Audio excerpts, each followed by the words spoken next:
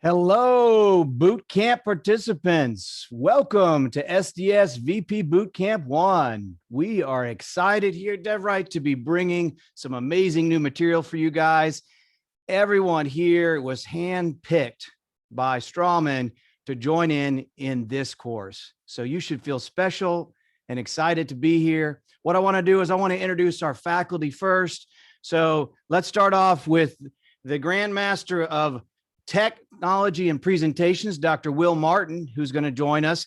He's here to lead us in so many aspects of the online presentation world that he owns and he manages himself. Will, why don't you jump up here and join us? Say hello to everybody. What's up, Brody? Hi, everybody. Sorry, I just, that's so funny that my camera just went dead. So I'm going to have to come in with my laptop camera. It's something we're going to learn about how to manage in this course. But anyway, so excited to be here. It's going to be a great time, and I'll let Brody keep introducing everybody while I fix my camera. Next up, the amazing Aussie, Adam Hamilton, who's going to be talking about tips and techniques, really gets in the nuts and bolts of things with our online presentations, which are significantly different than our live presentations in certain aspects. Welcome, Adam Hamilton. Thank you very much, Brody. You know, it's fantastic to see so many familiar names and also some new people to DevRight that are joining us here today. But, you know, we're super excited to share our experience over the last year when it comes to virtual presentations and, you know, hoping you guys to improve the way you present. Yeah, great. Now, we have a team that's working behind the scenes. Dr. Patrick Briscoe is going to be managing a lot of the stats and the connections and information that really go into making a presentation successful. So one of the things you'll learn is it's not about one person stepping up and giving a presentation. It's about a team. So everybody who's been through SDS series knows Patrick Briscoe. Those who haven't, Patrick, welcome. Give us a shout out. Hey guys, we're excited to see you on virtual tonight. I'll be in the background working on all your videos and reviews, giving you some good feedback on how you can improve your virtual presentation skills, and excited obviously to be a part of the DevRight team. And although I'm in the background, I'm going to be watching really close. And then, as everybody who's been through the series knows, there's one person who connects us all. He is literally the wizard behind the curtain, Aaron Matledge. Everybody welcome Aaron. Aaron, good to have you here. If you need to chat, or you have a problem, you need a Diet Coke delivered by Grubhub, I'm just kidding. Aaron is the guy who will make that happen. So be careful what you ask for, because it might just show up at your door. Welcome, Aaron. Hey, thanks for having me. For those of you that I do know, excited to see you again. And those of you that I haven't worked with before, let me know how I can help. I'm here to serve. And so excited to be here. Thanks. Awesome. So the three faculty members, we're going to bring them back up with me, and we're going to go do a little bit of introduction, kind of some talk about what's going to happen. So as those who've been through this course with us before, you know, we're going to show you where we're going to go. We're going to go there, and then we're going to remind you where we went. So first part, we're going to go through in just a minute. I see some of you guys had popped on and wanted to get your faces in the limelight early, but the mastered wizards behind the scenes that pull you down. In just a minute, we're going to do some introductions and updates like we always do at all the SDS courses. So we'll have you pop up here and kind of talk about yourself, give us a lowdown, because the goal of this series is to get everybody to the end, learning from each other, learning as much as they can from us, and becoming great. We call them DevRight Tribe members out on the circuit afterwards. So really connecting everybody in a way that's different than a normal course. So we'll do that in just a second. Then as everybody who's been through this knows, we're going to go in and do a quick intro opening lecture. talk about where we've been, talk about where we are now and where we're going in the future. So that's going to be about 30 minutes after the introductions. Yeah, we got a picture of a good grizzly beard there that we had to pop off. See that people are trying. They are jonesing to get up here on stage. Like, so those guys are all the veterans too, huh? Okay, then boom, it hits. Presentations by the participants. That's always one of the favorite things we all have. Everybody who's a graduate or who's even been in the course knows, wow, that might get a little nerve wracking. It's great. It's the awesomeness that DevRight brings, where everybody connects and everybody can learn from each other. Don't you think, Will? Yeah, the backbone, I think, to the speaker development series and now the virtual presenter series is for getting an opportunity as a participant to give a short presentation. Not only does it show what you've learned, but it gives us an opportunity to cater the course more towards your needs. And when we look at the requests or the goals that most of you filled out, a lot of them are tied to, putting together a polished presentation. So what we're going to see tonight is hopefully the ability for you to come in, take control of the screen, give us a 4-minute presentation. I think that asterisk there is 4 minutes. Why, Brody? Why is there an asterisk there?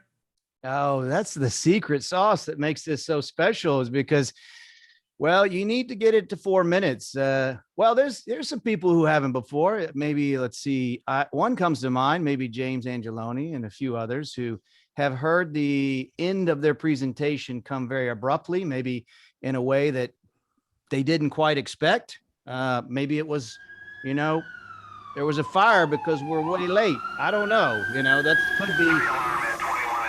Wait, is this James Angeloni or what? Yeah, this is James Angeloni going over right here because we had to call the fire department to put him out. So actually the goal is to really nail that 4 minutes. Everybody that's in this virtual class, I guess you'd say, has been on the podium quite a bit. And the most difficult lecture to give is a lecture that's sub 10 minutes. We could lecture all day and that's not a problem. You can kind of go in your own direction. But when it's really time constrained, 4-7 minutes, it's tough to kind of introduce yourself, get to the point, and give us something to take home. So that'll be exciting tonight to do. With how many do we have here at total? I think we had a few late 11 additions. 12. Yeah. So, you add that up. Late. Yeah. You add that up, that's going to be, almost an hour worth of presentations, a little bit over. So that may be a good time for you to grab some food and sit while you watch the other presentations. But we really hope that you look at everybody's presentations. One, that's how we bond together, but that's how we also learn. I love seeing people present because I just get ideas and get feedback on things that I respond to, and I'm sure others do. That's going to knock us out after those 4-minute presentations. So we'll go into a break, right, Brody? Yeah, we'll get 10. Also, an important part to remember with the presentations, well, of course, we're critiquing your presentation, the delivery of it, but being 4 minutes, also any time that you take in terms of getting your screen presentation up there or knowing the platform is also going to be critical. Maybe not for the first session, but typically as we go to the second, third, and fourth one, we would be a little bit less forgiving, with your technical errors or getting your presentation up onto the screen. So, want to be familiar with how to use a virtual environment. And that's primarily what this course is also all about, is understanding the virtual part of it, because I know that we will go through what the traditional in-person course is a little bit different, focusing on the presentation side. Yeah, I don't know that I've ever heard Dr. Adam Hamilton and SDS course and the word less forgiving ever meshed together. That's kind of an oxymoron right there. So you guys are in for a treat. He's going soft on us here. So, all right. So we'll have a break. If you haven't gotten your soda, your coffee, any food, then you get it at that time. But during the presentations, just like when you're here, you're watching, you're attentive, all of our video feeds are going to be up. So we'll be watching you as well. So don't think you can sneak off and multitask, because I am known to call people out who jump on their phone. Maybe I might even text you or Aaron may text you and say, hey, pay attention. So yeah, Patrick's going to be on it. Okay. Give them the respect. But I think really what Will said about we learn from each other, this is where you learn from the masters out on the circuit. So I always am picking up cool things. And even if I don't know, I'm thinking in my head, how did they do that? I need to figure that out. All right. Then we'll roll into the main presentation, going about 70 minutes, and we'll go nonstop through that and just power through getting you guys as much information as possible. Right, Will? Yeah, absolutely. This is a topic that we're all hungry for. Over 4 courses, there's going to be a lot of things we cover. You may be looking for something tonight, but it may not come. It will come. So tonight we're going to be, I'll go over it with you in a little bit, just going through the backbone of a virtual presentation. So Brody, Adam, and I have topics that we're going to cover. And then I think we're all going to be pretty gassed by the end, Brody, right? Yeah, but eager and excited for the next one. That's for certain. Absolutely. I mean, we've done a lot of webinars. This is going to be my first 4 hours. So that, this is, I'm sure all of you, this is your first 4 hour. This is a gauntlet. So it's the only way to really take a day-and-a-half course and condense it. So it'll be fun. But you guys have committed to this. You've set up, when the four events are, you know that for sure, no matter what, when you get to the end, those who have been through it, Tony and James, everybody else who's been through this know this is like profession changing, right? Profession in that you're a professional presenter, and this is going to change you in your profession. So we'll wrap up. We'll do a little Q&A.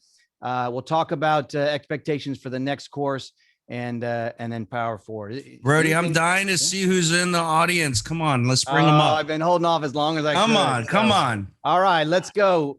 Wizard, bring them up. Let's see. Angeloni's come up like 4 times trying to get on the stage. So this are your classmates who are in the are the people who are participating in this.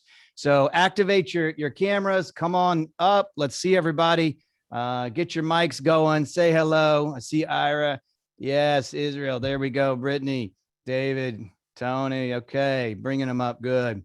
Renata, a lot of familiar faces. Okay, excellent. Nadeem, why do I feel that? Why do I feel James is just gonna get picked on the whole night? I don't know, partly because he came on like 3 times before he was supposed to. So he's just the little kid that wanted to get up on the stage and see what was going on. And he's getting dressed, getting the buttons. He's not and all even that. dressed. He's ready.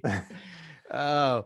Okay. I know that Alex Wunsch is going to be a little bit late. He phoned in. Are we missing a Ryan Lewis? Was a late addition. I don't see him there yet.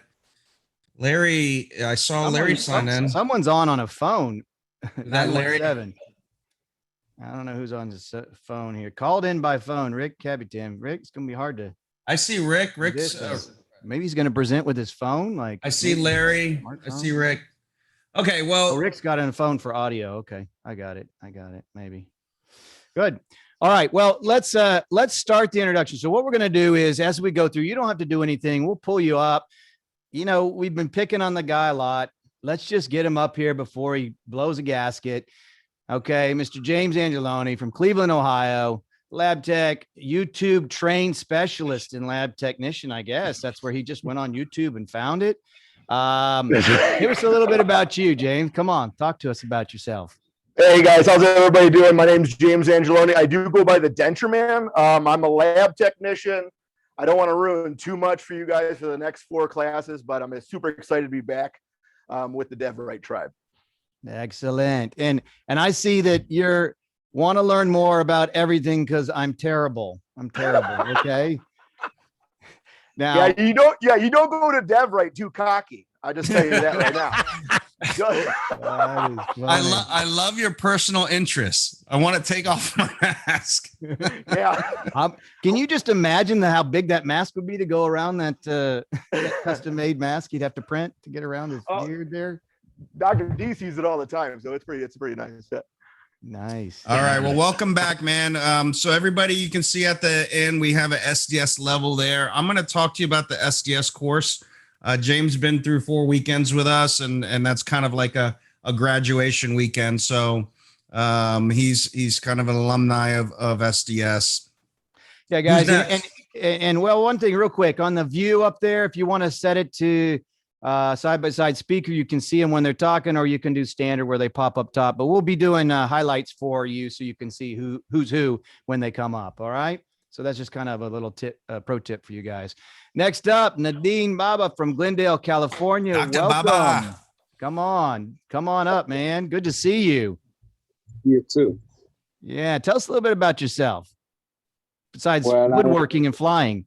Yeah, I'm enjoying flying. I started taking some lessons, and I already Nice. have something like 20 hours, and I'm having blast. It's a wonderful time. I'm enjoying it so much. Well, you know, our Dr. Patrick Briscoe is a flying aficionado as well. He's taken me up and shown me how to fly before. So you guys are going to have something to talk about there. Something in common. Yeah, good.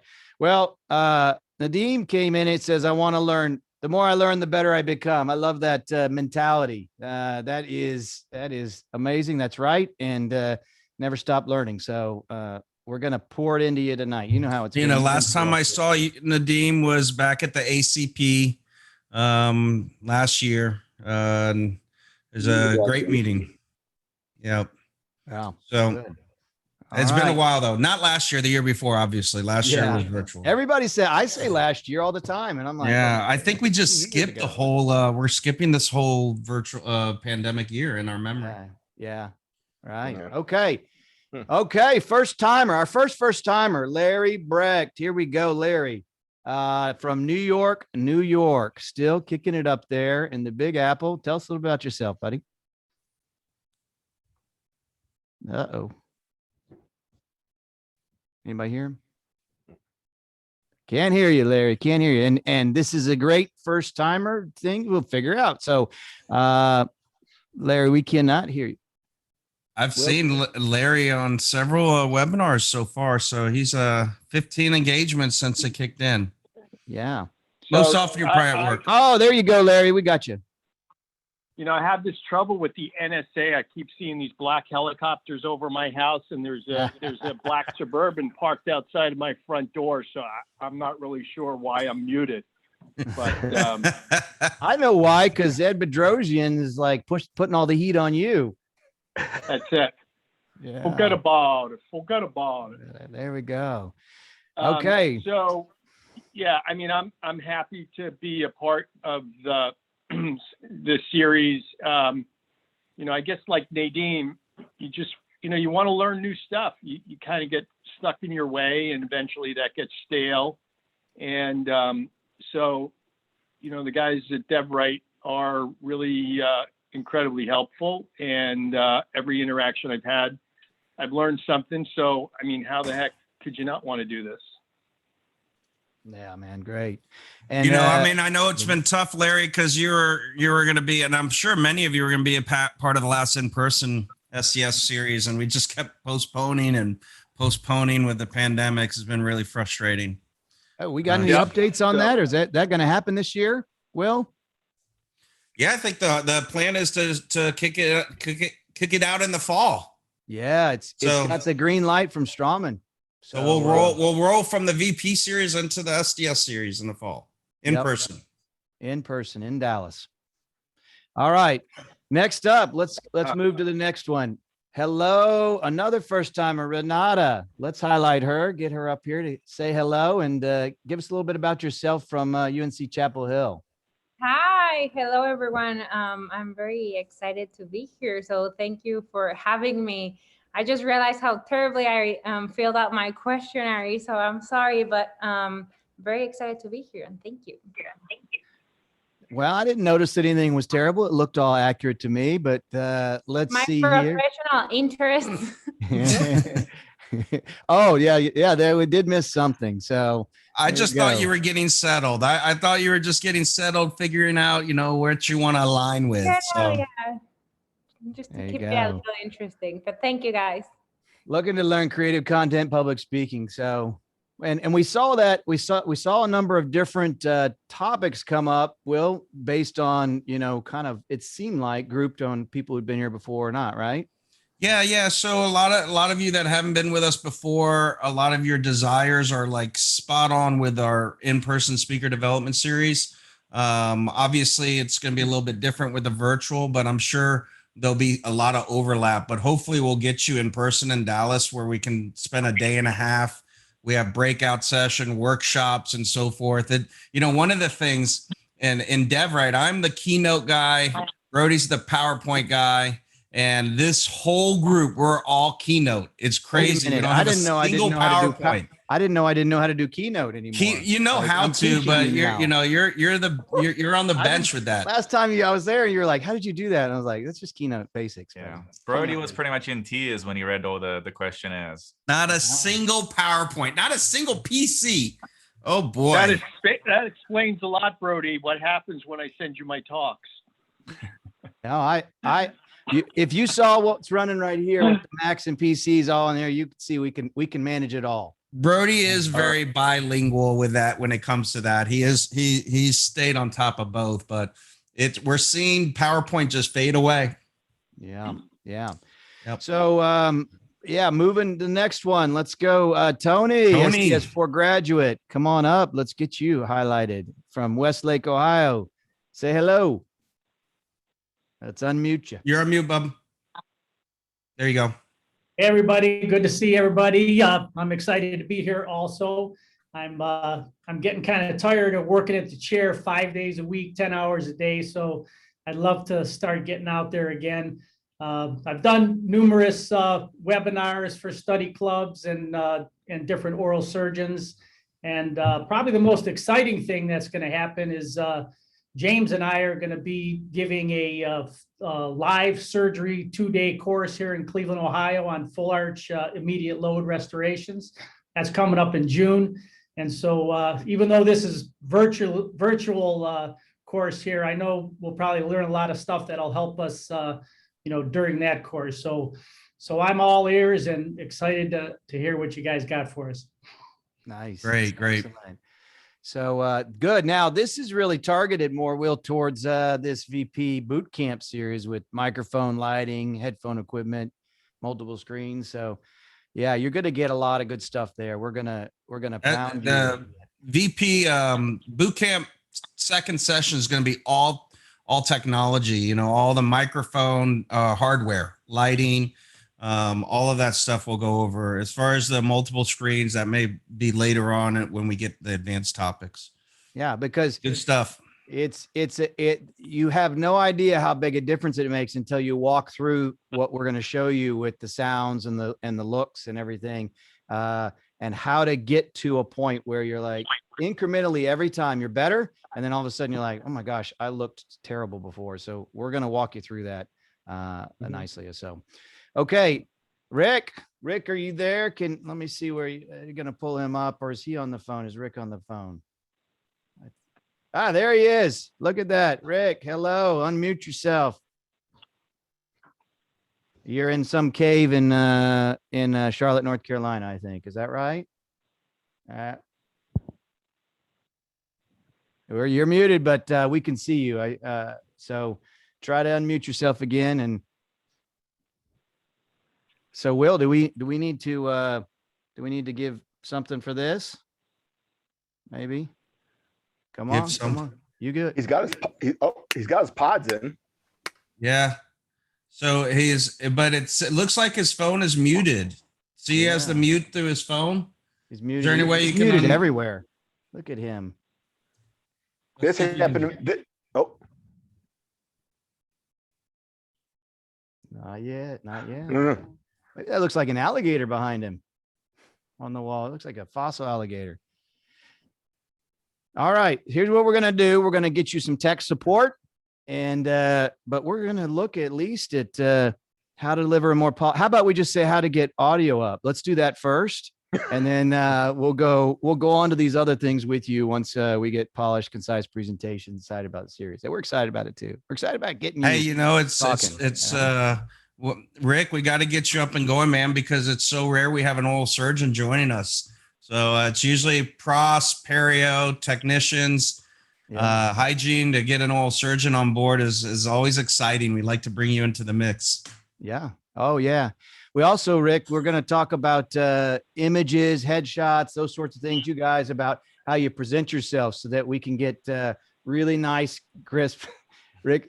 It was a little headshot. pixelated. We had to find that off the web. That was a tough one. Hey, quick Yeah. quick message guys- from behind the can you scenes. guys Rick hear me has now? audio. Oh, wait a minute. Here he is. Come Is it too on. late? You're not Sorry, too late. guys. We'll give you My- some What grace. happened? Well, when I clicked unmute, the screen I'm looking at flashed out, so I had to get back to you guys, and then there was an unmute button on the center of the screen. So I think I'm good now. Good, Excellent. good. It's great to have you. All right. So Well, I should probably welcome. put under there greater understanding of technology should probably be in my my goals. there we for go. this. So yeah, thanks. We'll guys. make that happen for Shout you. out to So I work with Hunter Dawson, which I know a couple of you all know.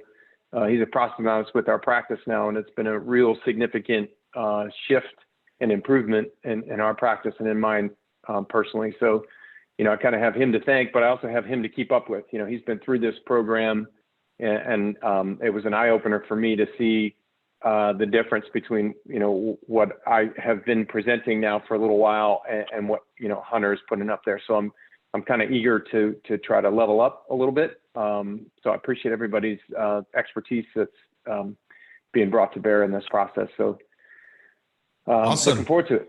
Yeah, we're gonna do everything we can to elevate it. So you're Great. Yep, absolutely.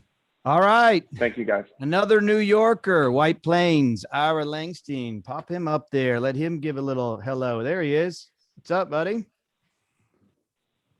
Oh, muted also. There we There go. he is. Hello. Pretty good. Hey, everybody. Great to see you. I'm extremely excited about this program.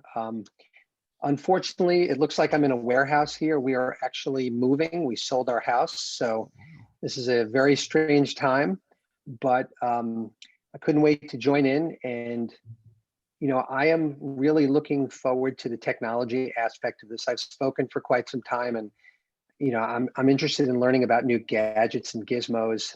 I've been exposed to the A10 Mini, which is a little device that I'm learning to A10 use. Mini. So, I'm still in the minor leagues, but right I'm here. anxious to pick everybody's brain about how to make a more engaging presentation. And really, because I'm a gearhead, so I've got so much stuff, probably bought way too much. And so I'm excited about that. And I'm really interested in feedback on my material. I don't think we Absolutely. want to show them the A10 Mini Pro Plus extra large edition that's come out, do we, Adam? I've seen it. We'll have to have a session on the A10 Mini because I'm looking at my A10 Mini Pro right in front of me here, and Yeah, we got these little things are fun. They do a lot if you're Although if if you're he's running using the multiple A10 cameras. Mini, he's gonna be gearheading up to another one for sure. They just keep Well, they lock you in. Yeah. So I play a lot of music in my spare time, and I'm really looking forward to kind of cross-pollinate this with streaming music. Yeah, you might So need to go it's, to the and A10 TV Pro. just tell me what I got to buy. Okay. All right. Anyway, I'm really excited, and I'm very just happy to be included. Thanks Good, for good. joining. Okay, Ryan Lewis from Colorado. Hello, Ryan. Are you there? Is he I here don't yet? see Ryan on Ryan there. is not logged Oh in. no, that's not good, right? Ryan, come on, man. Where are you? He's an SDA grad. He was a late entry though. He just we got that Ryan, notice I hear him. today. Wait, listen. There he is. No, that's not Ryan. Okay, moving forward. He wants to keep the presentation interesting, lighting, and Interesting and lighting. interesting lighting. Ryan, show up. That's how the first step, right? So he'll be here with us. Okay, David Lipton from Michigan, formerly from Texas. Formerly from Florida. Oh, hitting all the great stops here. From finished SDS level 4 graduate. Hello, David. Hello. Originally from Michigan, then Florida, Oh. then Texas, back to Michigan. Okay. Doing it. You just skipped the West Coast. Just kind of went East Coast and then south and back up. Yeah, but it was 28 degrees this morning. Oh, And we had 2 inches of snow last night, 2 nights ago. Wow. Okay. That's So that's I'm a it. That sounds- periodontist in Bloomfield Hills, Michigan. I know Will from my time at Florida, and of course, everyone at the DevRight team from the previous 4 sessions. And looking forward to learning a lot more about the virtual world. As Will knows, we had really no technology of any sort in grad perio at UF. So a lot of this technology skipped us in residency, and looking forward to meeting everyone and interacting with everyone.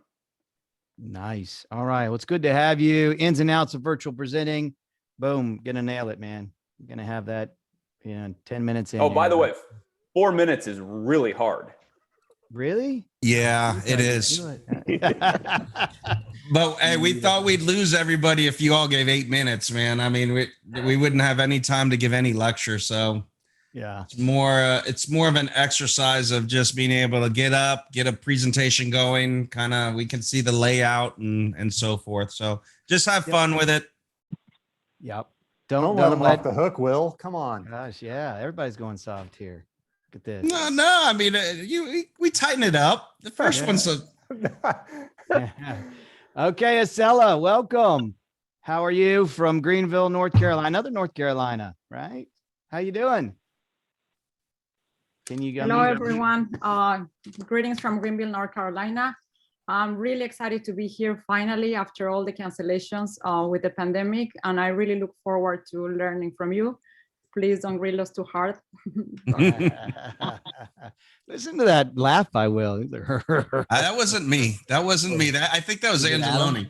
No, it's okay. For good. Yeah. Acela has been like kind of thrusted into the limelight with her lecturing and stuff. So I think you're going to get a lot out of this. We're going to help you quite a bit. Thank you. Good stuff. All right. Moving on. Brittany. Hello, Brittany from Auburn, Alabama. Another periodontist. Welcome. Welcome to your first DevRight. Thank you. Thank you very much for having me. So I'm just from Alabama, and I live in Auburn, and that's really about it. And you went to school in Alabama too, so you're home. You're home, and you've run everything through Alabama the whole life, huh? Yes, sir. Okay. Now, did you do undergrad there as well, or? I did. Okay. At UAB, which is an extension of Alabama, but yeah. Okay. Do you have any crochet things to show us in your? Yeah, you can check on my Instagram if you want to follow me at Dr. Strawbar. I just finished a cowl for my 2 kids, and they love it. Okay, I might have to check that out and get that involved. Okay. All right. Well, welcome, and ways to improve the style. Presenting with, oh, look at this, me floating in the background. Okay, well, we got some technology to be talking about. How much do you want to spend? That's kind of the question, right, Adam? How much does she want to spend for that? How much time? Look, it's not just, it's not financial. It's the time it takes to learn it. I mean, this thing goes to the nth degree, but it's fascinating and it can be powerful. And I think this is time. Can it be floating like this? Like if you just want to float like this, or do you really want to float? Not in the air. No, you know how people give a presentation. I'm kidding. I know. Okay. Yeah. No, they're actually talking and the presentation is in the background, kind of like y'all have DevRight. I always thought that was the most engaging over a virtual platform instead of just staring at the camera. But. Yeah. I agree. Yeah. We do a lot of that. So you'll get that. Okay. All right. Israel, where are you? Come on up to the stage. Been working with you on projects for the last year, huh? Good to have you in the class. Good to be here. Thanks for having me. You bet. So Chevy Chase, Maryland. After the actor, or is that what's that? Yeah, it apparently was some historic figure, and the actor used it as his nickname. But yeah, there was a real historic figure, I guess, called Chevy Chase. Nice. Very nice. Okay. So Israel, last time I saw you were given a kind of a panel on social media, right? Are you still knee deep in that? In social media? Yeah, kinda. What's your followers now? Where are you at? I don't know. It's like once it sucks you in, it's tough to get out. How much of your day do you spend posting? Oh my God. I used to post maybe 3-4 times a week. But nowadays, it's been like once a week, if that. It's just, I don't know. You go through these moods where it's just like, how much can you post the same graph, the same gum graph, the same bone graph? What kind of caption are you going to come up with now? It just, I needed a little mental break, and I'll get back into it, I'm sure. There you go. Good balance. Yeah, I right. like it. I like it. All right. Well, welcome to DevRight. Well, thank you. 36,000 followers. Oh, there's our statistician update. Thank you. Thank Wow. you. 36,000. 36. Nice. Okay. How many So- dentists are there in the US? How many of those are not dentists? I mean, isn't there only like well, there's I don't know. 40,000 dentists placing implants or doing implants, working with implants, right? You Maybe know, even it's more. funny. I gotta get my stats right. Instagram shows you like the top cities where people follow you from, and now and then I look at it, and it's always like Moscow or Sao Paulo or something like that. Yeah. It's Okay. interesting. Well, give us some shout outs at the end. We're going to showcase our Definitely. handles. And so you can jump on and give us some love there, huh? You got it. Oh, you're Always. Tens of thousands of people. Okay. I think he's gonna be selling that for good reviews on his 4 minutes. Exactly. You hit him with crickets and we're gonna have problems. What? exactly it. No. We'll hey, we're gonna pre-hit you, okay? Pre-hit you. I mean, amazing. You've already killed it. You've already No, killed that's it. awesome. Okay. All right. There we go. Oh man, not here. Bummer. Is Alex not Absent. here yet? No, Alex isn't here yet. No, not here. Alex, welcome. Thanks for being here. All right. Alex is one of our superstars who I'll go on with him. Finished SDS4, dental technician. He goes toe to toe with James Angeloni. He's the clean cut. James Angeloni's the Alaskan Bushman version of the two lab rock stars out there. So couldn't be more different, but couldn't both be more amazing in their fields and on the lecture circuit. So Alex will be joining at some point. I think he gave us hey, I'll be here 30 minutes late. He's probably giving a speaking engagement. He's done quite a large number. If he's not giving a virtual presentation or working in the lab, he's supping somewhere. He sups all over the place. Yeah. So you guys be sure and give him a little hard time. Where is Angeloni? Did he try to hide his face? No, you can't get out of this by hiding. There you go. Okay. Don't think you're sneaking off taking a nap. You know how that goes. Yeah. Okay. All right. So that's our team. That's our group for this series. Will, take it over. Yeah. man. Hey, all. I just wanted to talk to you a little bit about who we are in DevRight. Often people ask, what is DevRight? What do you all do? And sometimes we have to ask ourselves that because we get into so much. DevRight started as just an idea between Brody and I, as far as having a place to develop our ideas. And that's why we came up with DevRight, developing ideas done right. But it soon moved into an area where we're serving of the common good of our colleagues around there, because we found that was a quick way to generate revenue to keep our business going. So that's where the professional speaker development came in. That's where Patrick became involved. Adam became involved. Sammy Spaz, who's no longer in this meeting today. He's down in South Florida working right now, but he's a partner, as well as we have a IT member of the team as well, Byron. But the idea behind Speaker Development Series was to elevate our colleagues that were doing similar things to ourselves as far as lecturing, create a kind of a tribe and network where we could share ideas and just build off of that. And I'll talk to a little bit more about the details of speaker development, but DevRight's also grown into an event management company as well. So we have a portion called Dream, DevRight Events and Management, and that's where we go beyond the support of speakers. We go into the support of meetings. So if you ever went to Schrammann's digital symposiums they had a couple of years ago, Dream ran those symposiums, AV, the whole layout of that meeting. So that's been something that we kind of evolved into.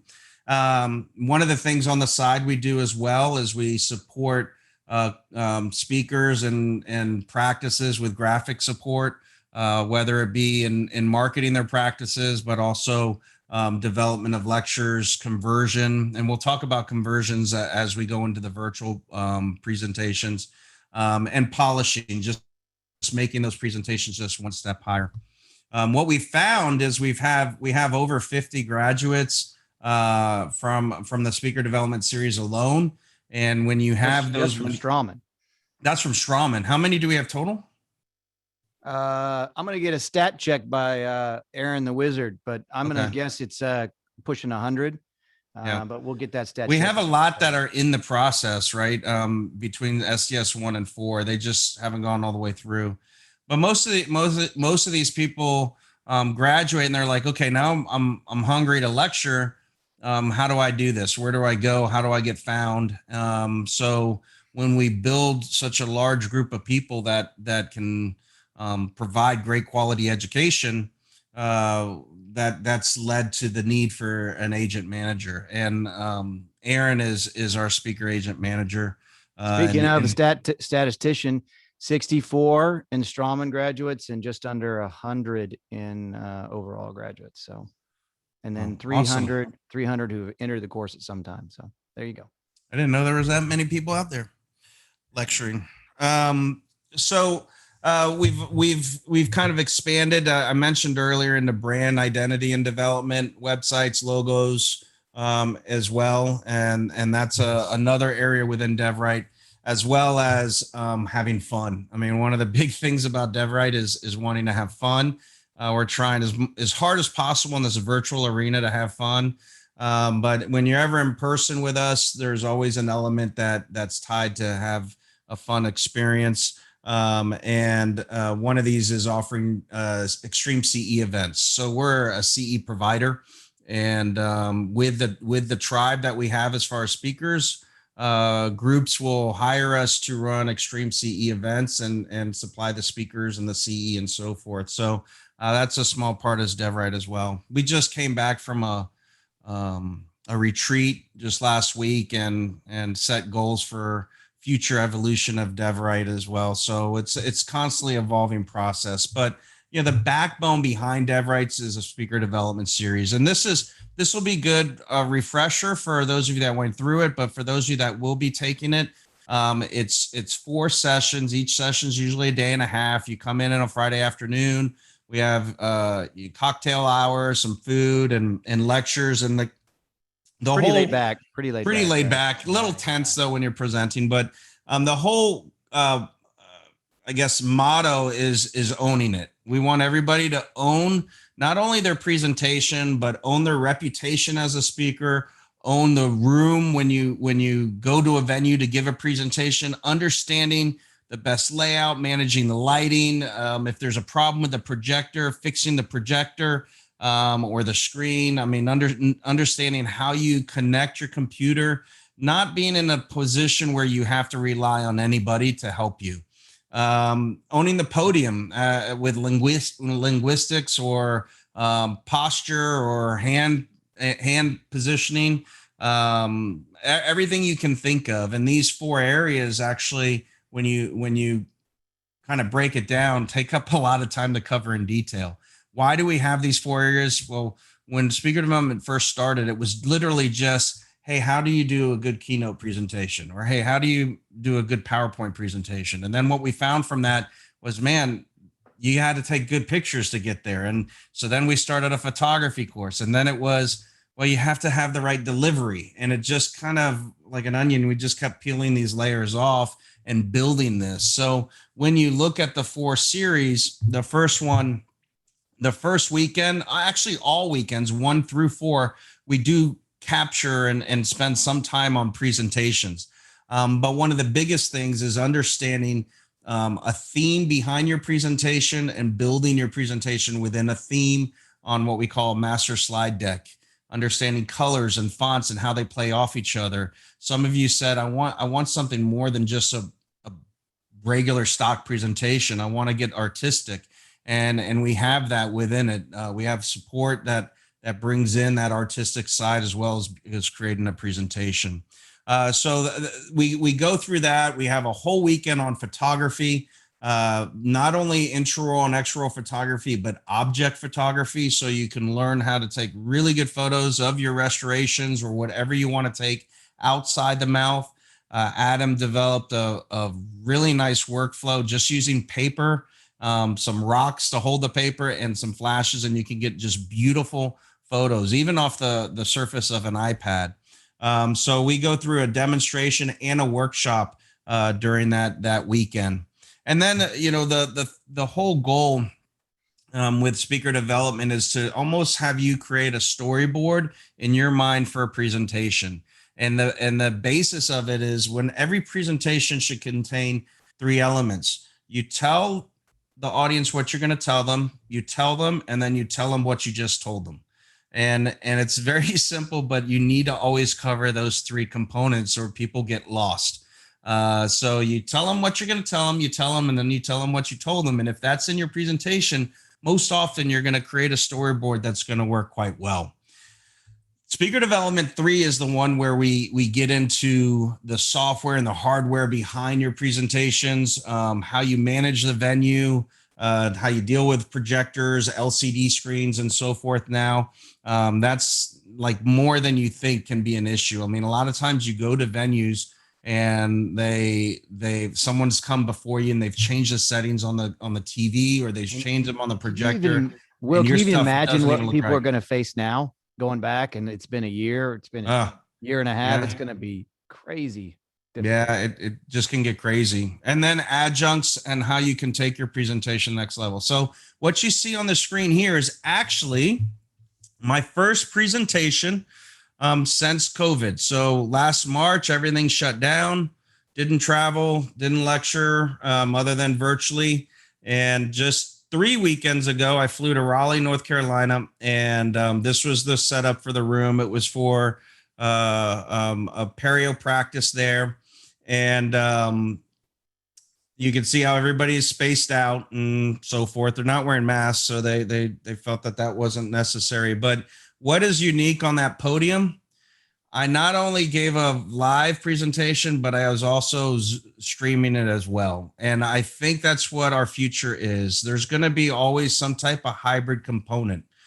So you're going to be not only having to capture yourself in a Zoom platform, but you're going to be lecturing in person. So on that podium, you can see my phone is actually my camera. We'll talk to you about a software that you can use that turns your phone into a web camera. Really nice one, better than anything you'll get on a computer. You can see the microphone there as well that was able to capture me wherever I was standing. And then I ran the Zoom through the computer and just shared the screen. So SDS3 is going to have some new elements to it for the next class. For sure. So this is definitely something that we're all going to have to embrace and work with, and we'll give you those tools.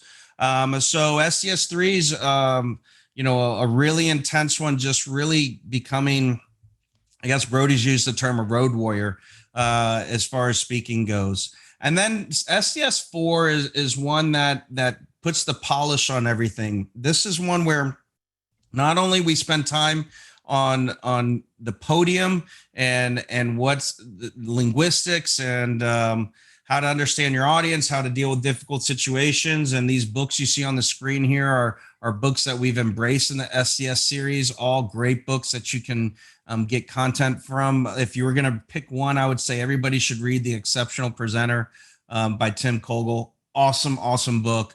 Really written for business, but you can pull so much out of it for professional presentations in dentistry. And not only do we talk about owning the podium, but this is where we get into owning your reputation.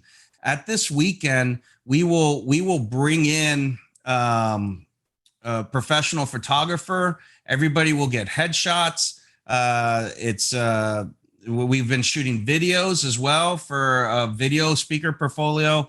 We talk about negotiating contracts. Everything you see on the screen here, very important parts of becoming an elite presenter. So we also work on your bio and how to have them set. And you should have a super extra short bio, a short bio, medium, and a long. So you should be able to break it down into 4 because depending on where you're lecturing, they'll have requests for those. And I So know what the with the bios is something like one of our students actually took it completely to the next level. Andre came up with a brochure that I know that we've implemented that ourselves, but really it's something which is fantastic for his career, took him to the next level and getting invited everywhere to be presenting. You know, it's a really neat. I forgot to put my brochure in there because I have my brochure as well. Dang it. That was a good idea. I should have put that in there. Yeah. It's almost beyond a bio. It's a brochure that you can send out. We can show you when we get to the details of that, covering that. So the plan was for all of our SCS4 graduates to move into videography, and this was going to be launched this past COVID. year. Yeah, unfortunately, it got canceled. This one was highly anticipated because we know videography is a very it's a growing part of our practice and documentation. It is not photography. You can't combine a videography and photography course. They're 2 separate courses. There's much more that goes into videography. You just think about it. Videography is like 60 photos a second, right? So there's just different things you take into consideration with that. And hopefully we'll be able to bring that back. But we were kind of pressured into moving into expanding another direction we're talking about, which was virtual presenters. And this just expedited that process. What you're seeing on the screen here is my home station. So this is where I'm sitting at right now. For Ira, there's a lot of gadgets on the screen there, man. So we'll be sharing those with you. One of those is the Elgato Stream Deck. Right below the big display there, where you can have shortcuts to tons of different things. And we'll cover a lot of those extra add-on things in the later boot camp series. But I do want to give you kind of a map of where we're going. Remember, Tim Gogol did The Exceptional Presenter. Well, then he wrote another book, Going Virtual. And that's one we purchased as well and read and pulled some information from. So that's one thing. You can read both of Kogel's books and get some good information out of that. So the boot camp series, what we're in right now, we want to take all of us to the level of exceptional presenters, right? Elite presenters. And with that, we have to understand on the virtual world, what makes presentations flop. Well, I thought it was the same. You just take it and you just do the presentation, right? Nah, it's much different. And you know, the problem is because there's so much that can go wrong, just like you all saw today. I mean, we got into the Zoom room an hour before. We tested everything. I had my camera tested. Everything was ready to go. I turned my video off. Something went to sleep. And when it was ready to come back on, my camera didn't work. So it's just tough, and working through this with checklists are really, really critical. So, you know, it comes into preparation, plays a role. It could be tied to other areas like having poor exposure, pixelated images, distractions, or being frozen on the screen. All these can play a role into just sending something that you've prepared so hard for and just losing it and having it take a nosedive. Some of that is tied to the platform we're using it. Some may be tied to the internet in your house. Who else in your home is on the internet at that point? What do you have pulling from that network? We'll show you how to test that. And well beyond what you have in your control. So what do we want to avoid? A failure to present. Always. Yeah, if a failure to present is the worst, right? If you can't bring it up, you're dead before you even start. You can't recover from. So how do you prevent a failure to present? Well, you go through a process that we talk about as giving a production. And what I've learned personally from virtual presenting, if I can present with someone else, kind of like when we watch a football game, you have 2 commentators. If you can present with someone else and bounce things off them, it almost becomes not only an education experience, but an entertaining experience for the audience, and they stay attracted a little bit more. But production also goes into, how you're set up, how your equipment is set up, and how reliable that is. Brody, you were going to say something? Yeah, but I think if you're taking two things out of this course, there's the two most critical things. When the pandemic hit, DevRight, we met every single day for 3 weeks, for hour to 2 hours, just reinventing, just trying to assess where things were going and to put together content that would launch the DevRight partners. And then as we train people, the DevRight tribe, to that high level. And the two things we came up with was, number one, you have to have a team. We'll talk about this, but number two, and I want you to hear it first and then you hear it again, and you have to treat it like a production. This is not an individual lecture that you're just standing up and give, maybe to a study club where you know everybody, but everything has to be a production. So think about being a professional in a produced studio show. That was our thing. We have to compete with TV. We have to compete with Instagram. We have to compete with YouTube. You have to have a team and you have to treat it as a production. Those are the two most important mindset changes you have to have, I think. Yeah, obviously, if you're solo, you're just going to have a production by yourself, right? But if you can have someone there to support it, it's important. So on the left of the screen is the setup that we have at the University of Florida that Luis Gonzaga and I have worked on in the past year to kind of, for all of our courses we've given. And then the right is the home setup. It would have been wise for me to stay at work today and participate in this meeting, but I didn't have it in me. So I came home, and we'll see how it goes. So I'll talk to you about the difference between work and home as far as the ability to give a presentation that doesn't have issues. So, production behind the scenes, Aaron has put this together. So this is the SDS Bootcamp 1, April 22, 2021. We have our timing down to the minute as far as when we log in, who logs in, going through the checkups, when we are going to initiate the process, a countdown, welcome everybody, our plan, everything you can see going through here, who's involved with the process, who's not. And then the wrapping it up. And that's the thing is we talk about when you give live presentations, you want to try to always end on time or slightly early. And that's something with a virtual presentation you try to as well. Very, very difficult to do because there's so many other factors out of your control that come into play. So where are we? I got like 2 minutes to finish this, right? To stay on time, Brody? Yeah, we'll make it. Yes. So what can we do to make ourselves shine as virtual presenters? What upgrades can we do?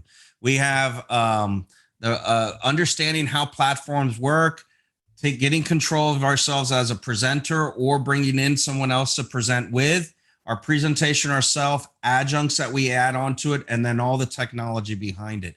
This right here, this is what we want to cover for you, and try to get in as much detail as we can to give you the information on how you would incorporate this yourself when you in your setup. So tonight is Bootcamp 1.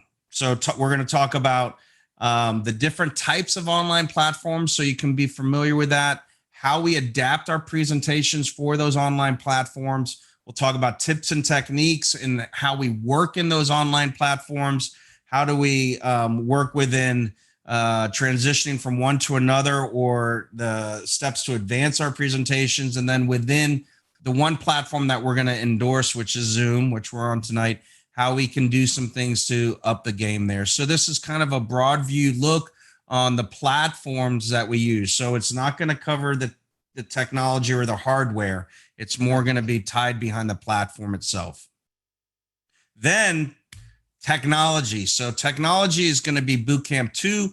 We're going to talk about everything, different types of ways to get video, audio, lighting, backdrops behind you. So I have a green screen behind me, but the green screen behind me is in kind of a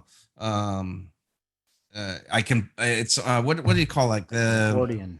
Accordion. Yeah, I can pull it up behind me. Some of you have backdrops that like pop open or backdrops that just hang. So we'll show you those, and we'll show you different ways we've set up studios. This is where some of you may be upset with us because you're going to spend a lot of money after that visit or that session. You don't have to, but It's your choice. I mean, we're just giving you information. Just free information that costs yeah. money to take on. The third is when we start getting into more details of everything, not only how we can enhance our technology, but how we can improve our whole virtual experience. So those of you that signed in earlier saw a loop that was playing and had music to it, and it was almost preparing you for what was coming ahead. And you can't assume everybody's going to show up early, but for those that show up early, they already get a flavor of what's going to happen. Ryan It sets Lewis. yourself apart from everyone else, and you can do something on the tail end as well, right? Yeah, I see Ryan's in there. Look at him right there trying to laugh. He snuck in all quiet and stuff, but he's here. Ryan, we called you out like 5 times. Yeah. Yeah, we had your mug up there and everything. And you know what we did? We said, hey, Ryan, are you there? Oh. And you answered. Thank you, Ryan, for being here. Now You'll get your chance, Bobby. I hope you have your 4-minute presentation ready to go. Yeah.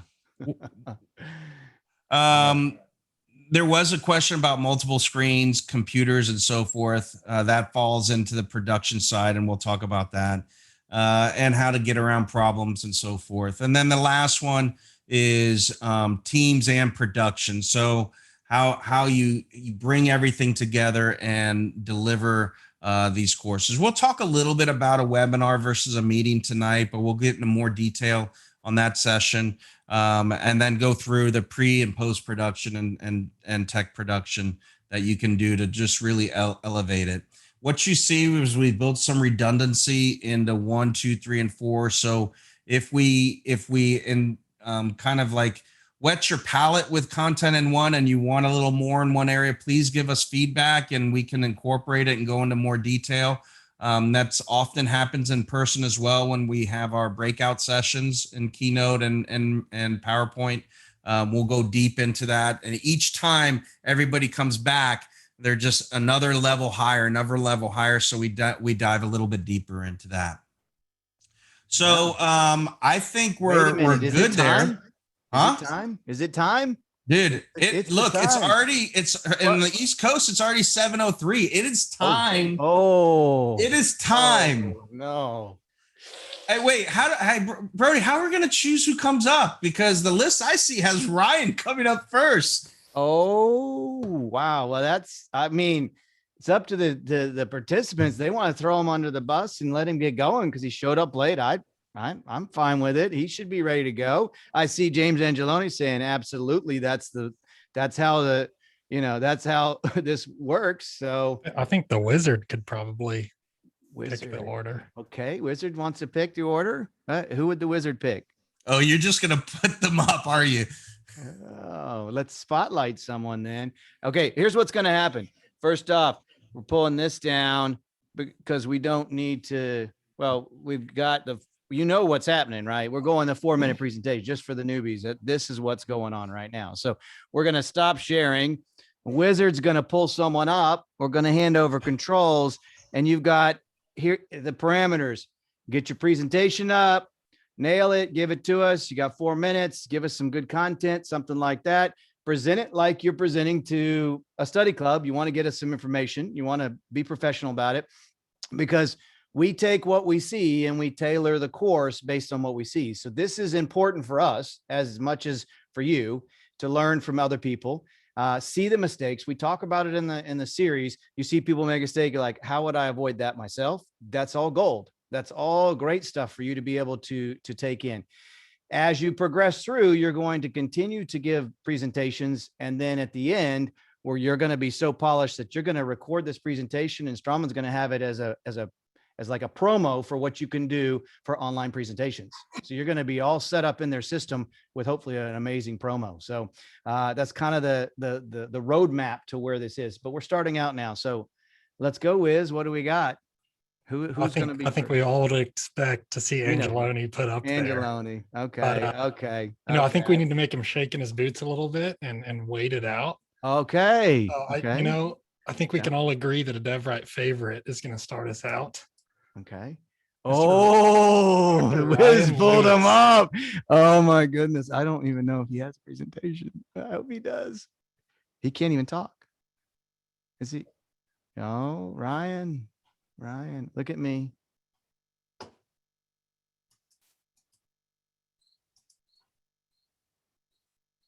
You got a mute button there. There we go. I may have gotten it. There you go. There. Now it's letting me. Okay, Ryan, there you are, man. Yes, I'm actually here. Hey, welcome. Well, we had your photo up, but from Colorado, give us just a quick hello from you, what you do, what you like. So obviously I live in Longmont, Colorado. My practice is in Longmont, Colorado. I have a wife, 3 daughters. I love to fly. I'm big into paragliding, hunting, and anything outdoors. There we go. Excellent. Okay. Well, so what's going to happen now, Ryan? So unfortunately, I do not have a presentation. Oh, James Angeloni, I know. what are we going to do? I know it's terrible. Honestly, I got signed up late and didn't realize that we had to have a Look presentation. at Angeloni. so- Look at Angeloni. Come I on, know. unmute. Oh, Angeloni said no dice. Oh, geez. Oh, that's a tough one. That's a tough one. Yeah. Yeah. Angeloni, like I want you to know you can talk. Okay. Oh, I know. You can talk, Okay. but we're prepared just in case you get a little bit off color. Okay. So I'm excited. So we've heard it before from him. So we're all fully prepared. Okay. So we're gonna let James Angeloni come up with whatever the consequences of this is gonna be. But in the meantime, Ryan's been through it too. He knows. Look at I him. have. He's I have. not liking this. I end was result. no. I was there for the 7-minute in-person presentations. Yeah. So gosh, it's Yes. even worse. Yes. Mm. I'm Okay. sorry, guys. Okay, we got to move on. Got to keep rolling. Ooh, here we go. Yes. Sad cryy face. Renata, here we go. You ready? You got a presentation for us? Good. I do have a presentation. And I did see someone put up a sign, a handwritten sign. I love that. Whoever put that up saying we're brutal, but we're trying to be nice. Angeloni's already sweating. Look at him dabbing it off. He's not even going yet. Will always says, if you're a sweater, put it in your pocket. Okay, Renata. All right. When does my time start? Your time. Are you ready to go? Well, I guess I have to share my screen. When you share your screen, your time starts. Okay. All righty. Now you've done this. There we go. I gotcha. Okay. All righty. There we go.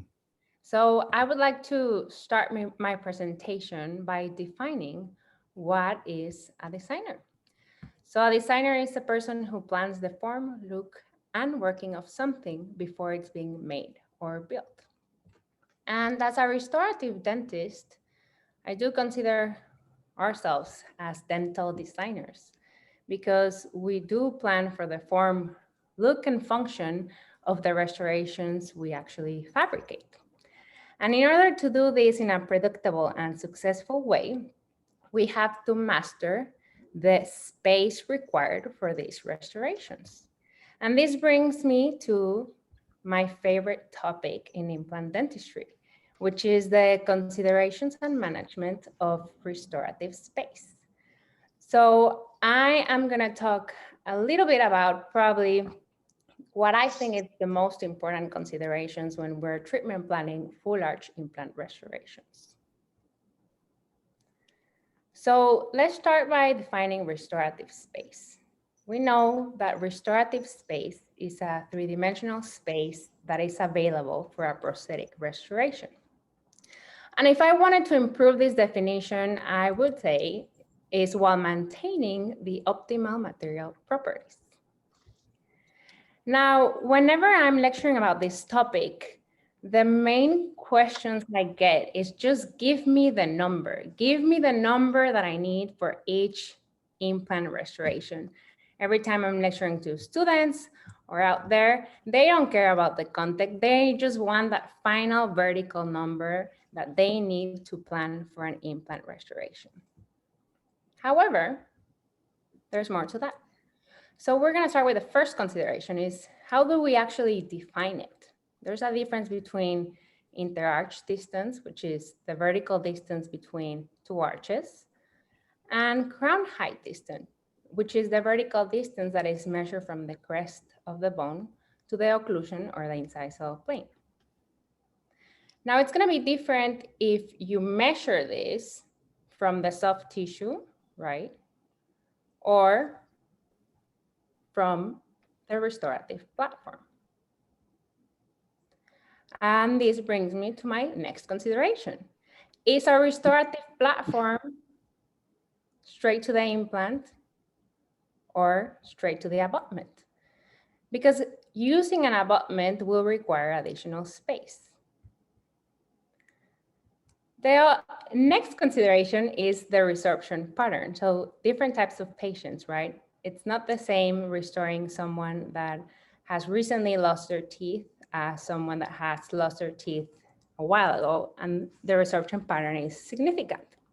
So where the teeth are completely different. Sometimes clinicians get stuck to this vertical measurement and forget that there's also, you know, a horizontal component, and it's really a three-dimensional component of where this restoration needs to go.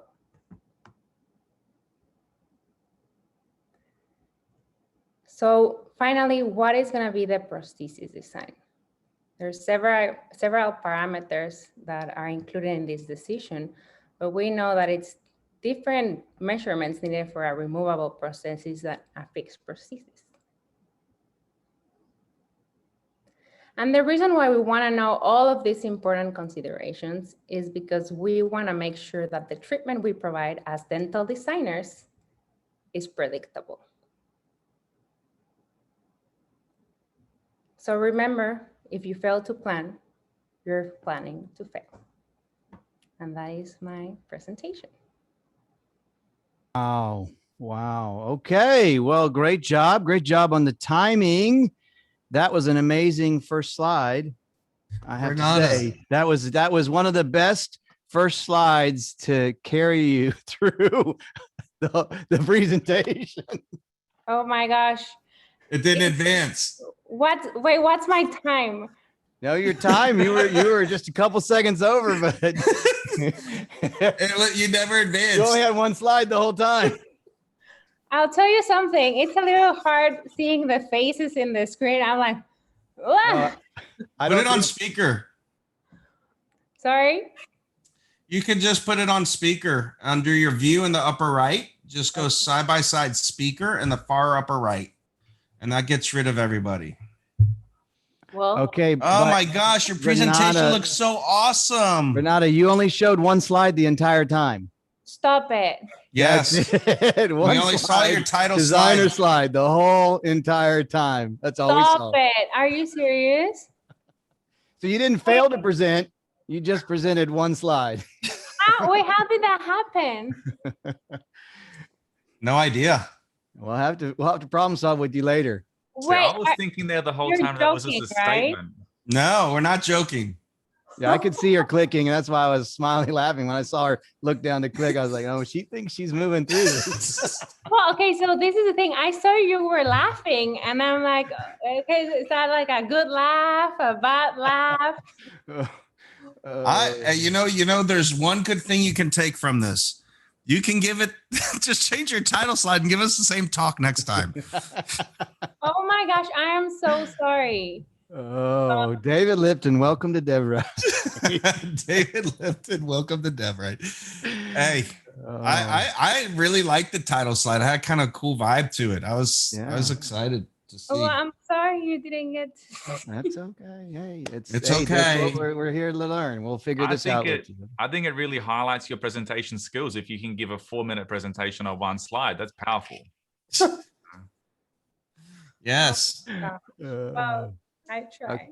Thank All you. right, you tried. Okay. You stood up first, so round of applause. Yes. Okay.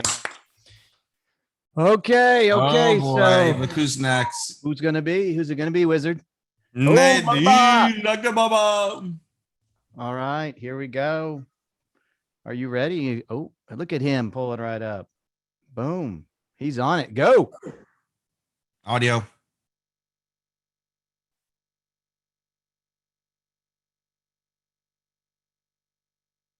TikTok. TikTok. You can't.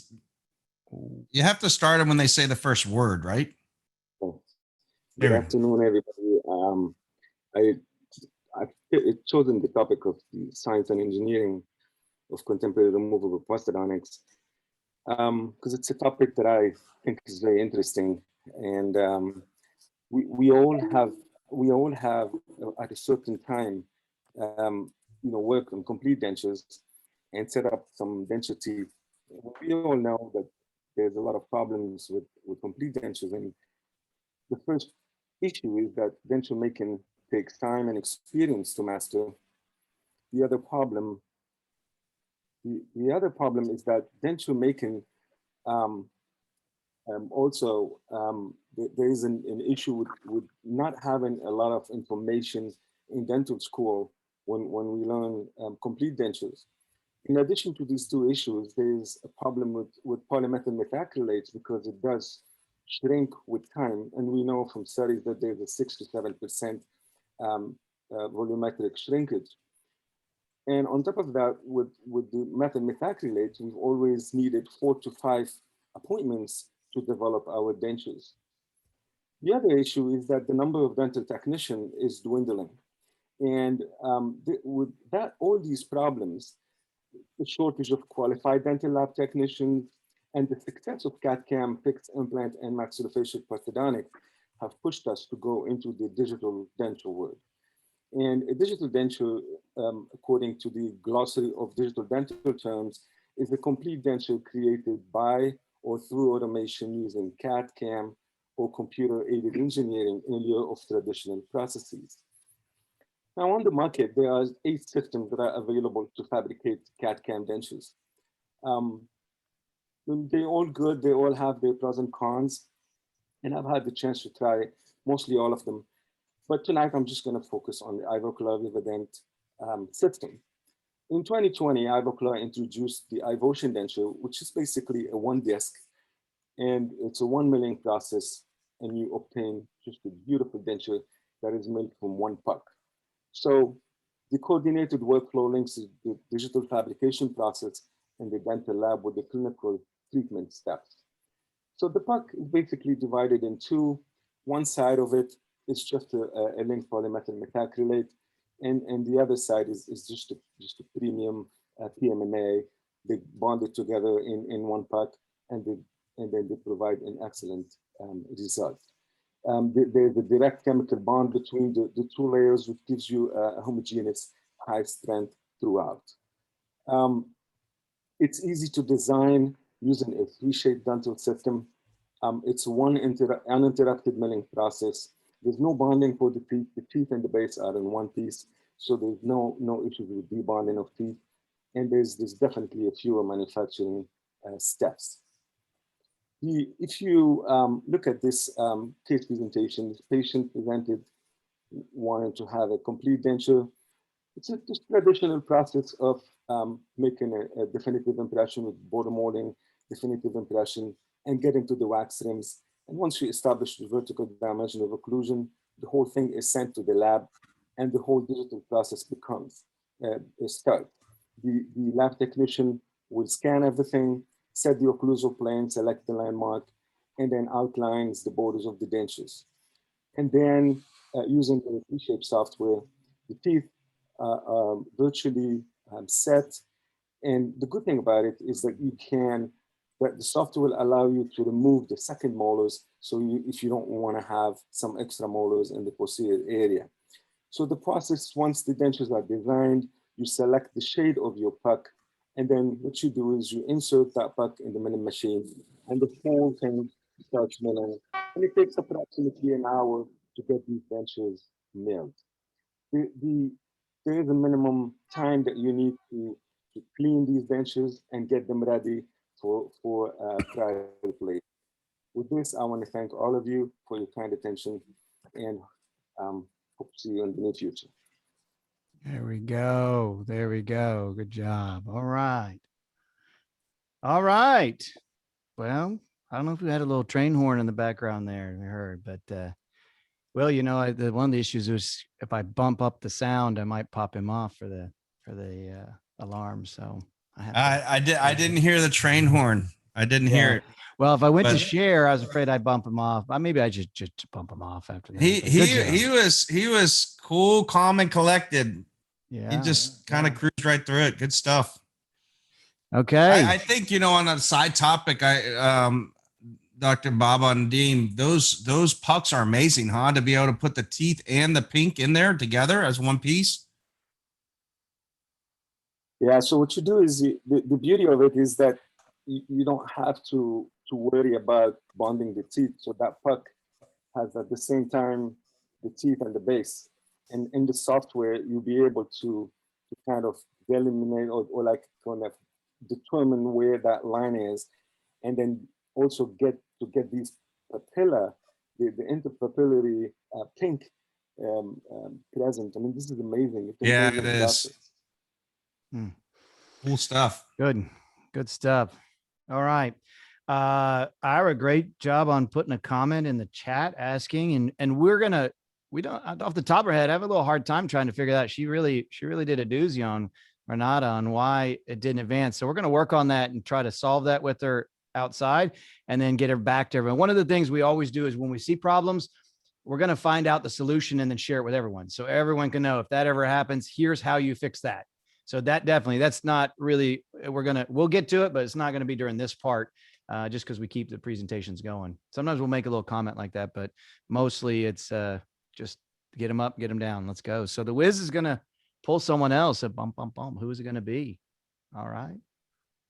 There we go. Oh, hello. Welcome. So as she's getting this put together, Will, this is like ITI Live without even voting. It just happens. It's even better. It's like you just get thrown right onto the virtual podium. Boom. There you are. You're ready to go. Oh, look at that. Okay. Let's welcome Acela to the podium. Hit it.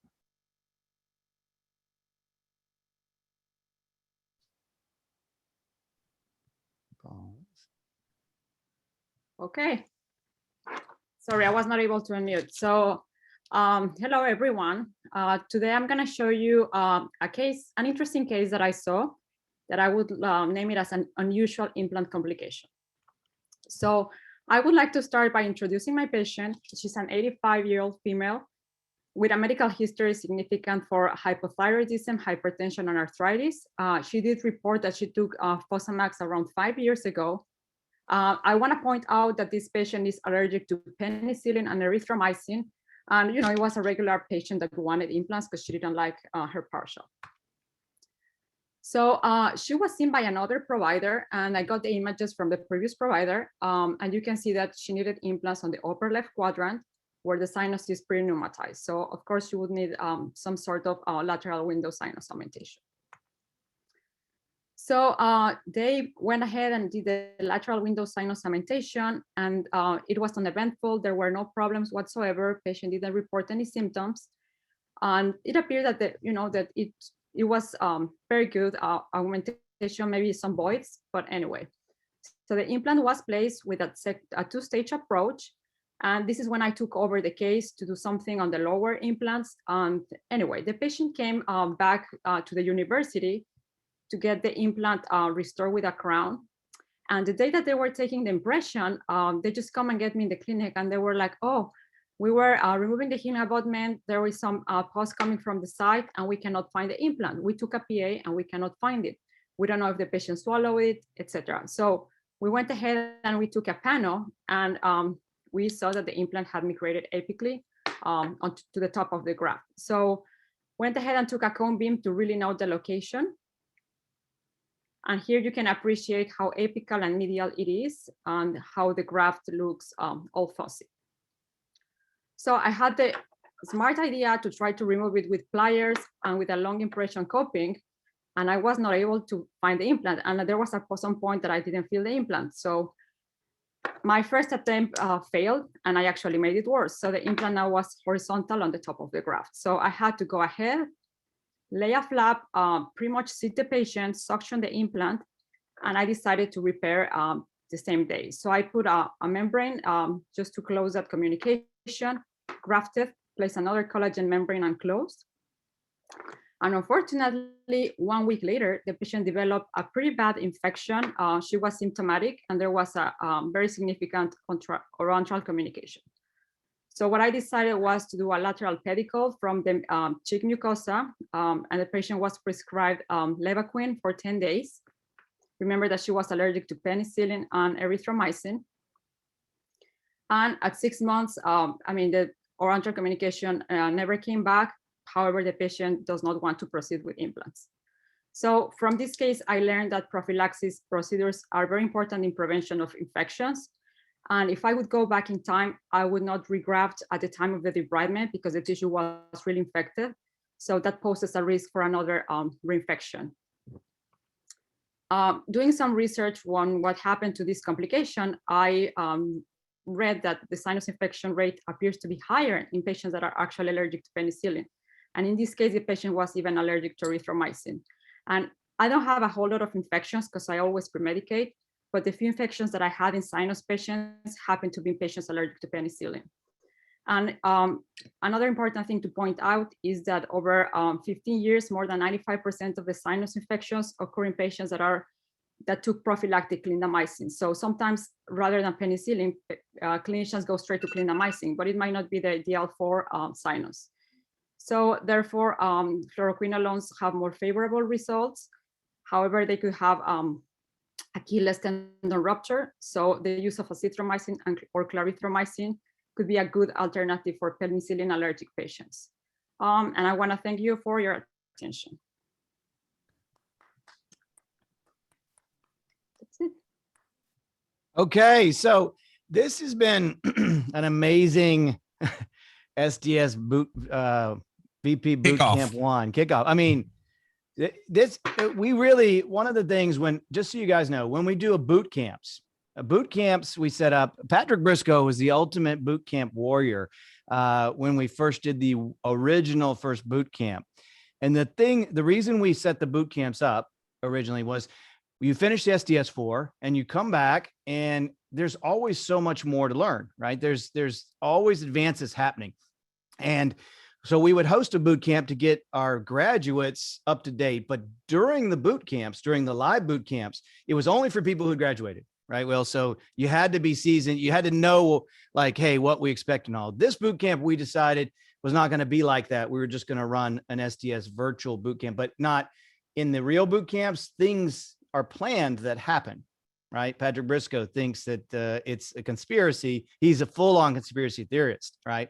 But what I told him in the first one, I was like, when you have high stress situations and when you're trying to execute a task in a very quick amount of time, and we try to create these higher stress situations so that you can problem solve, adapt, and be on your feet and find alternative ways to make your presentation happen in the live one. So in this one, what we've seen is we've seen a single slide that came up and it was there the entire time, right? With the nada. And with this last presentation, which I don't think Acela knew, is the slides came up and we saw some slides, but I don't know what happened. What point did it all of a sudden it disappeared? Acela, at some point you stopped sharing your screen. Something happened, but you got through a number of slides. I saw several slides, right? I saw like the first 3 or 4 slides. Yeah.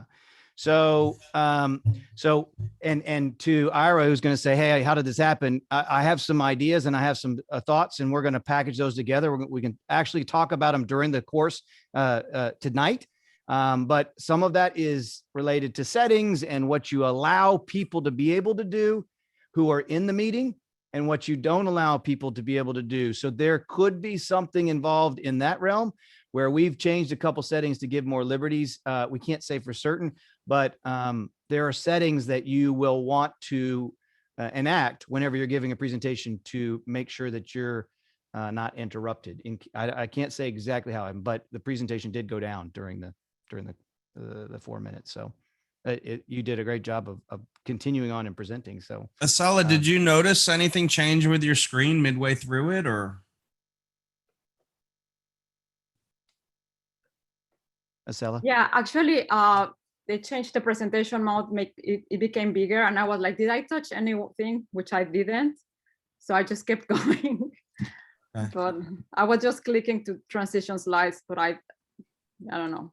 So that would Sure. be, that would be a Later on. first tip right there. When you're presenting, if something changes, okay, you know, maybe I might suggest you say, "Hey, does everything still look good to everyone?" Like you kind of give a shout out, because polite people in a meeting, or if they're in a webinar, they're not going to be able to respond to you very easily. Might just be sitting there looking, thinking, she's got this. I don't know. I don't want to interrupt type deal. Right. Well, one of the things that, and it's a major distraction, it's a risk, but if you have your chat window open, usually if your audio goes or something goes down, someone will chat.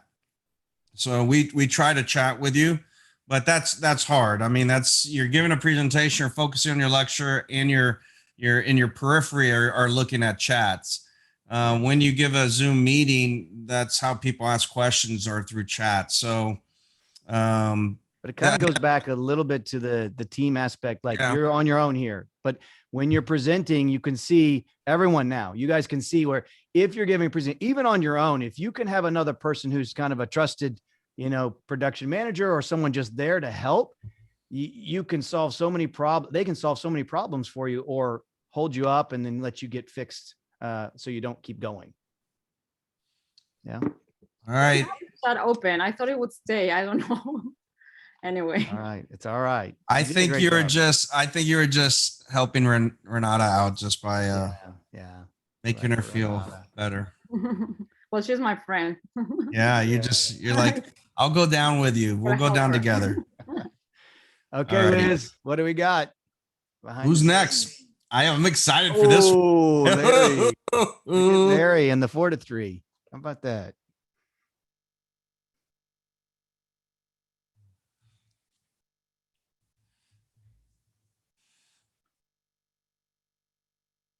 So deathly quiet. All right. I'm in your hands, guys. Everybody hear me? Yes, we can hear you. All right. So I think the last time I saw you, Will, online, you thought that there'd be a fibula in every presentation. So I promise you I won't show a fibula today. But I would like to mix it up a little bit. And so can you guys see this? See you. We good? You can just see you. See me. All right, let's go back. Where's share screen? Will wants to know if I've started the timer. I can guarantee you. He's wondering. Yeah, I'm just looking for share screen. Bottom middle. He's like, James Green, Angeloni's right in like, the bottom middle. Like, if Brody hasn't started, I'm going to beat him up. Yeah, I don't have it. On your Along with computer. my other. Nope. You're on a laptop. Yep. It should be, if you see the little bar at the bottom that has participants, chat, and then share screen Yep. should be in the middle there. Nope, I've got mute, stop video, participants, chat, more. More says disable video, and it says about, and then I have leave. Hold on. Let me see if I can.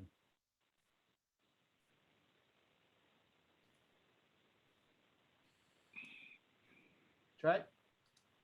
Try it. Are you sure? Just look down there. Angeloni, do you see a share screen button on yours?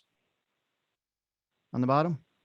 Yeah, okay. So Larry, it's on your side. Yep. Where's Larry? Uh-oh. God, this is uncanny. He is gone. This is uncanny. Patrick is like dying in the background. Patrick Briscoe.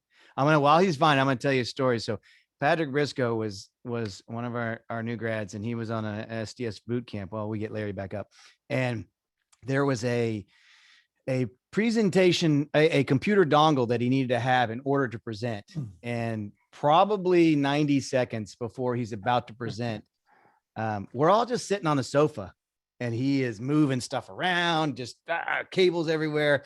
And all of a sudden he looks, and that thing is not present. And he has to have this dongle in order to connect to the computer. And at the boot camp, it was timer starts. That's when it starts. And he sees the time coming, like it's about to start. We're doing his introduction. And he looks at me. I thought I was going to be choked to death. he came after me with the most intense, where did you put it? Like in my face. And I was like, whoa, bro. And he goes, you are a Christian man. Tell me, where did you hide this? And I was like, I did not touch anything, but I did see it. I know where it was. I knew exactly where it was, but I wasn't going to help. It was just on the ground in between some cables right there. He did eventually find it, composed himself, and got the presentation off. My But palms are sweating just thinking about it. The pressure. Oh my gosh. so, all right, Larry, you're back up. Here we go. Your mic. There's no, it's like I've got constraints on this and playing around when I disappeared. It says that my browser, which is Safari, will not support, first of all, it's not supporting my computer audio. And I've never seen that before. Every other, I teach a Zoom class every week and it's got, I do it through Safari. And so I'm not really, I don't even know where to look for this. Hey, Aaron, can you make him co-host to see if anything changes to kind of help him out? That's a good point. And it's something we'll go through a little bit in the lectures coming up, in that, when you're getting into doing Zoom presentations or a platform, it's really important to understand all the different configurations and buttons. And most of us are probably working through the Zoom application, not through a browser window. So, Larry, maybe between this time and next time, I'd recommend to download the actual Zoom application itself. He's on the browser. You're running it through a web browser, which is like the really basic version of Zoom in there. We've got our Oracle come in with that. I understand, but when I click on the invite, right, first of all, most Zooms are not asking for, I can understand why you guys want to have a password, but, most Zooms that we're invited to, just to the one that I needed a password to actually get into it. And I'm like, what the hell's going on here? And then it's asking me to download Zoom again. And then I was going back and forth with you, Adam, and it said, try updating your Zoom. And I did that. I got the same exact thing. I'm stuck with no ability for my, to go through my computer audio. And so Larry, check again. Check again right now. I made a different setting set for you. Do you see it now? Okay. I'm letting it allow. Yeah, there you go. In the past, I had a bar across the top, the usual one. All right, pause, stop recording. No, don't push those. Okay. I'm not. I'm just going, pause, stop recording more. You want me to try more? No,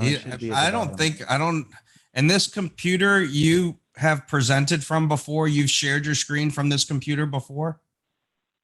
Ever? For like the last 14 months. Yeah. Okay. It's where I've never seen a situation where the share screen feature was disabled or missing. I've never seen that. I've never seen it either. And that's why I'm like sitting here like, okay, is this like some mega test that you're throwing each one of us a little curveball? And so like, how do we deal? How do we deal with pressure? How do we deal with, I got nothing, man. No, we wouldn't do that. We wouldn't do that on the first day. Not on the first one. I know I'm from New York, and if the same thing happens to Ira, then I know you guys are screwing with us. But I really, I'm like humming. Hey, Aaron, can you do a search to find out? Yeah, Aaron's going to work in the background, and we'll go to the next one. I know. I do notice that he's on a 4-3 too. Is the other thing. You see how he's Brody, I'm on your favorite. I'm on 3-1. Well, no, but your photo is on your video cam is on a 4-3. So it's so this is what's going to be amazing, Will. So if he gets it up, he's going to be a 3-1 constrained inside of a 4-3. The ultimate there. It's been my damn life story, Brody. What can I tell you? I've been constrained in it. We'll work through this. We'll work through this. All right. Go on. What do you want to do? We're going to grab someone else. I see that Brittany's putting something in, so Aaron's going to work on that. Oh, Tony, come in and rock it.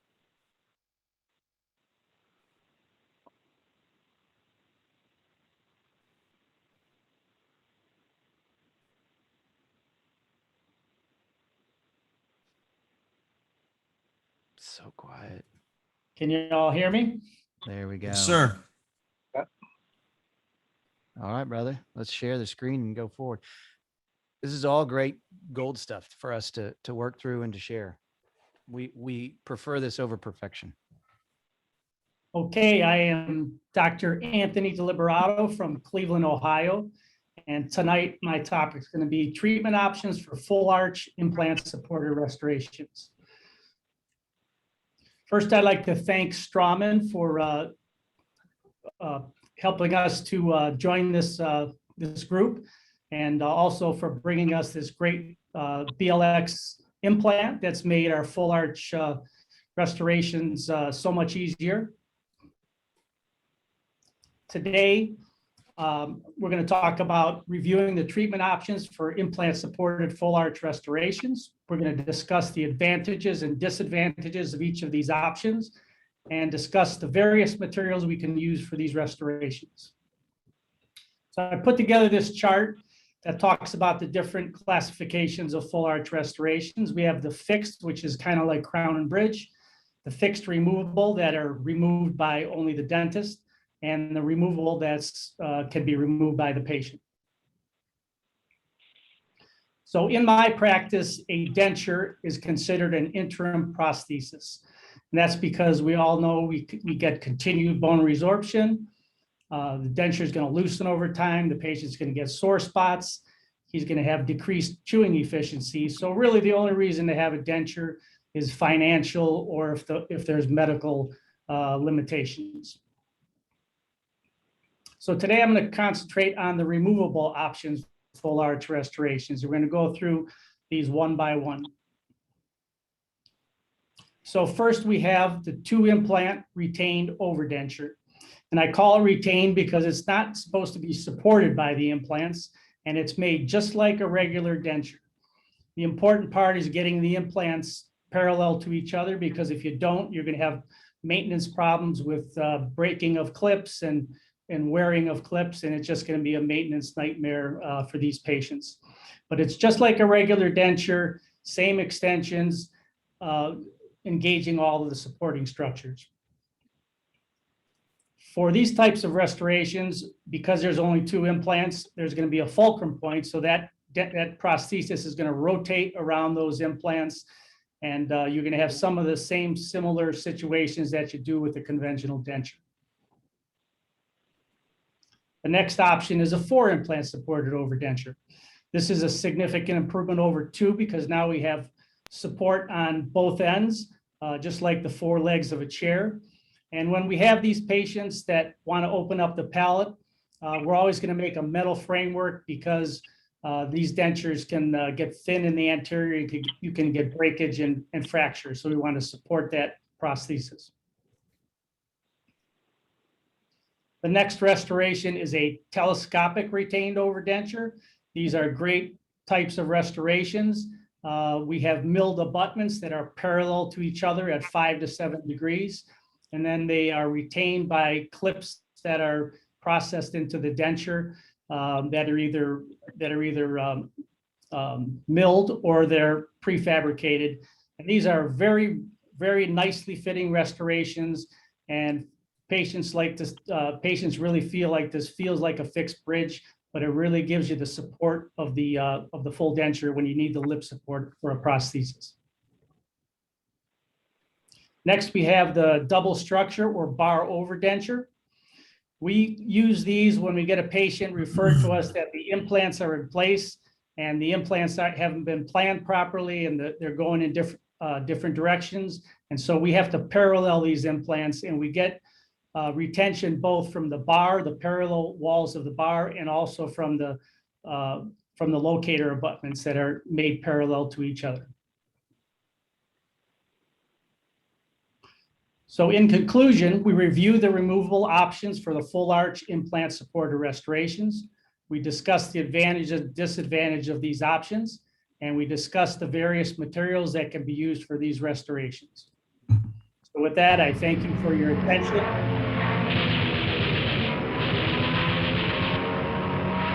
And find me on the social media platform. Thank you. All right. All right. I had that one special there. You were waiting for me. All right. Tony, Will, you take Tony, it. something happened with you. You never shared your screen. Oh, I shared it. I hit the button. We didn't see your presentation. Oh my goodness. But first off, You delivered it great. The delivery, amazing. You told us what you're going to tell us. I put in a roadmap. I didn't even have the slides. You started telling us what you're going to, and then you thank the sponsor. Man, you were hitting the points like boom, boom, boom, boom, boom. I could almost recreate it in my mind. Honestly, it was really nice. Yes, Acela. Unmute. Well, I guess I have a presentation for next time. Yeah. Yeah. So can you just try it again? Let's see if we can work through this real quick so everybody can benefit. Hit your screen share button and try to, when you hit the screen share button, you'll have to, what do you see? I see start sharing screen will stop other computer sound share. Yeah, I know we can stop that. I mean, I pulled that up because he wasn't sharing. Okay, so when you get to that, you'll have a window that pops up that says desktop. If you have two computers, desktop 2, you get to choose. Just choose your desktop, hit share, and then you would select your presentation. And in the bottom, you can share your sound and video clip if you have a video. Can you do that? Do you want me to share my screen? I'm hitting share again. Okay. And then share your desktop and hit OK. There you go. Boom. That's it. Okay, it's working. There's your presentation. There you go. Now you can see it. Yeah. Now, what looks different to you now? Does this look any different than? No, it was exactly the same thing. But after I hit my share and then I opened up my presentation, it covered up over everything. So I don't know if there was another share button I had to hit. Okay, yeah. So when you hit that share, in the lower right hand corner of that window, you hit share. Right. Well, I hit before I opened my presentation. I hit share in the lower middle, and then when I opened my presentation, it covered the whole screen. So there was nothing on the bottom for me to see. Yeah. So when you hit, you have to hit the share in the lower middle, then choose your desktop, and then hit share in that window in the lower right. Then you start your presentation.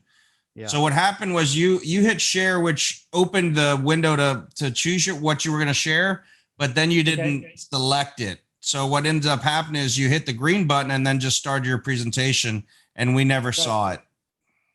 So, Will, can you tell them how they can practice this ahead of time? Give them a strategy or two on how to get this set up properly. Is there a way to practice it? Well, yeah, I mean, you can. There's a few things you can do. When you have the Zoom app stored on your computer, you can just start a Zoom meeting on your own. And when you do that, you can practice sharing your screen or recording it and seeing it.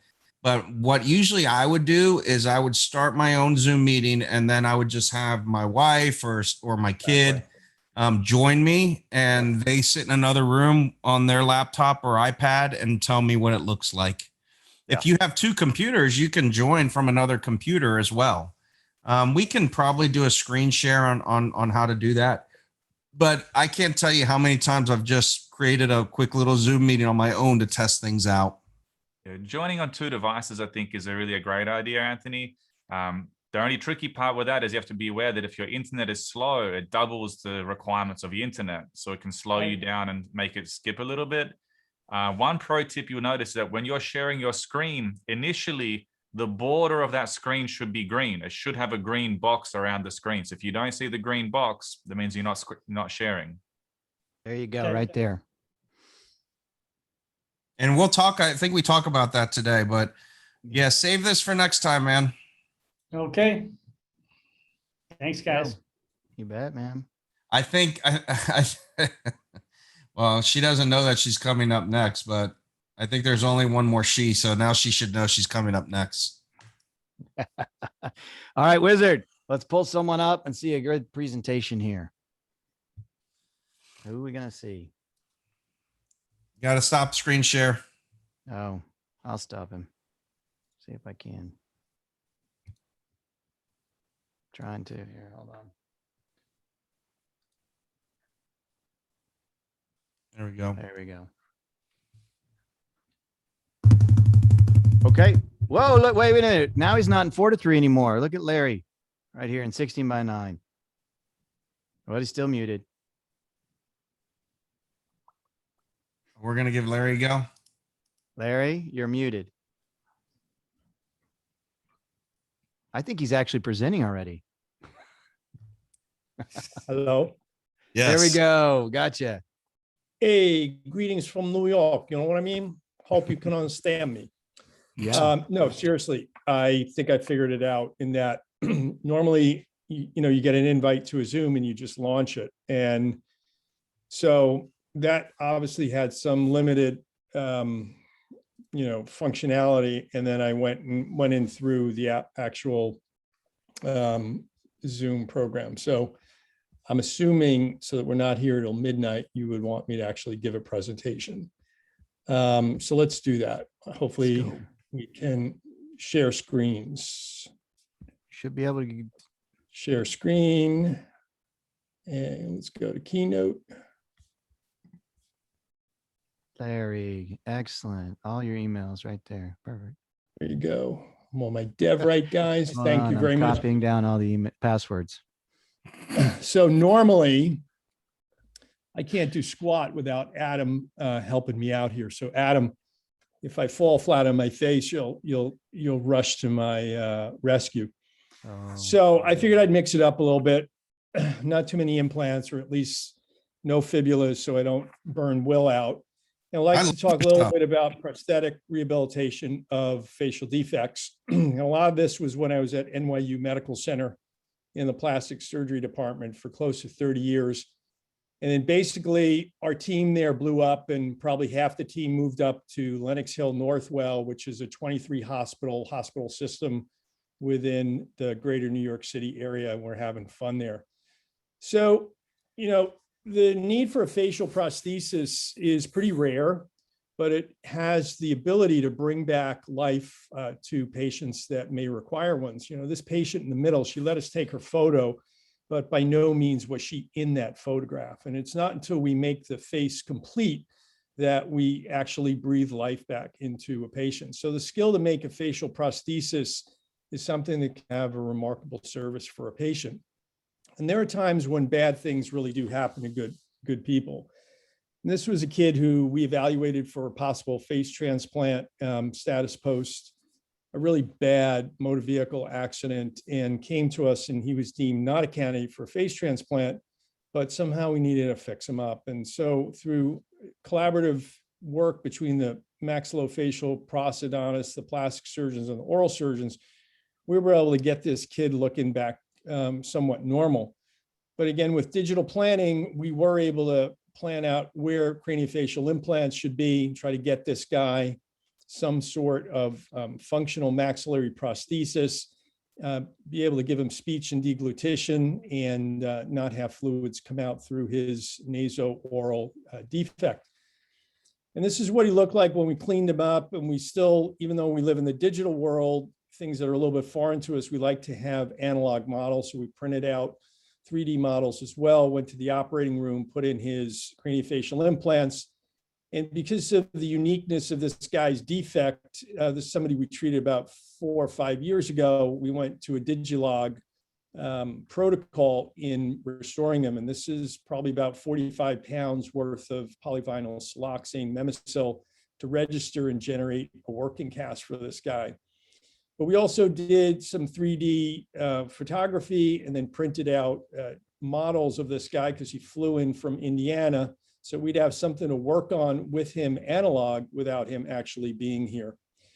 And then we get together with the anaplastologists, the Max Pros guys, and start putting them back together, get the foundational structures for what was a combined obturator as well as a framework to support the facial prosthesis. And over time, we developed the raw facial prosthesis, set an ocular prosthetic in that prosthesis, developed some color on top of that. And of course, to kind of round everything else off, added in some glasses to protect his good eye, as well as to do some camouflage as to where the boundaries of the prosthesis would be and make a viewer focus in on a pretty even interpupillary line. And so you could take a kid, goes through this horrific event, rebuild him slowly, working in the team environment. And, you know, basically, honestly, is no joke, but have him go off, get a big pickup truck and marry his high school sweetheart and, you know, get to move on with life. And then you kind of bring that to the next level there. You know, the face transplant is probably the ultimate restoration of facial deformities. And this was a guy who my life crossed with his in the summer 2015. He's a firefighter, was burned horrifically. And another guy who the two worlds collide, a bike messenger, you know, got in an accident, took a header, split open his head and was brain dead. And the far right is when I first saw him in August of 2015. And he was a donor for the transplant patient, basically peeled off this guy's face, put on the other guy's face. And, you know, a few months later, after a 28-hour operation, this is what the recipient looked like. And a year later, you wouldn't recognize this guy walking down the street as being different than anybody else. And he's all over the media. So, you know, I'm not showing any revealing patient photographs here. But in the operating room, you are peeling the face off of one near dead patient. And this is what's underneath. And out of a sense of dignity for the patient, in New York State, you're required to make a mask, which is a respectful visage likeness of the donor face. And that's where we as maxillofacial prosthodontists get involved. And we're making our molds, right? Or we're fabricating out of prosthetic materials a replacement to provide a respectful likeness of the person that's given their face. And you can see why it provides dignity for those in the operating room as well, so that you don't take this slippery slope down to the totally dehumanizing effects of slowly taking somebody apart. And with our skill set, we're able to provide a fairly lifelike representation that does honor the family who's given the permission to take the face. So we make our mold, we pack it with silicone, we custom color that silicone, and then deliver it. And this is the analog method. And it takes about 2.5 hours when we started out training to do this. And by the time we finished practicing, we got it down to making the mold in about 40 minutes. And the question is, what's the value of 40 minutes in a 28-hour operation? And then other teams want to go in and harvest a heart or kidneys or corneas. So time is really important. And we played around with some of the digital options. You can print it out in a ceramic material, a hard plastic in the middle, or kind of a gel-like material to the far right. And you know, now we're able to print some phenomenal 3D facial masks and have done so for subsequent face transplants.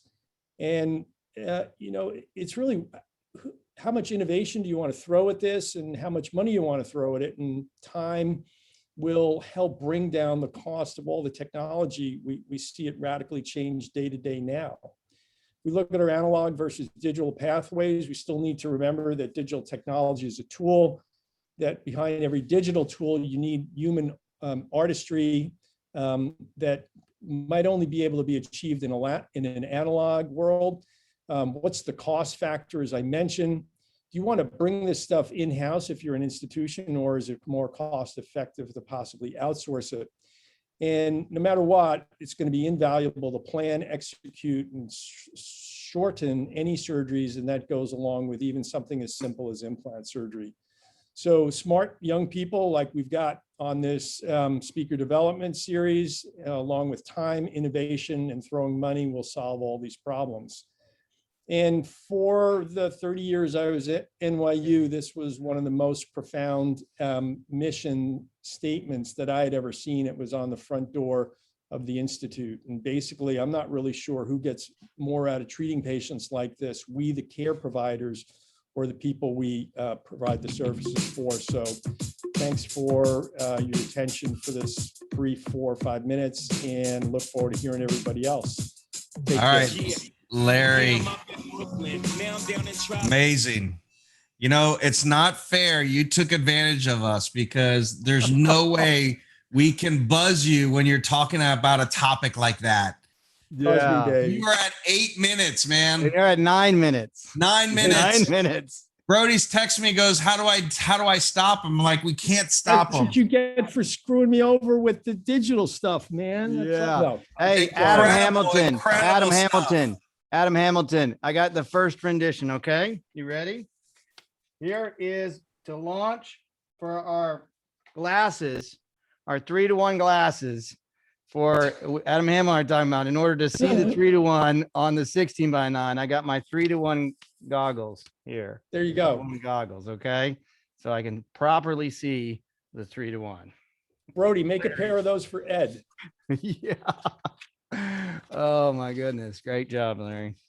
Great. So, you know, there's no question, man, you're just such a natural speaker. And when you talk about a topic like that, it can be really hard, and you command it really well. I'm excited to work with you on the presentations and just addressing things you want, but you did run over. I know. Sorry. My apologies. Twice on the screen. I see him twice. Do you see him 2 times? Not only did he run over twice, for some reason. All right, let's move on. Let's bring her up. Oh, there we go. She is. Hi, can you hear me? We can hear you. Fantastic. Okay. Wow, I can't believe I have to follow that. That's a little bit tough there. Okay, so today we're going to be talking a little bit, not about faces, but we're going to talk a little bit about millennial dentistry. So why I think that millennial dentistry is very important.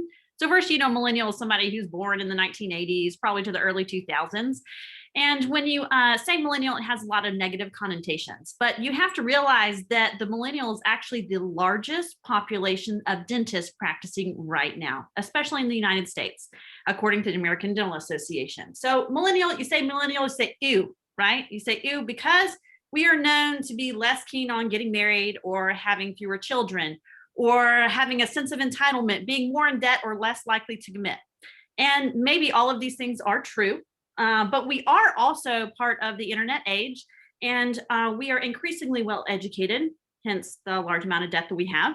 And we also help boost the economy. I ran through 2 recessions. So let's talk a little bit about why I became a dentist and how I incorporated that millennial mentality into my digital dentistry, sorry.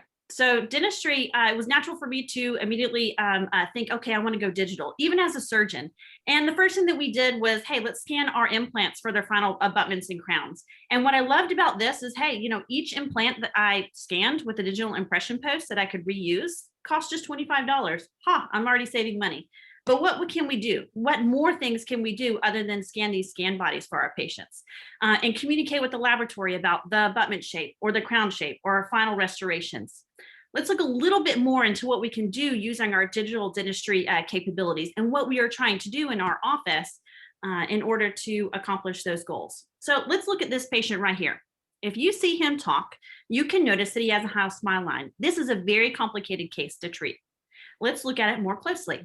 So if you see this patient right here, he has a lot of teeth that are severely periodontally involved, history of lupus, very significant issues. This is a complex treatment planning case. So every one of these cases, we use a Trio scanner and perform a digital wax up. This was done by one of the doctors in our practice. So he performed a digital wax up, also an SDS grad. And what this allows us to do is communicate with the patient that, hey, I've got a ridge deficiency over here. Okay, we can't just place our implants where we take out the teeth and do all of these magical things. We actually have to do some bone grafting and reconstruct the soft tissue and the hard tissue that is gone due to the disease that the patient had. So this is a great way for us to convey to our patients. So we do all this magical surgery, and I didn't show about the surgery videos, but we do have a big surgery case with this patient. And you get done with the surgery. The next challenge that I get is not the surgery itself, it's the prosthesis that's given to me for the patient to wear afterwards. Typically, what are you given after you do an anterior ridge augmentation and the patient is missing their front teeth? You're given a flipper, right? And the flipper does what? It destroys and pounds on that hard and soft tissue. So we can do better. We can use our digital dentistry, we can use our digital wax up, and we can fabricate an Essex tray for our patients to wear. And guess what? If I print this in my office and I make it, it only costs me about $5.50. And we can do better than that. We can take this, instead of doing an Essex tray, we can do a snap-on smile, but I'm not paying $20 a unit. Sorry for the lab technicians. I'm gonna pay $2.30 by printing this snap-on smile in my office. And I'm gonna have the patient wear that. Or if I wanna do something better, patient can have something removable. I'm gonna actually print a bonded temporary. Now this is a different case, but it's a great example of a bonded temporary that cost me $2 in composite to print for this patient. So in summary, this is a great option for our patients in order to mold the soft tissue post-surgery, create and restore the function of the teeth while we're allowing the hard tissue and the soft tissue to heal. So I would like to say that even though I call it millennial dentistry, it is just the progression of dentistry. Thank you very much. Oh, wow. I got one word to say. It's Guzman. Guzman had some help on that one. I can guarantee you right there. Yeah, that's my husband. I don't know if you know that or not. I didn't know that, but No, good stuff. Done. Very nicely done. Okay. Round of applause right there. Huh? Okay. Well, great to have you. Tell him we said hi. I will. Yeah, you did a wonderful job. Really, really nice. So, okay. Great job. Not pulling faces off, but pulling great presentations. Larry, I'm still like, She has me inspired, man. I want to start print some snap-on smiles. We have 2 printers in the office, so got to print a snap-on smile next week. nice. Okay, Wizard, who's up? Who's coming? Oh, right in the mouth full of water or rum or something. Coke, gin. Okay. All right. What should I start the clock? Are we ready to go? Oh, look at him. He's ready to go. He's standing. Look at him. He's standing. You can't sit still.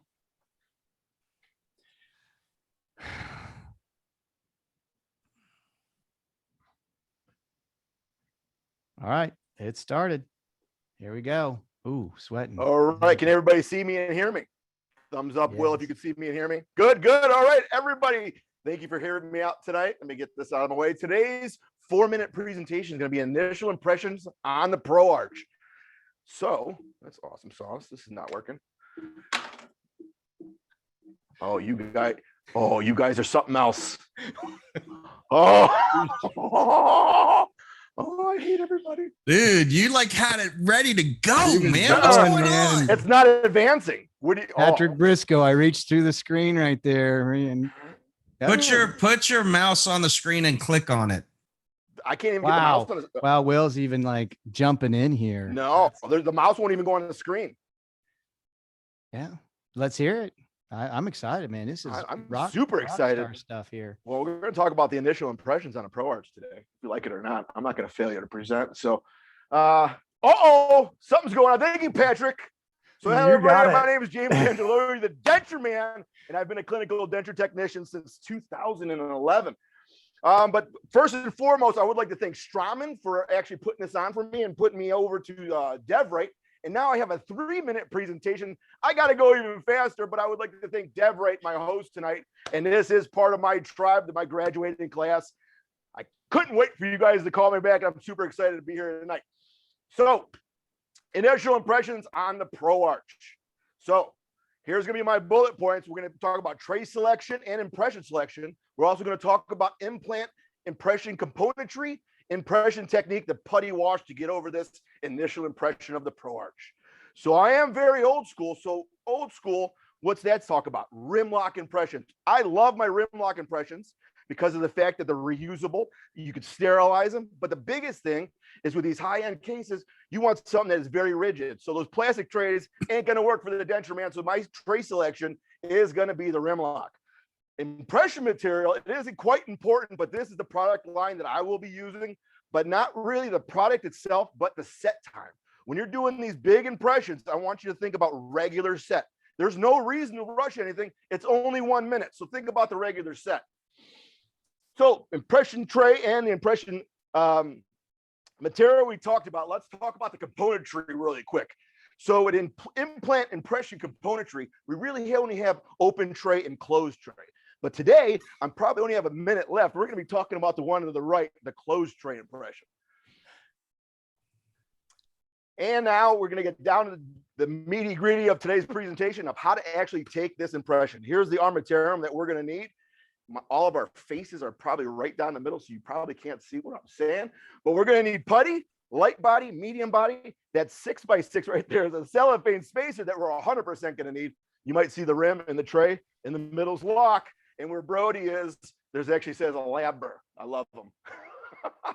So the first thing we're going to want to do is once we take the bridge out, we want to make sure the tissue's healthy and it's ready to go to take the impression.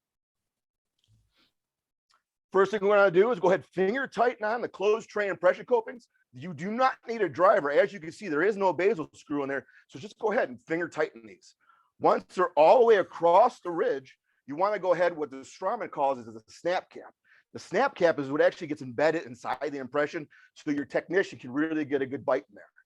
So once all the snap caps are placed in the arch, you're going to go ahead and start using that putty, the first part of the putty wash impression, putty itself. We're going to place the putty inside that rim lock tray and then take our spacer and manipulate that impression material inside that tray. Right here, I'm going to actually pass this to Dr. Dilibrato. I'm going to Dr. Dilibrato, and he's going to place that in the mouth and muscle trim it very vigorously because it is putty. After the 3 minutes goes by, we're just going to take it out of the patient's mouth, take that cellophane spacer out, and this is where you're going to see the lab burr, because the lab burr is going to take any kind of undercuts out of that impression material, because when we put it back in, we definitely don't want any undercuts nailing it. So this is where the wash comes apart. What I'm going to do is place the monophase where all of our faces are at, and Dr. Dilibrato is going to be doing the light body to the left. And once I pass him that tray, he's going to place it in the patient's mouth. It's going to last 3 minutes. We're going to go ahead and take it out. And we're going to have a predictable impression like this every time. Here's my little things that you guys cannot see. And what I talked about tonight, now I would like to thank you guys for listening to me babble. Tonight, I'd like to thank my sponsors and the hosts. And I wish you could take a picture of that QR code and follow me on Instagram, but that's also our faces are covering that too. But thank you guys. Thank you for having me out tonight. I was looking forward to this.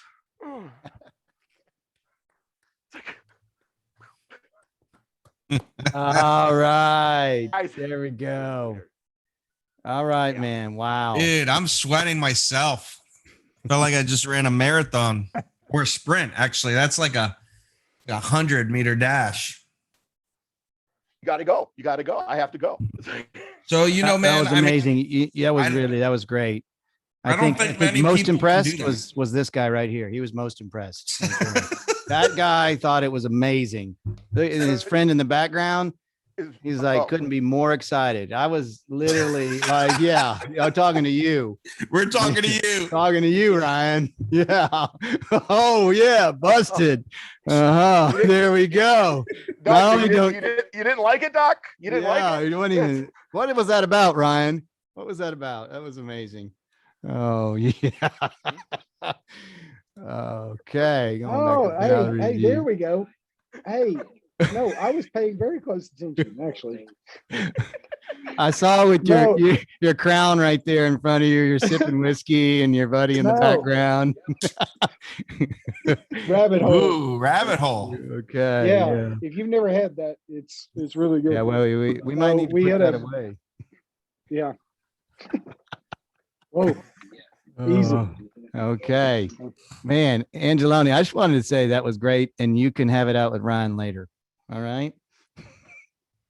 All right, Will, up to you. No, I was just saying, you know, for those of you that haven't worked with James in the past, he has a very energetic approach. It does kind of rub off on the participants. You have a unique style. I couldn't pull it off You just stick with it and kind of find that works, works for you. I think, the 4-minute presentation, if you can get a handle of that could be a really good YouTube channel. I was thinking the exact same thing, because part of this is, when we go to the 10-9 or the 10-9-8-7-6, whatever, 9-7-9-8-7-6 in our series, is to put together a presentation that you could share when we do like ITI Live or some type of really cool scenario. And all I can think of, this 4 minutes perfect, because this is something you could throw up and people aren't going to stick around for 10 minutes to watch stuff. But if you can pull off a 3-minute, a 4-minute, boom, in and out lecture, that's all for the digital age right now. So, and actually, I was going to ask your permission to actually do that when I was done. I was going to re-record it and put it on YouTube. Yeah, we can work on that. If you can get it up going and have everything work, we might. Okay, we got 4 more, Brody. Okay, let's go. Who's up? Come on, let's go. We got Wiz. 4 more, and then you guys will get a break. Who's going for the Wiz? Who's the Wiz pulling up? It will be Rick. Rick, is Rick here? I don't see him anymore. All right, we're gonna have to pick someone else. All right, Wiz, go to the next one. Oh, boom! Here we go. Let's hit it. I'm looking forward to this one. We worked several times, so this is going to be amazing. I already know it.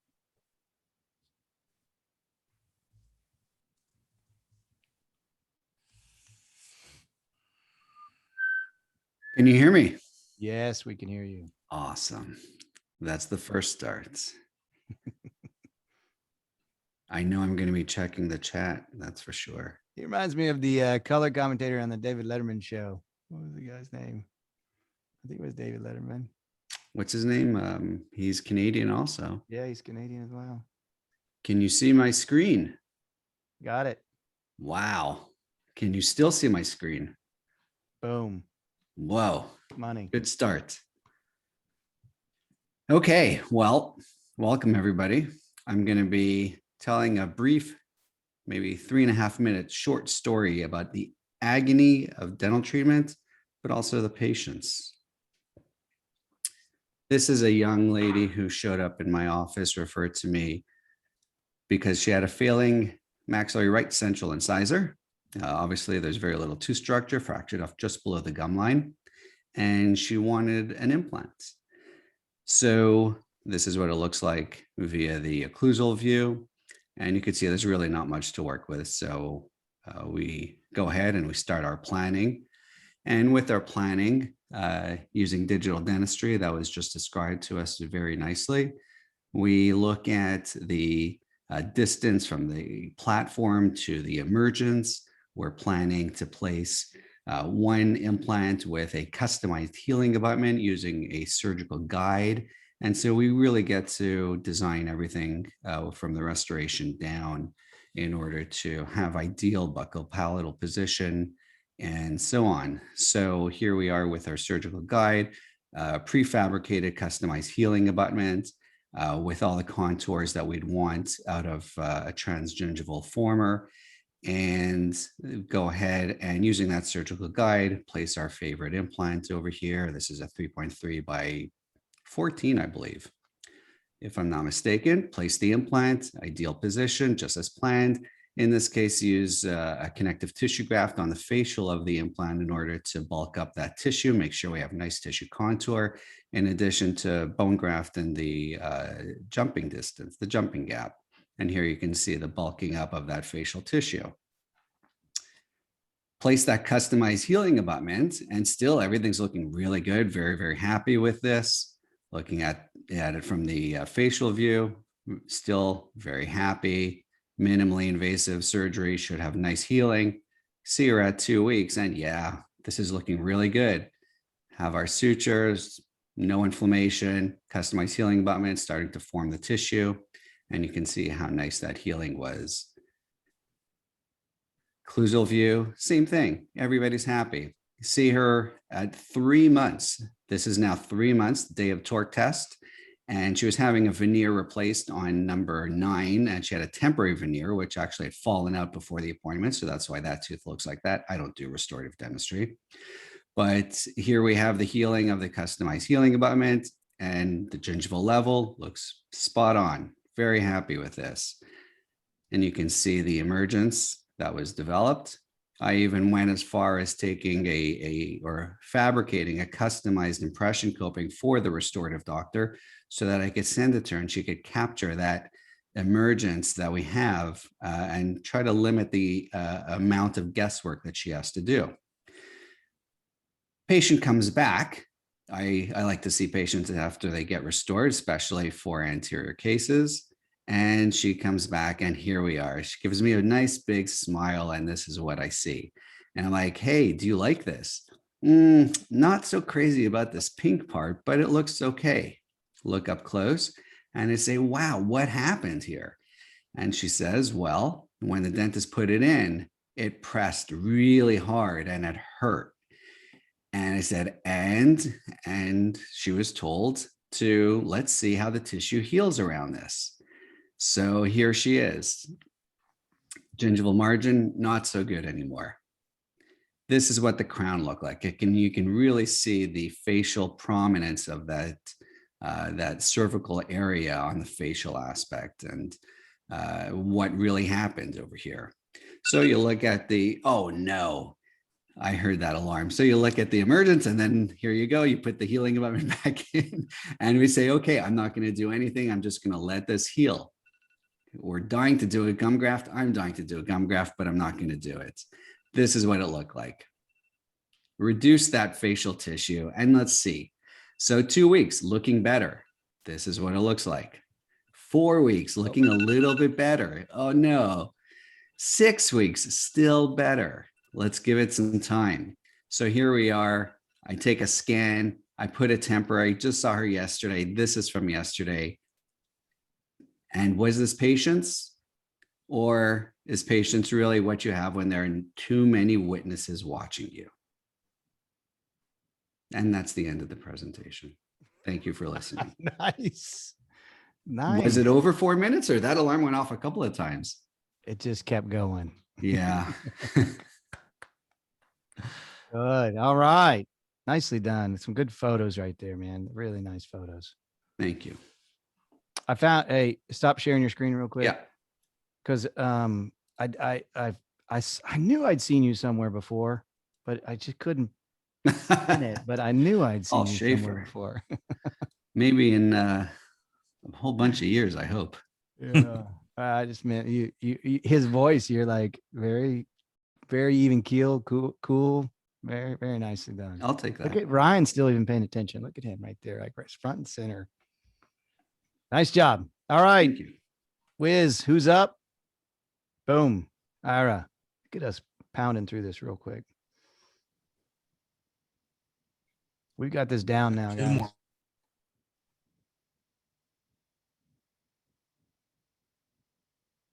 Hello, everybody. And speaking of Paul Schaefer, I got to jam with him one night. Nice segue. Look at you. And let me tell you, he can play.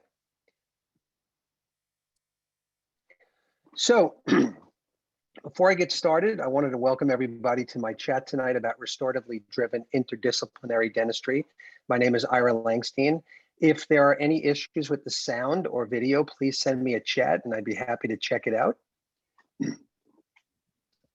So we're going to go ahead and illustrate one case tonight, just one patient, and bring in quite a few concepts in implant dentistry, restorative dentistry, and orthodontics that we can all use together in our practices to bring our patient care to the next level. And if you notice here, we have a patient with 4 primary teeth, very unusual. We're going to be restoring those teeth with dental implants, cross bites, super erupted opposing teeth. So with interdisciplinary dentistry, we've got to sit down and come up with our plan ahead of time. And obviously there are going to be orthodontic considerations. And one of the things that we learn in cases where there are retained primary teeth is that the opposing arch is almost always extruded. And so we have to start thinking in terms of intruding those teeth. So primary teeth, in late stage adults or middle age adults, we need to engage the orthodontist. We also have major aesthetic concerns. And in this case, we're going to go ahead and cantilever cuspid implants with lateral pontics. So the first thing we try to do is build value with our patients, right? Because we all understand this is very difficult work.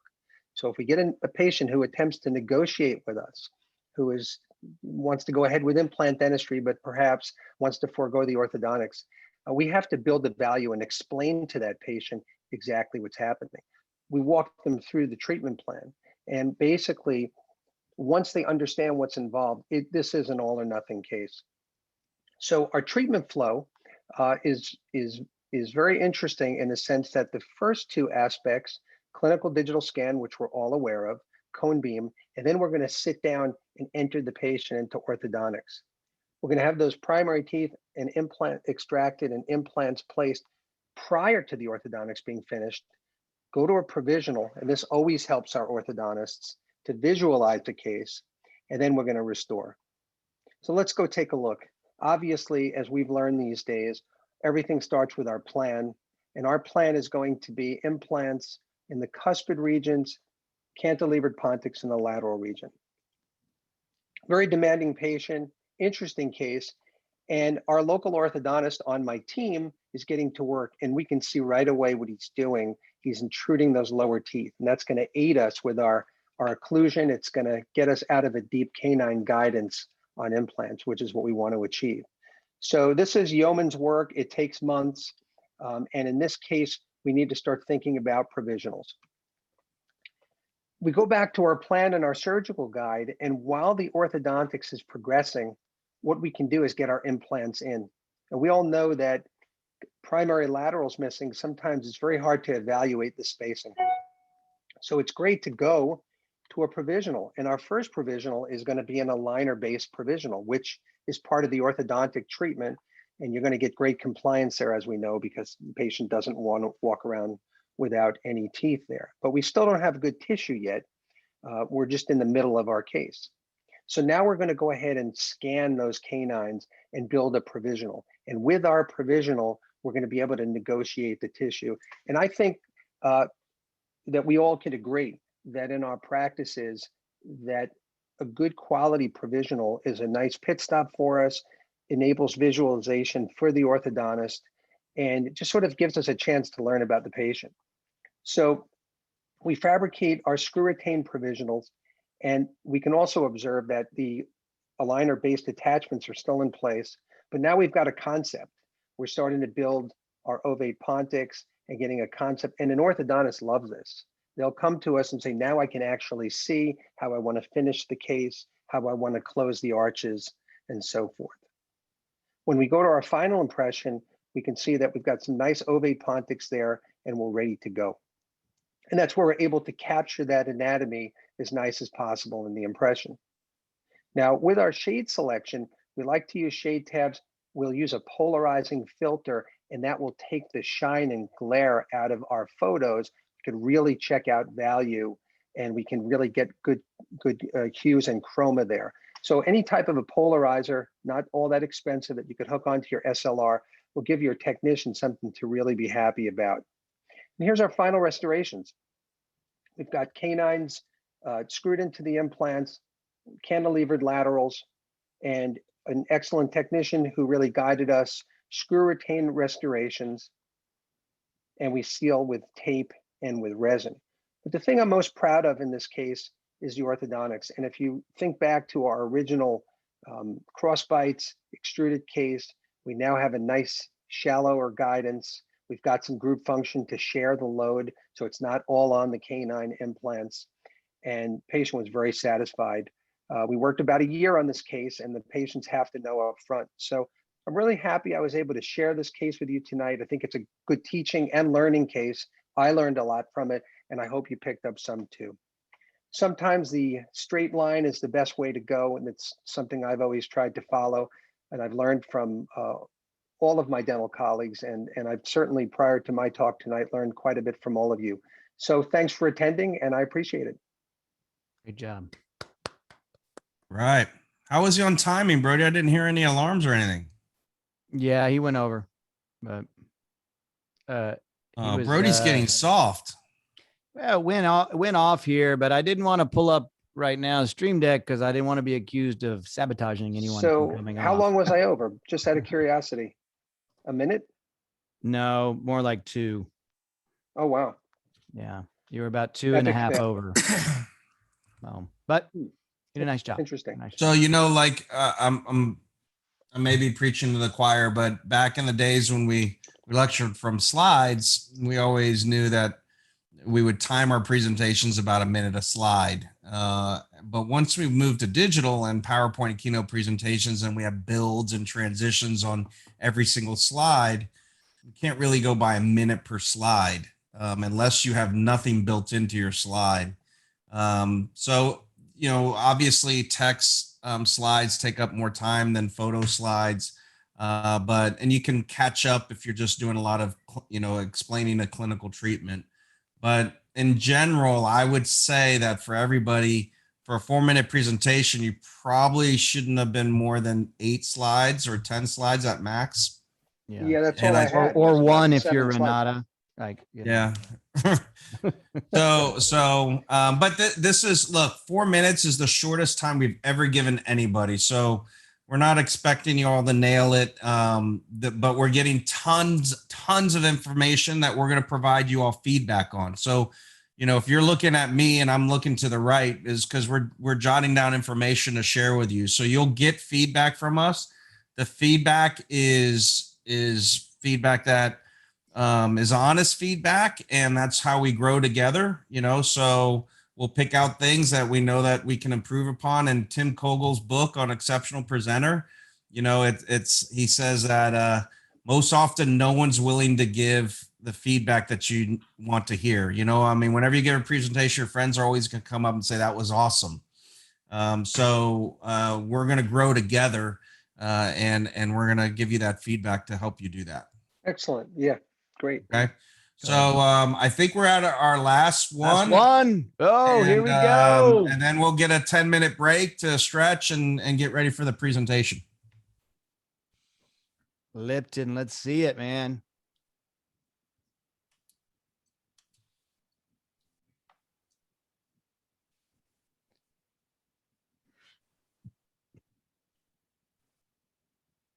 Yes. I can't unmute. Okay. Hey, Wizard, can you help him? There you go. So I got a new screen. I think it's desktop. Oh no, there we go. Keynote. Can you guys see my screen? Yes.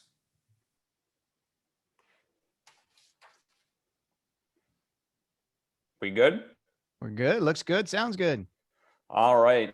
Well, thank you, Strawman, for sponsoring us and DevRight for hosting. I guess this is SDS 6 because we skipped 5. But tonight we're going to be talking about osteodensification as a novel sinus preparation technique for dental implants. And tonight we'll have a brief introduction. We'll talk about what osteodensification is, a step-by-step process for sinus augmentation, and finish up with a clinical case. And I can't advance anymore.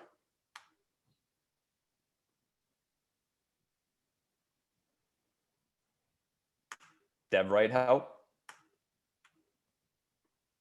There we go. So when we look at this image, it's quite remarkable what our body can do with our bones. And what allows us to do this is because bone is irregular, mechanically and structurally irregular due to different densities throughout its composition. So when we think about bone and implant dentistry, we're actually drilling a hole into bone, and the medical and dental profession has tended to adapt commercially available instruments that have been developed for drilling other materials, not necessarily bone. And the drill bits that we use in an everyday only cuts at the tip, designed to cut uniform dense material, and the flute design is used to extract the extraction of material. Now, we've had a paradigm shift in implant dentistry utilizing osteodensification. And what this entails is reapplying the bone particles in a laterally and apical manner, the entire depth of the osteotomy through a process called compaction autografting. Now, in order to do this, there are specific drills that are universal with almost every implant system. And what makes these drills so remarkable are in a forward motion, what we're used to, they extract the material. But when you put them in reverse, it densifies the bone in that laterally and apical position. These drill bits cut at the tip as well as the sides in both directions, and it creates that uniform density within the osteotomy, leading to more precise drilling. Now, when we look in the image on the left, you can appreciate this is a traditional drill bit in a gel material, and it's not doing anything other than extracting the material. However, using densification burrs in a reverse mode, you can appreciate that the gel is being pushed laterally and apically and nothing is being extracted. So how would we correlate this to a sinus augmentation procedure? Well, step by step, you're going to start with a pilot drill and drill roughly 1/2 to 1 millimeter short of the sinus floor. You're then going to use the next burst and advance it into the previous created osteotomy with modulating pressure and a pumping motion. When you start to feel the haptic feedback, you're almost at the sinus floor or right at the sinus floor. You're going to then increase the width of the osteotomy using subsequent burrs and advancing roughly 1 millimeter at a time up to 3 millimeters. You're then going to add a bone graft material of your choice. And recently I've been using an allograft putty that's worked quite well. You're going to then propel this bone graft utilizing the last implant drill that you've used for your osteotomy with in increments of 1 to 2 millimeters and reapplying the bone graft until you get your desired length of the implant you would like. And then, of course, you're going to place your implant. So this is JR, and JR presented with root tips and teeth numbers 12 and 13. And utilizing our cone beam technology, you can appreciate that implant 12, but really implant 13 would be in the sinus if nothing was done. So these teeth were removed, a site preservation was completed, and 4 months later, we placed 2 dental implants. The red line correlates the sinus floor, and the blue line correlates to where we lifted that sinus. Now, fast forward 6 months, the case was restored, a beautifully looking case, and you can still appreciate where our sinus augmentation is still holding up over time. So this was a novel technique of utilizing these densification burrs to lift the sinus. And with that, I'd like to thank you for your time and attention.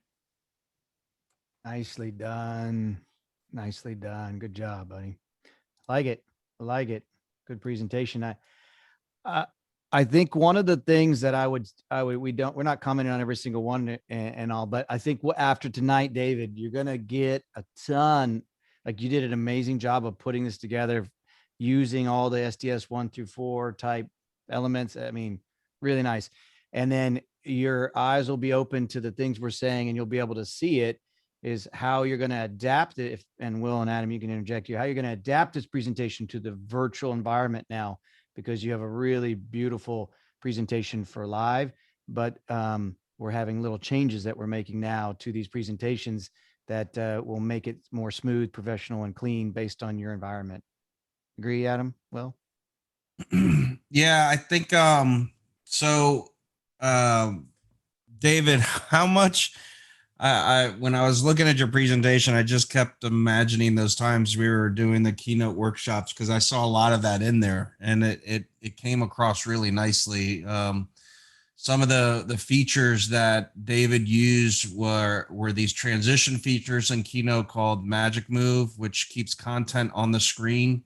So whenever we're giving a presentation where we're showing steps in the process, you don't want to go from one step to the next and leave that image on the previous slide, because you know what you're doing, but the people following you forget it so fast. So he was bringing it up to the top of the screen and putting numbers by that. And that was done earlier by someone else. Maybe James did that, and that's something that we show in DevRight, in that you want to walk everybody through this process. I saw some other stuff where you're using the object letters and so forth. So remember this conversation, David, when we get in the lecture, and we'll talk and we'll reference back to what we just said now and specific. I just wanted to mark the point because it's a perfect teaching point for us later.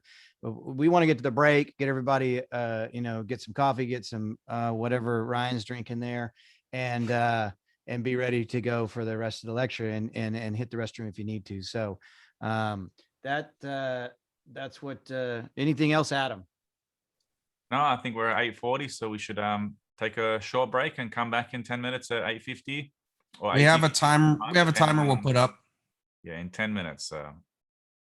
Brody, was my time over? It was a little bit over, but it wasn't bad. You were right near the end. I just turned off the alarm. You did good. Thank you.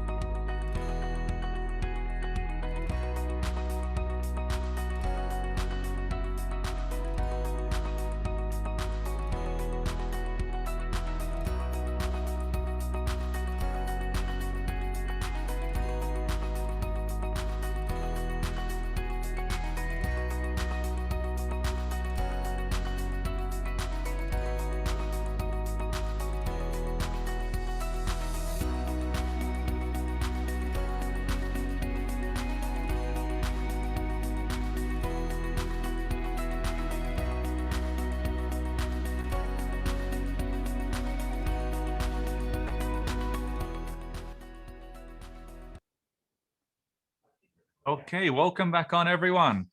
I think it's time that we get ready and, go from your presentations, which were fantastic, and start, delivering you guys some content on how we can start to boost these presentations and really take them up to the next level. But it's actually interesting, after taking such a long time for the last year, where really our presentations have completely shifted from in-person meetings to the virtual world. And, we did a count. I'm not sure if Will, if you updated that before COVID, I think a total of all of us together had done 6 virtual presentations. What do you think that would be at the moment, Will? How many virtual presentations do you think we've done over the last 12 months?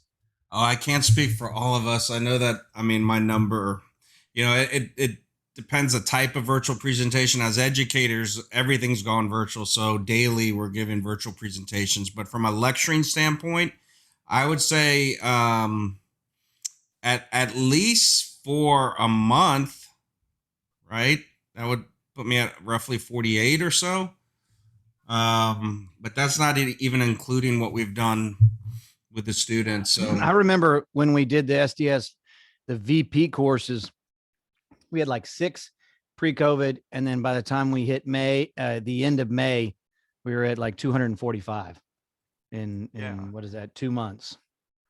I mean, that's a lot of virtual. And I know some of us are really getting tired of this. You guys hear about Zoom fatigue happening all the time. So I'm interested to see from you guys. I'm going to launch a little poll here to see, as speakers, how much of you guys missed being out on the road, and how much of you embraced this transition to going virtual? Are you excited to get back on the road? Or, like some of us, I must admit, I miss being on the road, but I really loved being at home with my boys, seeing them, go from crawling to walking and getting a closer connection to them, but still being able to carry on in lecturing internationally from the comfort of my home. And, as you say, wearing pajama bottoms, not having to get on the inside of a plane, or traveling and, flying out at 4 a.m. and flying back in 10 p.m. around the other side of the country. It can be, there are some definite benefits to doing virtual presentations and the impact and the reach that you can have.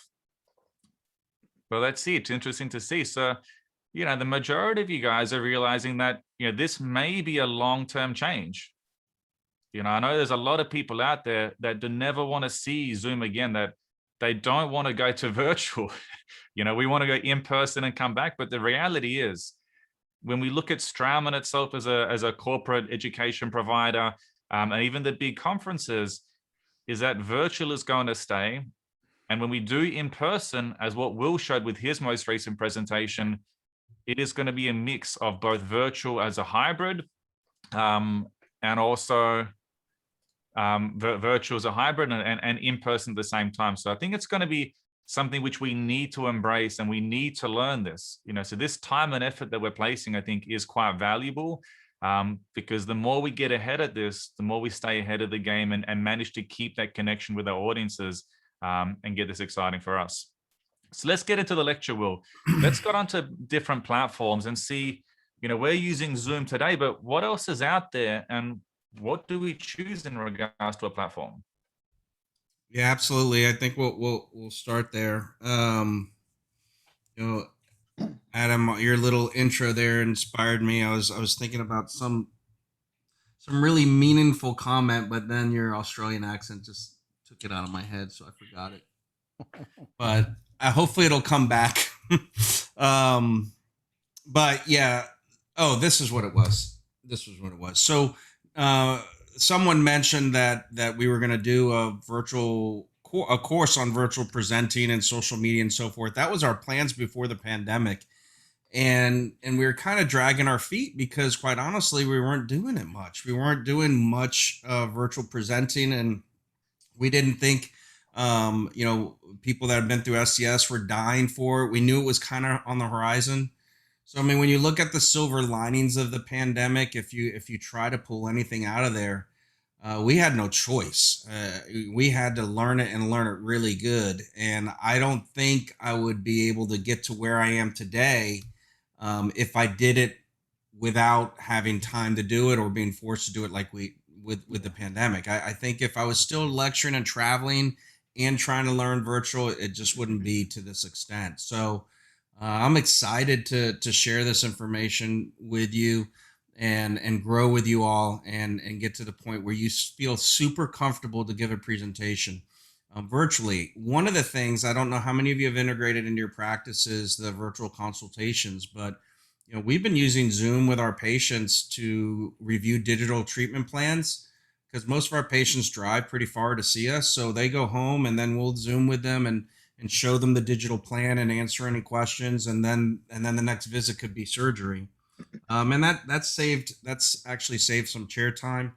And that's not a large number of patients, but I think that area may grow as well. Anyway, so let's talk a little bit about virtual platforms and see how they integrate with what we're doing. So if you did a search on the internet and just typed in, webinars or virtual meetings, you'll find there's a ton of companies out there trying to enter the market. This is a website called Trust Radius where I got a lot of this information. But there are so many programs out there. And actually what's interesting is we, as DevRight, were using Zoom years before Zoom became Zoom. It was a really small company and we were using it for our business meetings because we're all over the country. And it always was the clearest. It was the smoothest one to use. We've tried WebEx, we tried Skype, we tried all these other ones, and there was always an issue. So we knew Zoom before Zoom really came Zoom. Too bad we didn't invest in the stock.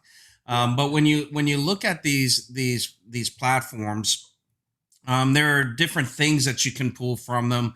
That one I just popped there was Adobe Connect, which I'll talk to you about in a minute. But most of these platforms have pros and cons. I don't know how many of you have used Microsoft Meetings, but that seems to be very popular with some corporations. But we couldn't really be doing what we're doing tonight with Microsoft Meetings. So what do we choose? Why do we choose what we're doing? And how do we choose is the main question. All right, so I first want to talk about defining the different types of platforms.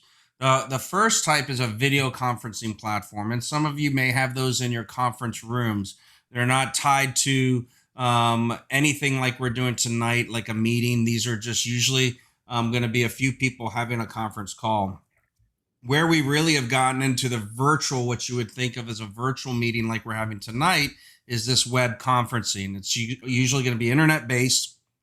Multiple devices can log in, phones, iPads, computers, Mac, PC, cross-platform. It allows for screen sharing, file sharing, as well as collaboration. And these can be encrypted, which we've learned, in the past was a problem early on with Zoom. But these are really meant for a lower number of participants as well, because while they're surgical security features, sometimes you can't control everybody in the audience. So one of the areas where the companies have advanced to the next level is in a webinar, web meeting. I mean, a webinar, not a web meeting. And it's similar to a meeting or a conference, but usually these are more formalized. So they're for bigger audiences. The groups that log in will not have any controls, basically just a question and answer button. They don't have any audio, don't have any video. And then they're looking at a panelist that is providing information. So these are usually built for bigger audiences. And most of these, what we've learned now, most of these webinars are being pre-recorded. So if you're contacted to give a presentation that's going to be of a larger venue, most often you're going to have to pre-record it and then just show up for a Q&A session. I just had one this morning on the ITI Global network that I pre-recorded, and then it played this morning at 8 internationally, and then I was available for questions. It does take some stress off when you do something like that. You don't have to worry about any hiccups. It just goes. So that works out well. So let's go ahead and look at the differences between these two in a little more detail. The web conferencing software is via the internet, so you are limited by bandwidth. You have to make sure you have a good bandwidth, but it's going to allow everything that the meeting that I mentioned before, so you can have instant messaging, file and screen sharing, and so forth, like we're doing today. The webinars are going to be much more advanced. I think that while we push you towards a Zoom platform, you're gonna see the benefits of both. We could have a Zoom meeting or a Zoom webinar when you buy the full package, and see where they differ. I think a webinar is a little more formal, I guess, less informal. You can't have interactions like we do in meetings. The experience that we've had today would be very difficult to do in a webinar format. It'd be very it'd lose a lot of connection and feel and flavor. So those are going to be meant for bigger groups. So this is just highlighting basically everything I've just said from a standpoint of scale, functionality, and these features. Now, obviously, as you move into a webinar format, the cost is going up. So if any of you had this vision of saying, hey, you know what, I want to branch out and speak to larger audiences, and the webinar format may be best, then you usually will use a service provider, unless you're ready to pay $199 a month to run that webinar, and then you just kind of utilize their license for that meeting. That's one thing DevRight's gotten good at doing, is we've been hosting several meetings for organizations that just need something for a one-off. Okay, so let's look at a comparison between some of the platforms that are out there that you may hear. And where Trust Radius works very well is it looks at each of these platforms and tells you the pros and cons of each of them. And I'm not going to go into a lot of detail because we're going to pick Zoom as the strongest one. But we've learned something in the last 6 months that we didn't know before. If you are ever invited to a go-to meeting, if you're giving a presentation in a go-to meeting, that platform does not do audio well. Do not have any music. Do not have anything that resembles music, because it will be terrible. That platform maximizes voice. So it actually has algorithms in there that pick up the voice, just spoken voice over music, and amplifies that. So we were doing a go-to meeting where we wanted to play a loop and some music and have a break with music, and it was disaster. It was a terrible complete failure. And when we started researching it, we realized, there were tons of people out there that were saying you can't do music on GoToMeeting. So we learned that the hard way. Adobe Connect is a software platform that Dental Tribune uses. If you start doing international talks, this is a company that's worldwide company. And they use this Adobe Connect, which is a totally different platform. The first time I used it, I was caught off guard and in its use, but usually they will come and help service you to get comfortable with it. But when we look at just the trust maps that's been developed for these are the top web conferencing softwares. These are charts that look at satisfaction ratings and research frequency from prospective people that would be using it, and then gives you this kind of data plot of where these will fall. And what you'll see is, as far as research goes, Zoom just blows out everything. You have Microsoft Teams and WebEx there that's showing up in the middle. But Zoom by far is one of the most researched and used video conferencing platforms. And it's one that we've become very comfortable with. One of the things that I do want to point out that's super critical with any of these is, before you attend a meeting or before you present at a meeting, you update the software. The software is being updated on these programs constantly, and they don't Almost have an weekly. automatic date update feature. What's that? Almost weekly, it seems like. I didn't update mine before. I updated it right before I went to Raleigh. That was 3 weeks ago. And then I went to update it this morning. I was 3 updates behind. Yeah. So it changes quite rapidly. If you look at these plots, there's a little video there showing where Zoom falls for the different types of businesses. So a small business, a larger business, and then I think I put on a business with more than 1,000 employees. Yeah. And that's where you start to see Microsoft Team make a move. Within the ITI uses Microsoft Teams. Microsoft is a global company, strong company, but Teams, I don't like the video features on Microsoft Teams. If you're gonna want to run a webinar, Teams may work because you can shut everybody down.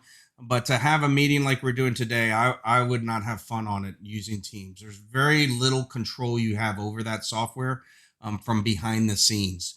We'll show you today that Zoom gives us a lot of control over them.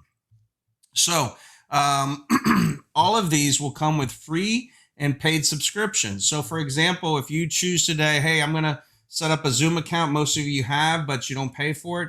You have 40-minute limitations on what you can do. And sometimes they'll power down your bandwidth. So your video quality won't be as good, or your audio quality won't be as good. You have less features. So if you are going to add this to your profession as a virtual presenter or a professional speaker, you may want to get a subscription base, or just go through a company that has a subscription and use them whenever you need to do it. But a free service is not the way to go. And by powering down or throttling you back on the audio video quality, it has nothing to do with your home internet speed. You could have lightning home internet speed and then still face those throttle restrictions because you're not a bigger paid subscription provider. Especially you see that when, like, one of the topics that David had that we want to reference back was the number of videos, and having a lot of videos taxing the bandwidth and then taxing your subscription level in terms of clarity of how that's going to come across. So you may think, well, my bandwidth is great. So what's the matter? Is because you're not paying for a higher subscription. Yeah, actually, we researched that in Zoom because there was a time where our loops before our presentations were not looking that good. And we were trying to figure out, was it our bandwidth or was our subscription? But we have a professional plan with them, do we, Brody? Professional, yeah, with webinar add-on. But they even have an add-on above that where you can go to a higher resolution feed, but it's still going to be affected by everybody that's logging in and what their feed is. So when we look for the software, these are the features that we looked for. And one of the, the more common features now that we ask for is security and making sure that you can track registration. I mean, if with our study clubs, we want to track registration so we can have contact information to reach out afterwards. And some of these software programs will allow you to monetize them as well within the program itself. Okay, so I'm going to go through this quickly because these are all changing, but you can kind of see Microsoft Teams and where their cost is, and their cost is very attractive because it's usually bundled with 365. But again, I think it's really, it lacks in what we would want to use from a meeting standpoint. And then on the flip side, you have Adobe Connect, which is extremely expensive and a very complicated software to use as well. So that's where we recommend Zoom. I think that this is going to be a stable platform, and most of what we're going to do in this course is show you how to use Zoom really well. We have not found a software that is, or a web service provider that can compete with that. So some of you may be wondering though, we're speakers. We don't get to choose what platform we're using, right? This is what the organizer is organizing for us. So how do we manage this variety of different platforms? And there's a couple of things I'm not sure if you want to add to this as well, Will, but I'd recommend always try and find out ahead of time what platform it is. Don't get surprised 15 minutes before you're jumping on and realize, oh, that wasn't a Zoom link. That was Tencent or something different that you're not familiar with. And I think that's, and tailoring your presentation and getting on early to test it out to make sure that the sound is working or you're able to share your screen on there are really critical parts. Yeah, no, that's a really good point. So in the contracts I like to work with is if I'm doing something in person, I want to know about the AV on where we're going and what AV they can provide. unless I need to bring my own projector if they're going to have one there. This is your form of AV. The platform that you'll be using is something that you have to really have command over. So I have had a few groups that were not using Zoom. They were using GoToMeeting, and I told them that we need to use Zoom. And if you don't have a membership or a service plan, we'll find someone else that has it, or we can use mine because I have a not a professional plan, but a lower plan. And then I'll make a temporary password and let them run it.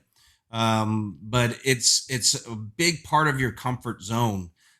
So I've had some luck with managing and keeping with that, but just like Adam said, this global ITI one I just did was not with Zoom. That was with a really advanced platform with Dental Tribune. And one other thing where Adam said you have to rehearse, I have 3 webinars coming up in the next 2 months, and all 3 of them have a Tuesday night test and a Thursday night delivery. So Tuesday night, just for 10 minutes, I just log in, bring up the presentation, make sure everything's right, and then it goes live that Thursday. And Will, to kind of segue off on that from a professional management standpoint, what we're trying to do is give you as much great information so that you can be an elite professional on this medium. Okay. And present yourself and get your words across and your presentation across amazingly, but also to work with the companies in a way that makes you look better, right? We work with a lot of different presenters, and as we put our plan together through running lots and lots and lots of these shows, is that when you don't do the test, you inevitably have problems. So even tonight, like, look at how many problems we had, and everyone here has given a Zoom lecture, and these little problems can crop up very easily. And when you're using a new system, absolutely you need to be able to get on and test and really work with it. And again, back to eliminating problems. If you can pre-record your lecture, you take so many variables off the table and so much potential stress. Like, we really push for that, although it requires a little more work and ahead of time work. When you actually have the show, it's so much less stress. I mean, think of all the people who failed tonight in some capacity, that if we could hit play and that could happen, not one of those would have happened. Right. Yeah. And we learned early on when we first did one of our virtual presenter courses, we were trying to share the pointer through the software itself. And it was difficult because the pointer, we couldn't get control on other computers, and it was a rough process. And we'll talk to you later on tonight of what we're doing to this evening. And I have a program on this computer that Brody just shared with me through the chat that gives me the ability to advance the slides just by hitting a button.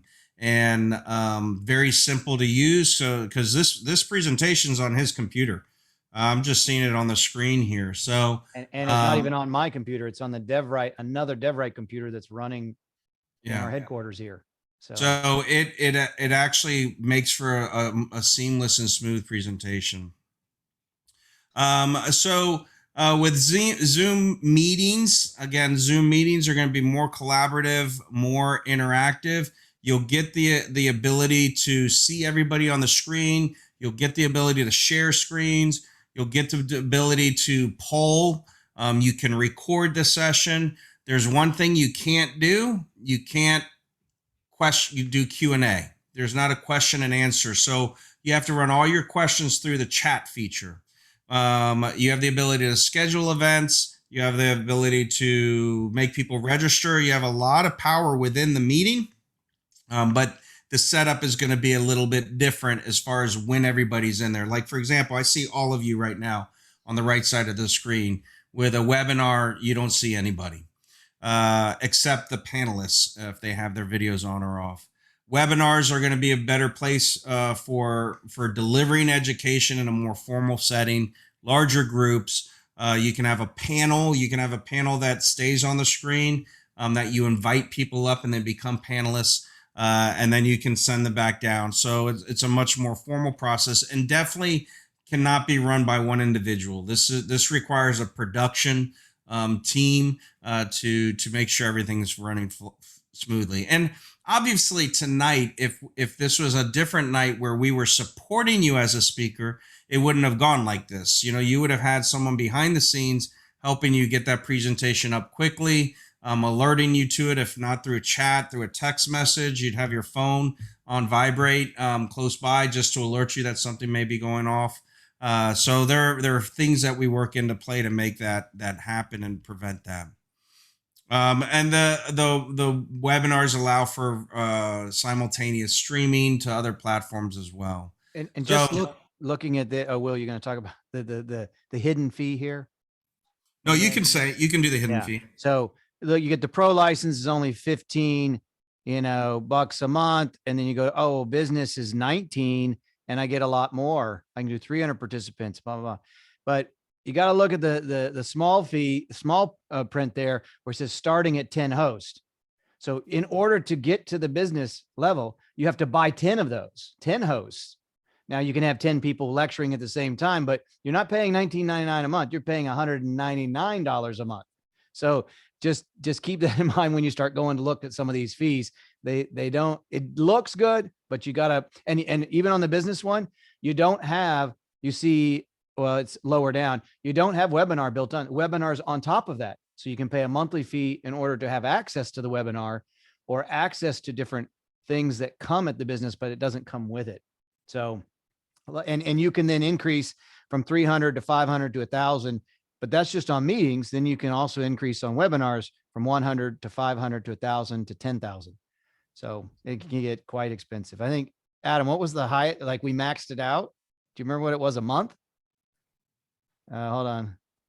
Almost $2,000 a month, if not more. Yeah, no, I think it was 5. I think the highest was $5,000 a month.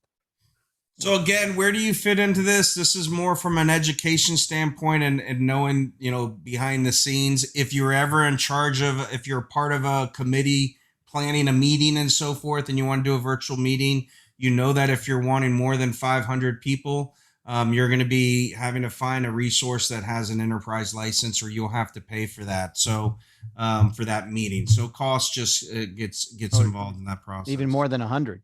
And your pro one, you can buy one pro account. And then you can add more pros on, but the business enterprise levels, you got to add multiples just to get in. So again, when you I've kind of covered these 3 here and just discussing that process with you. What is the audience seeing in each of them? Well, you know what you're seeing in the meeting here. In a webinar, you will see a simplified toolbar at the bottom, and you'd see only the people that the webinar wants you to see, which will be the panelists if their videos are turned on. There's no interaction with anyone else. A lot of times you can't even tell how many participants are in the meeting. You can't tell how many individuals are there. It's just you in attendance. So perspective, well, it's also really important to realize if you're going to a webinar, you won't see an audience either. So you can't directly interact through videos. Like at the moment, I can see David, I can see Anthony, I can see if you're paying attention, I can see if you're agreeing or nodding your head, I can read facial expression like you would in a live event. On a webinar, Ryan's just coming back. Yeah, you can see Ryan coming back to the chair. So in a webinar, one of the good things is because lecturing on your own is really difficult if you just have a blank screen. Having at least 2 or 3 panelists or people you can bounce around to at least it makes it feel like you're more engaged, or you've got someone to look at or something to communicate to. It's very difficult to do webinars as a single person talking to just your own screen. Yeah.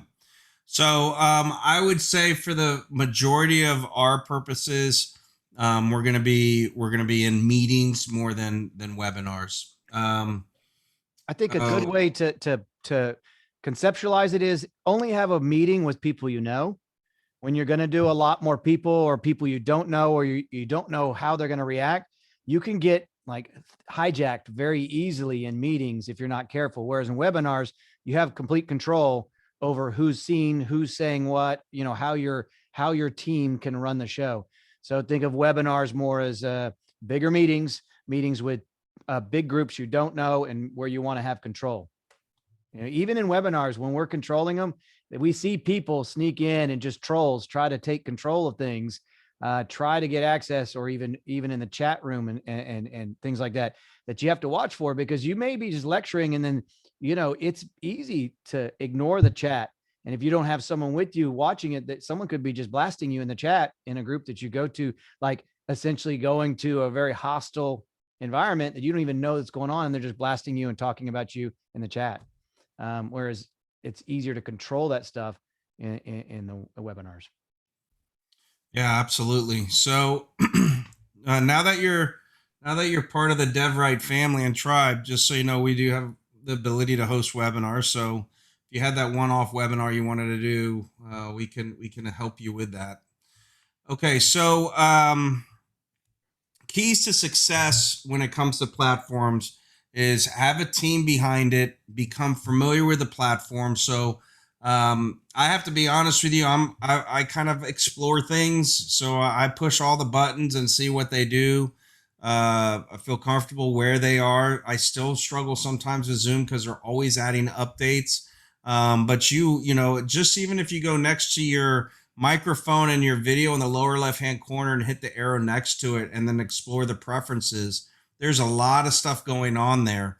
And as we go through this course, you'll get more and more comfortable with it, but understanding what the features do is really critical, so you can have control of what you're doing. But the same goes with in live presentations. We want to test and rehearse and make sure that everything's working and we have the proper flow.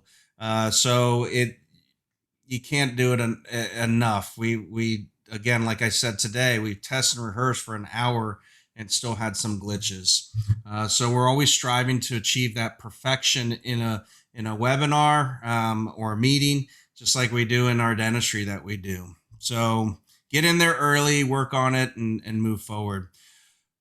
Major DevRight pro tip is always update your Zoom software. Always update it.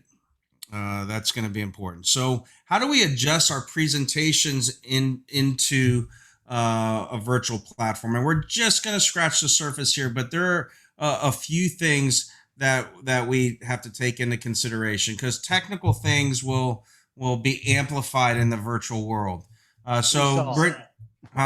Which we saw. Yeah. Brittany, one of the things you talked about is your floating, being able to float in front of your presentation. And that's something that I'll show you an example of in a minute. But when we were hosting a big event where all the speakers, we were going to float in front of their presentation. So we had to design a master presentation that had a little box in the lower corner. So they had no content that they were floating in front of. So you have to know the type of presentation you're giving to make sure, if you are going to be in front of it, that you put no content down there. So we created like a box with a picture of the speaker in it that we then removed for the meeting, so they would stay away from keeping content there. So just like I said earlier, tell them what you're going to tell them, and tell them what you told them. It's a very similar thing with the virtual presentations. Keep it simple. Try to keep it simple, because again, things are flowing by people, and they have to continue to follow it. If they lose pace, they usually will abandon it. Keep the transitions and the animations to a minimum. This is a hard thing for me, because I'm a person that likes to entertain the audience. I like to do movements and beautiful things, not crazy things, but just smooth things, kind of like what David was doing with his magic moves. And sometimes they kind of fall a little flat in a virtual presentation unless you have a really, really good platform and connection that you're working with. Color is what we talked about, David. Like what you were using and how you were using it was perfect for a live broadcast, but your internet was slow. And so it was doing the across the screen, and what he said, keep it simple. I mean, also he's going to say, keep it fast, keep it quick, because the slower it is, the more lagging it happens, the more lagging it takes to get across. So it starts to look unprofessional, or just like, not great. You tend to it just struggles. It bounces. And David, that still happens to me sometimes, because you have a point you're trying to get across, and you think a video is going to be the best thing. So it's like, hey, I want to show this video. So one thing that we could do is you can compress the videos. You can take them into iMovie or Final Cut and really crop out only what you want. Don't pull in the full video that's going to bog down the program, and get the resolution right for your screen. And then it may work a little better. But I think either I will or Adam will show you things to click in the Zoom settings to optimize your video. In addition to that, it's just keep it relevant, keep it engaging, and keep it moving. And like Brody said, you don't want to get bogged down and keep a static slide on the screen for a long period of time, because you'll lose people quickly. So you need to keep it moving. And I think that's why, I don't know how many of you embraced James's presentation, but I was like kind of waiting for the sales pitch. What was I going to buy? I was ready to go. Denture Man was like Denture Guy was getting me going. And sometimes that type of approach will keep people focused. Hard to do for a long period of time, though. You can't keep that up for an hour. So important is the presentation format. We have 3 main formats in SDS in person. We go through this in a lot of detail. We show you in the workshops how to manage this. Most everybody tonight was a 16:9. Our friend in New York, Larry, was a 3-to-1, and 3-to-1 is a format that's become very popular in big venues. You have a 10:30 screen and you have 1,000 people in the audience, and it has a major impact. But as we move to smaller virtual venues, the 3-to-1 has some limitations unless you're watching the presentation on a large screen. So the 4:3 is gone. There's no reason to ever use a 4:3 format again. They left with the tube TVs. 16:9 was the evolution, because you show up to give lectures, and a lot of times you're lecturing on a TV, a 16:9 TV. And if you're in a restaurant and there's 50 people in the restaurant and there's a 70-inch TV up there, you want to fill the whole TV, and it's a 16:9. The challenge with the 3-to-1 is you get bars on the top and bottom. And if you're giving a virtual presentation and they're attending from an iPad or iPhone, you lose them.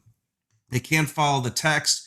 They just can't see the information. How do we defend this principle? This is we can get you the address for these screenshots, but basically in the video industry, 16:9 is standard. I mean, that's what is standard for videography. And once you move out of that, you're changing your resolutions and you're changing your screen format, and it makes it more difficult to work with. So I would ask that when you work with a group or when you're presenting yourself, a 16:9 format should be your standard that you work from.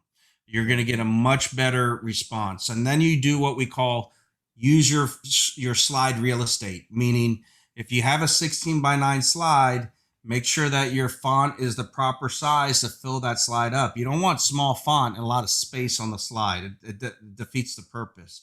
So you want to fill that. You want to fill that up. Yeah, but guys, it's the same thing on that. Remember, a 3-to-1, no matter what, it doesn't fill the slide. It can't. It's impossible to fill a 16:9 slide. All you're doing is wasting 42% of the available space on the screen with no information whatsoever. 42%. So you just have all this dead space. Now, if we get one, may put it in the middle so it looks better. But if you ever see a 3-to-1 and we put it at the bottom, you will be astounded on how much dead space you're giving up, which means all your fonts are smaller and everything's smaller. You're compressing. And so some of the comments by 3-to-1 aficionados are like, well, I can fit more on the screen. I was like, no, you can't. You can fit less on the screen because you're using 58% of the screen. I could take all that information and spread it out across the whole screen and add more if I wanted. If it's a 10:30 screen, 10 feet tall, 30 feet Totally wide, Totally you can fit a ton more in a 3-to-1 than a 16:9, because your 16:9 will have bars on the outside. So you just have to look at the venue that you'll be presenting at. Too little, too much. This is a balancing act. You have to kind of just figure out what what will work the best to get it across. And the only way you're going to figure that out is by doing them and more, and you'll refine it. So just eliminate irrelevant information. The spoken word becomes a little bit more powerful. Don't eliminate your references. If you're doing any scientific information, you definitely always want to have your references there. But eliminate information that may be fillers in live presentations. Always have a dry run. This is hard for me to do because I spend so much time on the development of the presentation. I don't have enough energy to go through and give it a dry run. So you kind of wing it on your timing there, but it is important to go through it, make sure all the transitions are working, keep up a faster pace to keep people engaged and keep it simple. So one of the things that happens is these presentations can be prone to internet lag. And when you have lag, we saw tonight with Adam, some of his audio kind of jumped a little bit. It may happen on my end because I have a 10-year-old that loves Fortnite, and he'll be playing Fortnite and also have it on 2 iPads, and he has like 4 friends, and the house takes a hit when you have that going. So everything in your house is pulling off of that, and that can challenge your transitions. When I like to use a live presentation, I like slow transitions. I like it to move. I usually will use a 1.5 second dissolve. I'll use a 3-second magic move. When you do that in a keynote presentation that's online, you have major issues there. So what this is a toolbar from a PowerPoint, just highlighting 3-second and 2-second transitions. You want to bring all of those down. So this presentation that you're seeing tonight has dissolves in it, but the dissolves are 0.5 to 0.8 seconds in between the slides. Everything lightning speed for Will. Yeah, which is lightning speed. It's uncomfortable for me. It feels very, very jumpy, but actually when you go to deliver it, it's much smoother. So even as you see on the screen here, 1.5 is really slow for these dissolves. You want to go sub 1. Now, that's a dissolve. If you're going to try to move stuff across the screen and you normally do it 3 seconds, you'll probably want to cut that in half to about a second and a half, and you'll get less lag with that. Now, one of the big things with all presentations, and I really didn't see anything jumping out tonight, but understanding color psychology and impact is important. Whenever I'm hired to speak on behalf of a company, i.e. a corporate forum or something like that, I always like to get their branding guidelines. If we're going to go brand positive and understand those colors, DevRight has branding guidelines. Your university has branding guidelines. If you're at a university, your practice, believe it or not, probably should have branding guidelines if you have a logo, because you have your colors in them and you can work off of that. So understanding branding guidelines will keep things in line. But one of the other things is understanding the psychology behind color and how they play off each other is important. So for example, if you use blacks in your presentation, they're going to be tied to more formal, prestige type of appearance. I mean, every logo should be able to have a black and white feature. Clean. That's why for the longest time we'd use black backgrounds, because colors will pop off it much more. Now you'll see on the flip side, if we move to something red is going to have more of an aggressive tone. So when do we use red? We use red when we're trying to bring in an alert, when we're trying to highlight a letter or a word that we really want to bring attention to. We'll use red as that. We've had some people attend speaker development that had red backgrounds and white font, and you couldn't even watch the presentation, and they didn't see anything different with it. So red is something that really should be reserved for alert. You're circling, you're highlighting something, and so forth. But blue on the flip side is going to be something that is very relaxing, and we know that blue works very well in dentistry as far as neutralizing our rods and cones for shade matching and so forth. Blue is a much more inviting color to work with. It's secure, it's responsible, it's a color that lends trust. Most often we'll work some form of blue into our presentations.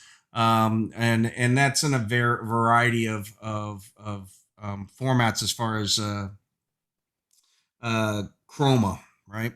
Yellow is positive, light, warmth, motivation. We don't see much yellow in presentations. The classic old death by PowerPoint was a blue background with yellow font. We've moved away from that, but yellow as an accent works very well with red as well. And then orange is a color that actually has some popularity, especially tied to blue because the Gators are awesome. No laugh. I've lost everybody on that. Orange and blue, Florida Gators. But orange gives you vitality. And I would lend towards green being something in a similar fashion. Okay, so real quick here, understanding your upload and download speed. So everybody can go to speedtest.net. In order to have a manageable upload speed, Zoom is requiring a constant 1.5 megabytes per second. I have 3 panels here that we're going to show, and one is the University of Florida, one's my house, and one's Adam's house in Boston. So let's go ahead and see. When you go to speedtest.net, it'll use an area close by and ping off of it and show you what your download speed is first. So at my house, I was downloading 130 megabytes a second. At work, 287. Adam was at 45. These will change throughout the day. These will change based upon what is happening in your house and pulling. Now, this is key here. The upload is what we're using to send the content out. So when you speak, I'm uploading it up to you. I'm at 8.6.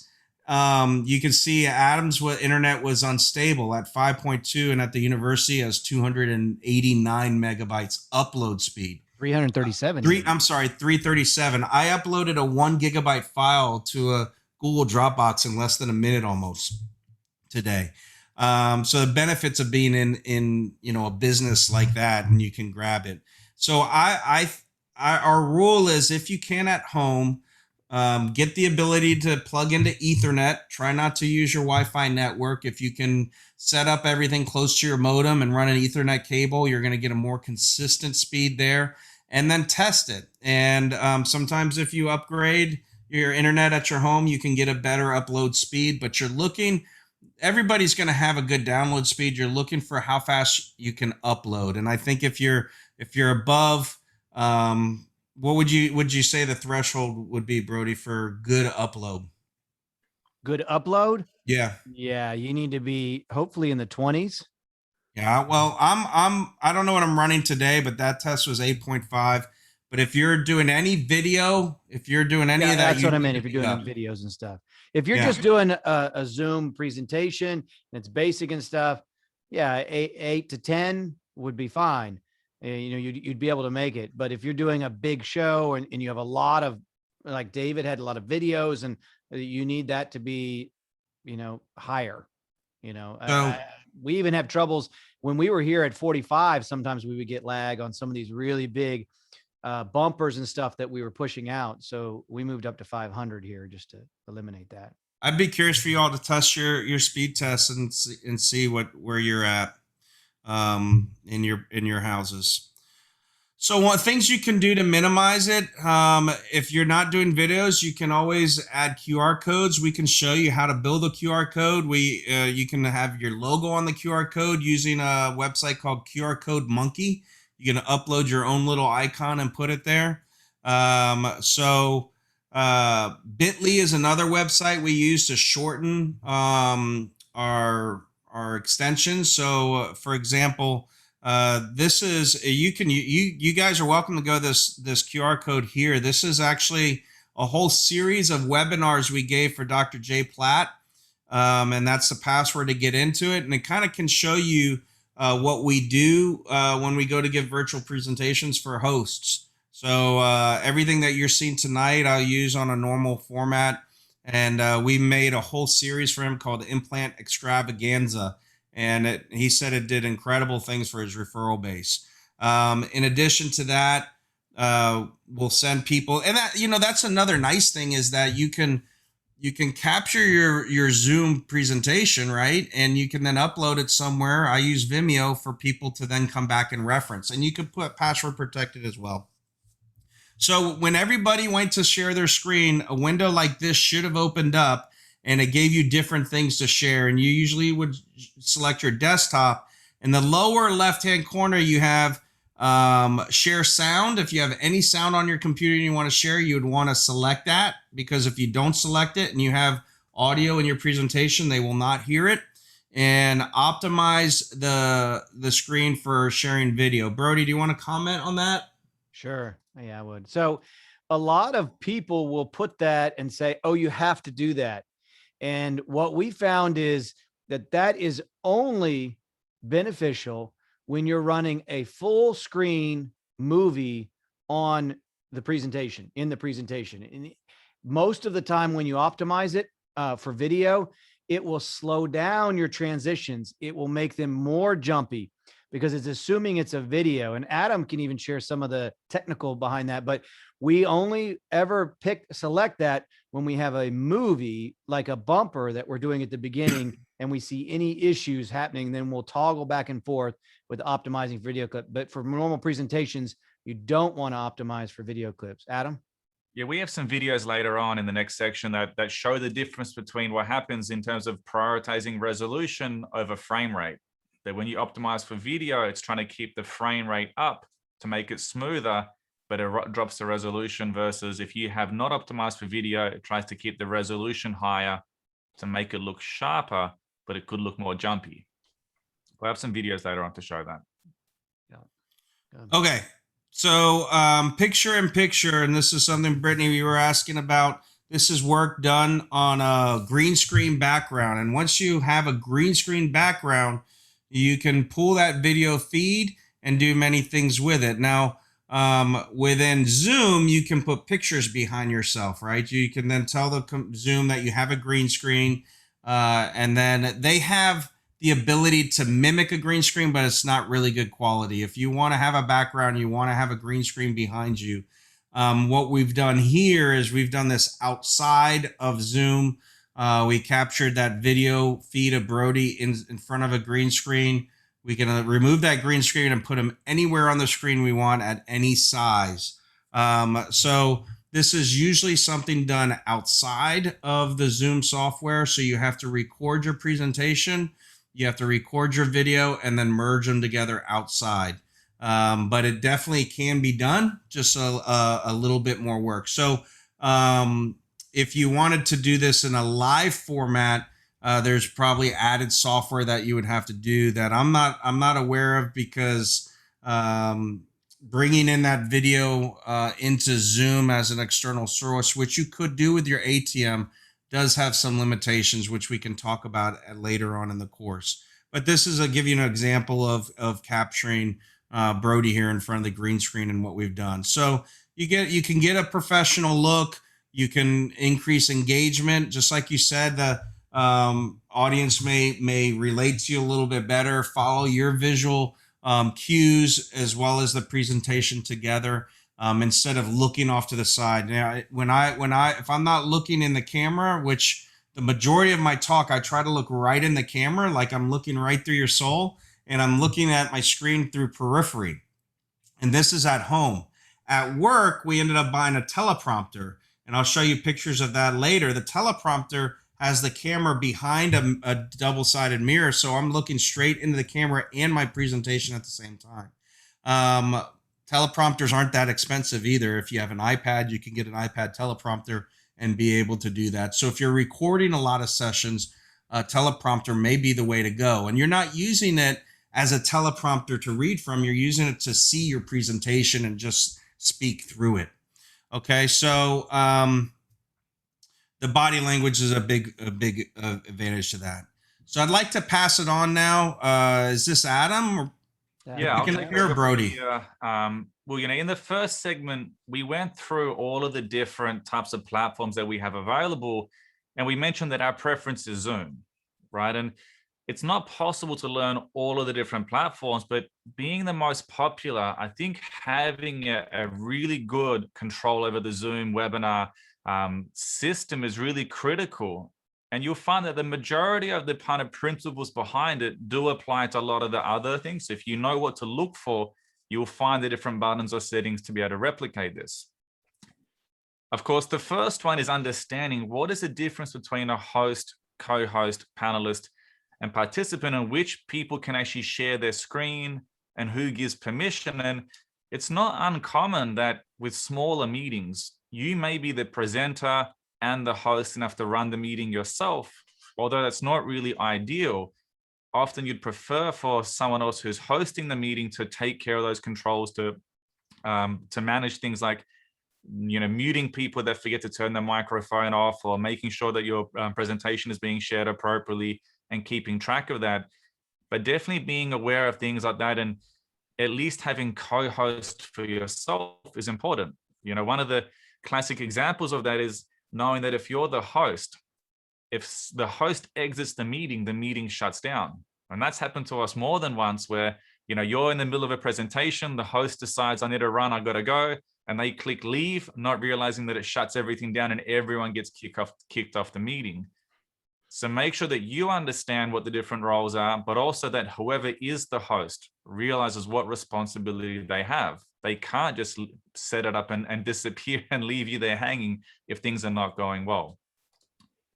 But we'll go through some of the most important controls about what we need to do, and also understanding where all the different boxes are. So, you know, Larry, we talked about how you're running it from the Safari window.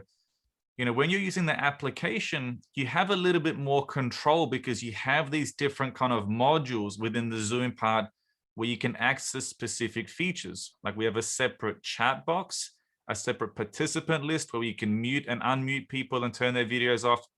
And you can also then bring up the videos of the audience if they're having them on, if you'd like to get some more direct interaction.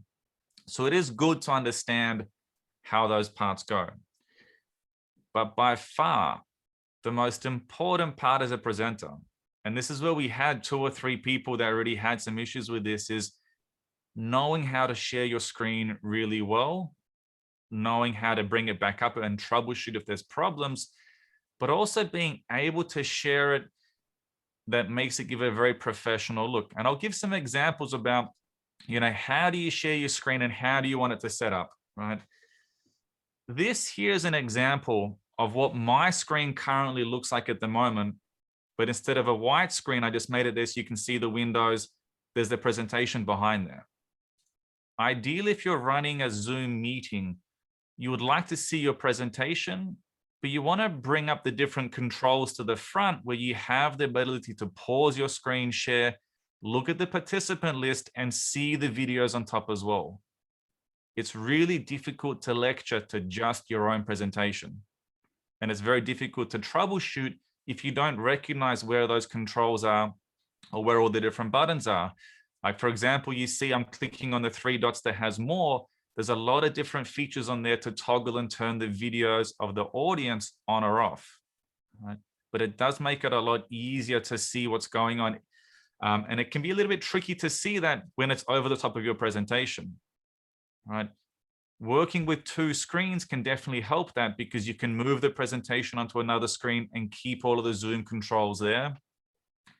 A common thing that we find though as well, if you're adjusting any of the Zoom controls, if you click on the Zoom button, your advancer won't work anymore. You need to take your cursor and click back onto the presentation to give the presentation control to be able to advance. You know, so some people found that they started sharing their screen, they're clicking on the Zoom bits, and then, my clicker's not working, I'm not getting anywhere on this.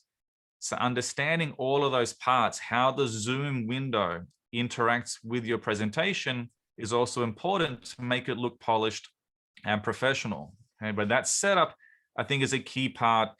And that also means setting up the keynote or the PowerPoint settings correctly as well. You know, one of the important ones that we like to do, which we don't like for a live presentation, but for a Zoom presentation, it's good to always show the pointer. You know, I've seen a lot of times where people are like, I'm ready to present. Where's my cursor? I can't see where it is. I can't click, or I don't know how to actually change the settings now because the cursor disappears once you start the presentation, right? So make sure you select that. Everybody, this screen here is actually in your Keynote software. This is not a Zoom feature. This is under Keynote preferences. Yeah, so it's important. So you would actually want this part turned off if you're doing a live in-person presentation, because the cursor can be distracting.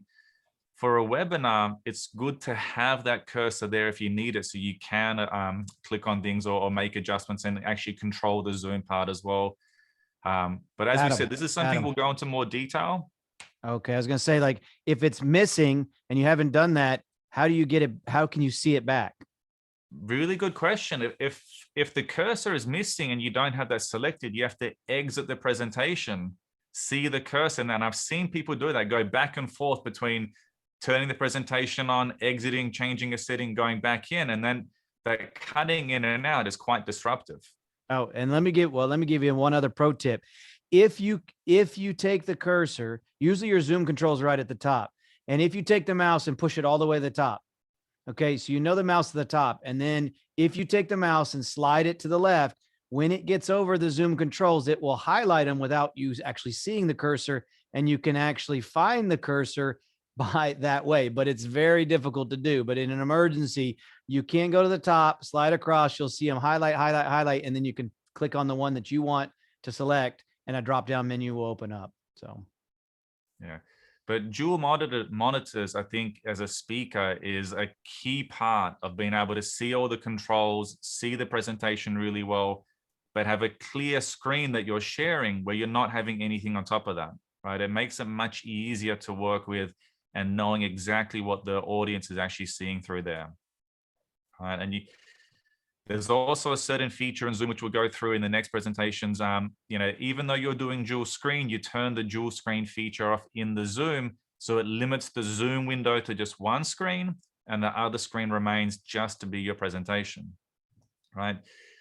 Now, I'm not going to go through all of the different settings. One of the kind of interesting things about Zoom as well, and a lot of the different meetings, is that you have two different locations where there are settings.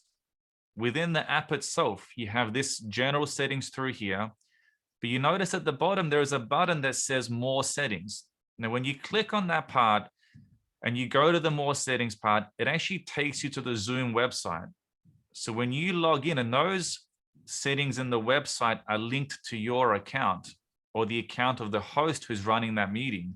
So recognize that if the settings are not exactly the same, you may find that in one meeting, everything goes smoothly and easily and your screen is sharing perfectly. And at the next one, it's completely different, right? Because those settings may be set up different by the host. So there's two different locations to be able to change the settings to modify things like, is a chat available?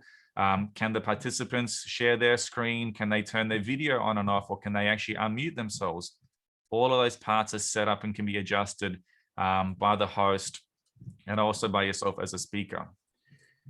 But this here's just a quick video of, what I recommend on how to actually share your screen. So all of you will be familiar with this here. This is the basic, the Zoom window, which has this share screen button at the bottom. Now, when you start your screen sharing, you'll click on that green button. You'll select which window you want to share. Generally, I'll recommend to share an entire desktop, not just a Zoom window or an individual program, because that way it enables you to use a cursor or a pointer. But the key part is that I don't automatically click on the blue share button. I'll actually go and start my presentation, and then I'll click share. Now, you don't see it from me, but the difference from an audience perspective is that they don't see your desktop at any point, right? So one of the classic things, actually, this happened during one of the ITI meetings, is that one of the administrators shared their screen at their desktop, their email was set up, and all of their bank account details, literally the password, the bank account number, and everything was shared to everyone in the audience before they went to click play on their presentation. Everyone in the country. Everyone saw this. We had to call them and say, you need to change your passwords and modify this. And you don't want that to happen. You don't want a picture of a vacation or, yourself at the beach or something that you're not wanting to see. So if you start the presentation, so click on the green share button, start the presentation, and then click on the second blue share window. In that order, it will end up coming out really well. And as you can see, once it starts to share, I'll go back and I'll turn on the participant window. I'll turn on the video of the audience so I can actually see all of the controls, and I'll arrange it before I start to present. That sort of first 30 seconds or 60 seconds, I think, is the key one to get yourself set up really well for your presentation. And during that time, I'm clicking on those buttons, I'm talking to the audience. I don't just pause and sit there adjusting it. I'm trying to keep the flow going, introducing myself, and I'm so used to it by now, it just comes second nature. I'm clicking all the buttons to get that set up for us. This is what it looks like across there. And, and if you need to do things like, it's not uncommon that, you're maybe lecturing and you say, I really want to show a slide from another presentation, right? You don't want to exit that and show your desktop again and come back to it. You can actually pause the screen sharing and they'll lock onto that screen. You can exit the presentation, maybe modify a few slides or pull a slide from another presentation and bring it up without the audience ever seeing that you exited a slide or came back, right? So there's different tricks that you can do to make it look really, really smooth. And that's the pause button you have there to pause and restart the screen sharing without the audience knowing that you changed through there. What you're seeing here as well, one of the key parts, I'm not sure if you use this often, and I'm still trying to learn all of these shortcuts, but these shortcuts can be invaluable if you're hosting and presenting at the meeting at the same time. These shortcuts enable you to do things like mute everyone in the meeting except yourself, right? So if you don't know, if someone's causing background noise and you don't know who it is, there is a simple shortcut. You press 3 keys on your keyboard and everyone will be muted except for yourself, right? Some of these things can be really good to learn to be able to manage and host a presentation if you're doing that on your own. Sharing computer sound can be important as well. So that's a key one. If either you're intending to share sound and you want different music and audio to come by, so it's not just a video without any audio, or if you're trying to, sometimes it's almost the opposite. Maybe you don't want the music or audio from a video where it has hissing or suction or something coming across, so we can modify that to see if it is being shared appropriately. And there are those buttons that we have on the bottom. You can see there that Will was showing this before. You can share the computer sound only or share that with your video. But also be aware of what sound your microphone picks up from your computer speakers. And I've seen this before where people are trying to share music or share a sound and they actually take the microphone and they put the microphone right up to the speakers. That's not really the best way to be sharing sound, right? But be aware that your microphone may be picking that up, although Zoom normally does a pretty good job of trying to eliminate that for you. And this is the part that I was mentioning about how Zoom actually interprets video. You see exactly the same video put up in 3 different ways. On the left-hand side, you see a video which has a low resolution but a high frame rate, in which you see the movement looks fluid because the eyes, if you have more than 24 frames per second, the eyes cannot distinguish jumping between the different movements.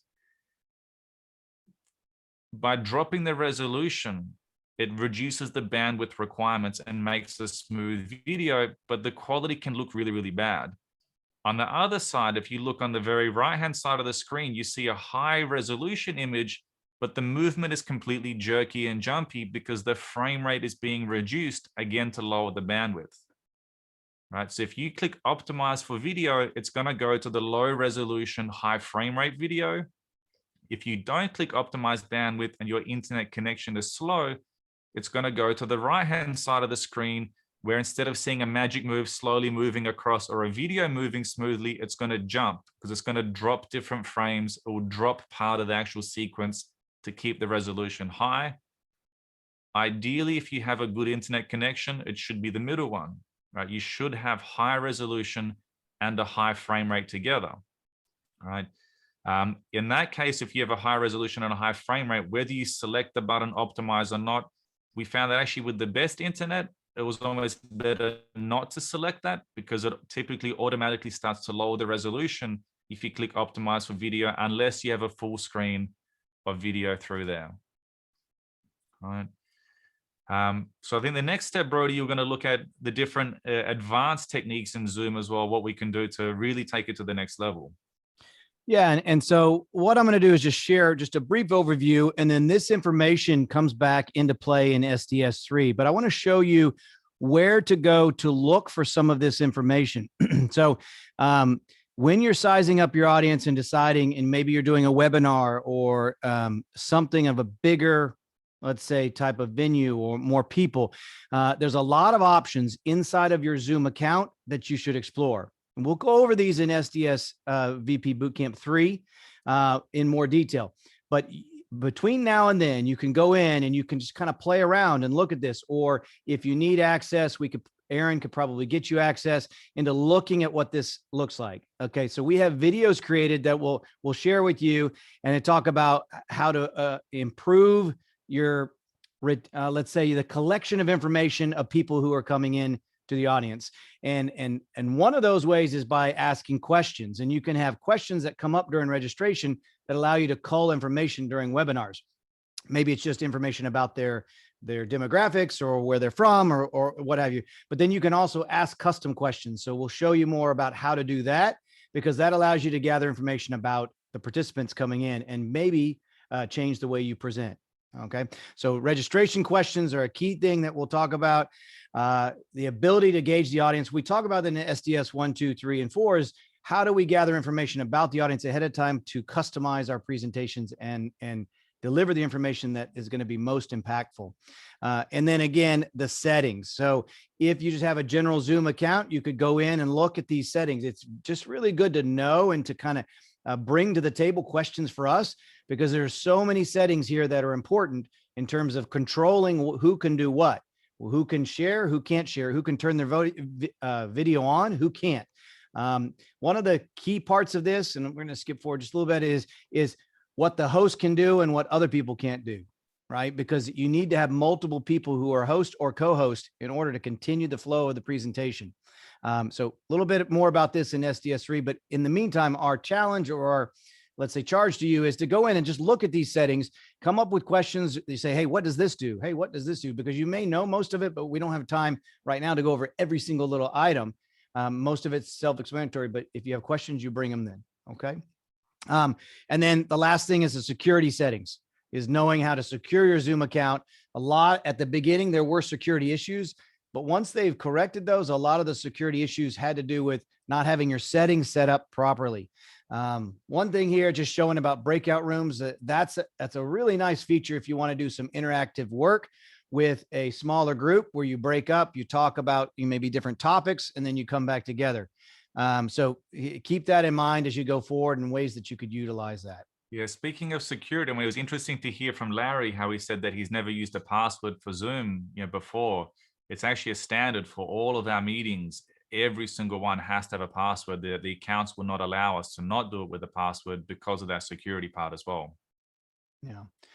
So kind of synopsis, kind of wrapping things together. The beautiful thing about a virtual platform or virtual podium is being able to bring together speakers, faculty from all over the country at the same time, being able to share information and collaborate with a greater audience. It's something that we just didn't have the possibility to do without, extensive expense and time from participants and the faculty or the speakers. So really being able to leverage this is important. And I think to echo what Will started out with, having that team, or even if you're lecturing, having a color commentator and yourself really allows you that flexibility to kind of take a breath, take a drink, gauge the audience, and give them a different voice. Our goal from the very onset of the pandemic of looking at virtual presentation was, how can we mimic what we see on TV to make it interesting and engaging? Because what we see on TV is what we're competing with, right? What we see on YouTube is what we're competing with. And on TV, our best analogy was like a football announcer. A lot of times you see the show, which is the game, and the announcers are there in the background talking, and then they go to Troy Aikman and Joe Buck and they're talking together, and then they go to the sideline reporter, and kind of taking that model is going to really make it more fun, more engaging, and probably more impactful for your audience if you have that capability. A lot of the webinars we're running now, it's always kind of trying to get multiple speakers talking and going back and forth, especially for things that are, over an hour or two. So kind of wrapping that up, one thing that Will mentioned and that we're going to do in the adjuncts is go over how you share a presentation and advance together.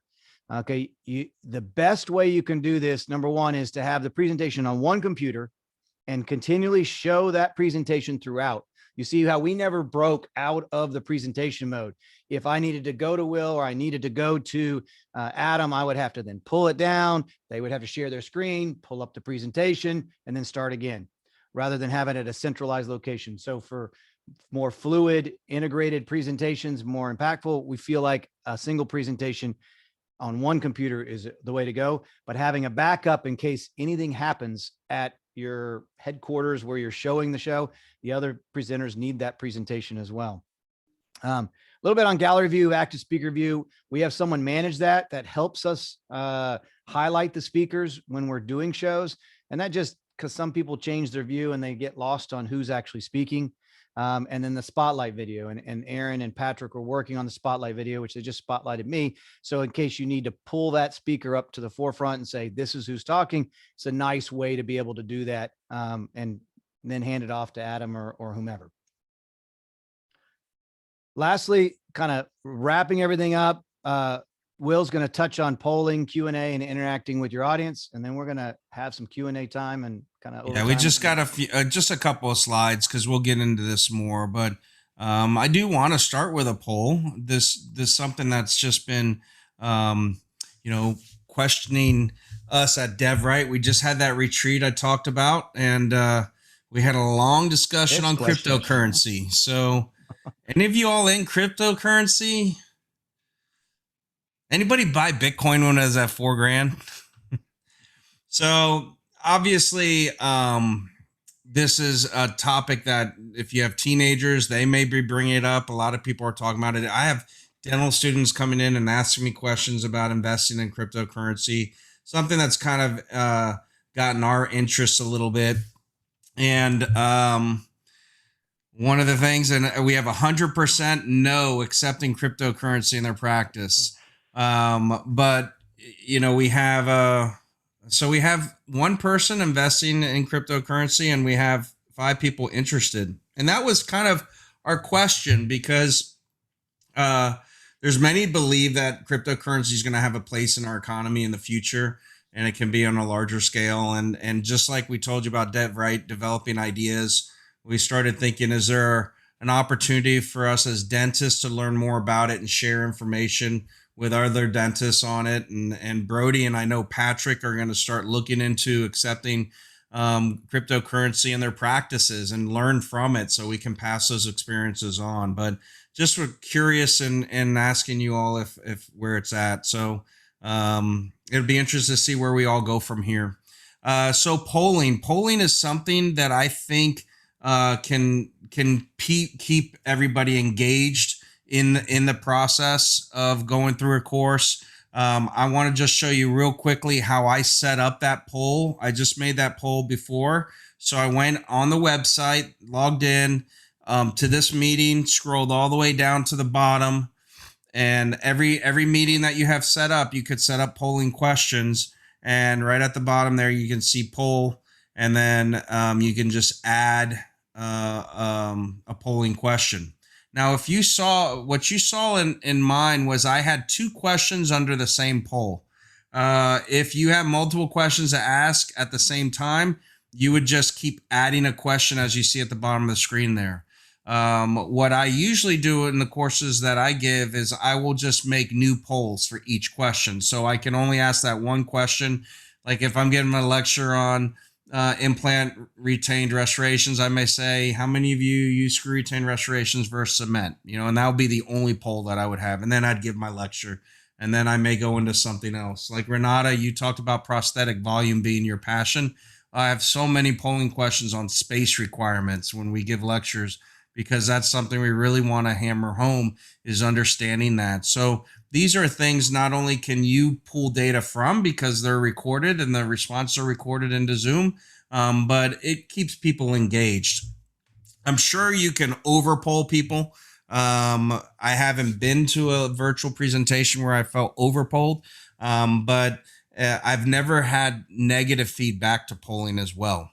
One of the popular lectures I've been giving lately is one where the title slide is either 8 or 12 outcomes. So it's smiles of 12 people, and all of them are different types of treatment with either a given path, like single tooth or adjacent tooth or full arch.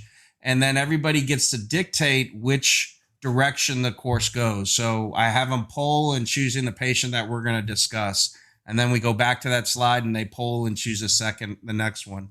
And each one's unique to each as far as what I'm teaching in that pathway.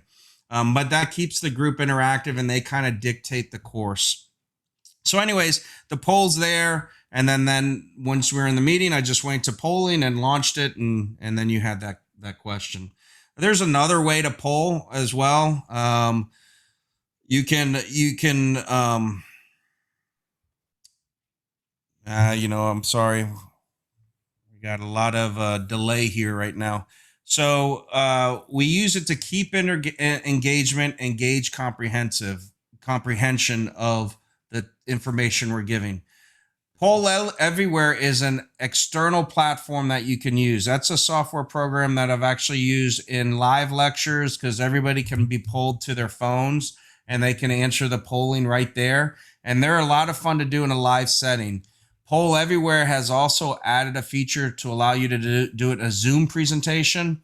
I tried it once and it did not go well. It backfired and I went back to Zoom polling. The Poll Everywhere, Poll EV allows you to put pictures and really cool things. But I tested it. I went live in the middle of the lecture and it was supposed to sync and it didn't. And I just had to keep going. I wasn't able to kind of troubleshoot it. I had like 200 people in the audience, virtual audience. So we just kind of worked through it. So for me, I keep polling within the software itself. So when you talk about Q&A, Brody, you may need to advance because it's not going all the way here.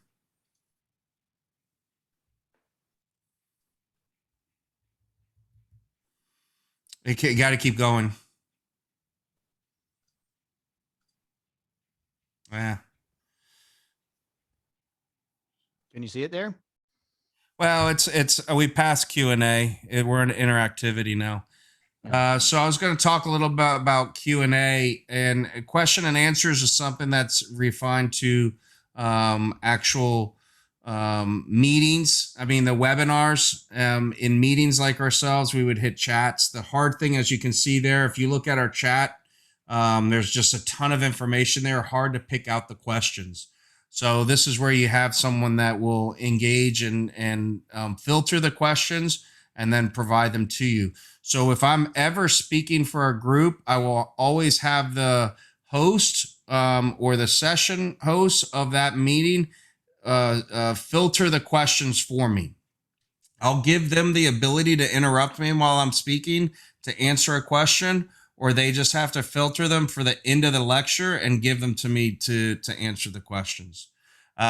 So Q&A and chat for each of them. The last thing I wanted just to mention is the interactivity. This is something that we probably haven't embraced that much. The settings in the upper right-hand corner are how you set it on the website to pop up. The area that we've used interactivity mostly is just raising hands. So if we're in a formal meeting, kind of a conference room style meeting, and you have a lot of people that want to talk, we'll usually just go through the process of raising hands and the host will choose who gets to speak. Because you know how it happens when multiple people try to speak, the audio gets interference and it just becomes a mess because there becomes a delay. So using the hand gives us much more efficiency in that process. As we go through, like Brody said, in session 3, we'll go more advanced topics. I may try to get a Pole EV demo for you and to see how it works, because the questions are cooler. It's just riskier when you run it. So to bring this to a conclusion, we're about 15 minutes over, but we hopefully whet your palate on the different types of platforms and how Zoom is one that probably is the one that we would most embrace, and how we prepare our presentations a little bit different for that type of platform. As we go through the course, we'll get in more detailed type of settings, but I think if we were going to give homework for the next session, is everybody, you need to rehearse sharing your screen, rehearse doing it like Adam showed you, where you share your screen, open that window, open your presentation, then hit share. So you have to hit that share button so your screen's shared. Work a little bit harder and looking into the camera when you give your presentation instead of your presentation itself. I put a Post-it on my lens and say, look here. So it's just always forcing me to kind of look and talk into the camera.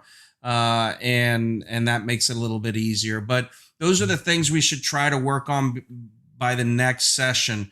In the next session, we'll give you all those tools to advance the technology. You all are going to get a lot of comments back about the audio, about your video, about your lighting. Some of you have some of those tools already, but that's where you'll see some comments, and we'll get to that in the future courses. Brody, Adam? Yeah, so real quick, before next time, just so you know, he mentioned about practicing these things. You've got 2 SDS VP boot camps before, or one and then another before you present live again, because the next time you're not presenting live. All right, you get a break. But between now and the next time, we want you to record the 4-minute presentation that you would do next time. A lot of you didn't get through it anyway. And you're going to work with Aaron to send that to us or upload it to our Google Drive so that we can just review it ahead of time. And then we're not going to sit here and walk through everybody's presentation, but we're going to pull little things out of that and do a lot more time talking all the nuts and bolts of the technology, the lighting, the audio, the video, and the backdrops in the next presentation. So all you have to do is record a 4-minute presentation. You can open up a Zoom meeting, you can practice, you can get it all ready to go, hit record, and then you could trim it at the front end and back end and make it look perfect for us. All right. So very simple and easy. That's the presentation for next time. Yeah, the Zoom will give you the option of recording to the cloud or recording to your computer. So just like Brody said, you make your own Zoom meeting and hit record, and if you record it to the cloud, it'll process it and give you an email and tell you where to go to download it. If you record your computer, just save it to your desktop. Yep. Perfect. Overtime. Here we go. We're there.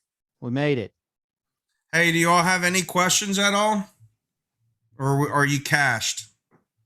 Yeah, this is an open mic session, so you guys are welcome to unmute yourselves and jump in now. That's the benefit of the meeting. You guys can say anything. And if I have one more comment, I know that some of you guys will see some comments about your video and lighting, and then we understand that you may be between homes or moving, or not be in your bedroom, not be in the same place that you normally would present at. So we understand that. But for the recording, it'd be good if you guys can record in the place that you normally would present. Imagine that you are presenting at the AO or at a big meeting. Where would you be located? What kind of quality would you be putting out there in a professional meeting if you're doing a professional webinar? That way we can assess you based on the highest quality that you guys have. Yeah. And so you do that, you do it where you want to do it, where you want us to assess. And then when we come together, we've got everything we need to help you take it to the next level.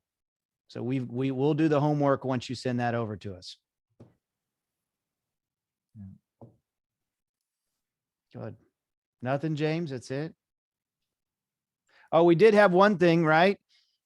We had a out of the gate first time presenter award. We assessed who did what, how they did it, and we've got a little DevRight swag. So here you go. It's going to be a DevRight water bottle. It's got a flip part here and then a screw part. You take the hole off, everything. Dr. Hamilton, who is the out of the gate First time winner for this. I'm excited by this, really, really excited. But I guess first up, I can tell you who it's not going to be. I mean, Ryan didn't get his presentation out on the screen, so I can tell you that much. It's not going to be Ryan. But I don't know who wants to give it away. Will? Hey guys, I wasn't part of this. I don't know what you're talking about. So we're going with this one, and this is just first timer out of the gate. Brittany, you get Aaron's going to send this to you. So a round of applause for Brittany. Okay. What I also want to share with you guys is SDS Bootcamp 3, SDS VP Bootcamp 3. We're going to have some awards for that one. So that's 2 away, right? And there's going to be 2 to 3 different awards that are given. Now, in the final SDS VP Bootcamp 4, Strawman Ask is actually going to watch your presentations, and they're going to offer some pretty hefty surprise prizes for who they think is maybe first, second. I don't know if they're doing third or not. And then we're going to offer something as well. So it's something to work towards the end of the course. So Abigail was gracious enough to say, yeah, we want to put something big on the table for the SDS VP Bootcamp 4. So really be working and thinking about that 4-minute presentation and how you want to kill it. And in that one, trying to be in the best scenario or best situation, best location that you could be for that. Okay. Yeah. I mean, it goes without saying that for those of the SDS alumni, you knew that Strawman is investing good money to put you through the SDS series because they want to use you as speakers. And the same goes with the VP series. Abigail would like to embrace a certain speaking core. There's a reason why everybody was selected. And they're going to be very interested to see how everybody evolves. So while we're everybody's fan, we want everybody to kill it. Strawman is looking to using you all as presenters. So it only behooves all of us to get better in that process. Yeah. So session 4. So Brittany as well, congratulations on, I think it was an amazing presentation, but one of the things that also stood out, being a lecture on virtual presentations was also the video that you're putting out there with, one thing which is a key part, which I think often people forget, is that your video is level, it's not pointing up or down. You got the camera at your eye level. You got nice even lighting. And, I think you probably worked in a prop design or something, getting the little plant in the background and the colors and things. I think, I don't know if that's by accident, but it definitely looks very well planned across there, right? So they're the kind of little details that we're looking for people to, get the lighting going really, really well, get a background. Doesn't have to be super fancy, but having a look, neat and clean, and having that video, level and looking at people, which we're going to go through that in a lot more detail next time. But for not having gone through a course on it, I think you did a really neat job on that. Good job. Okay, guys, it's been great. We have a little closing bumper, and I hope you guys have a great evening, and we'll see you. Make sure you connect with Aaron to get registered, or you don't have to register for the entire program because you've already should have done that. But making sure you have all the details on the Zoom meeting and the links and everything. Aaron's your go-to guy. So appreciate you guys, and hope you have a wonderful, wonderful month until then. Okay.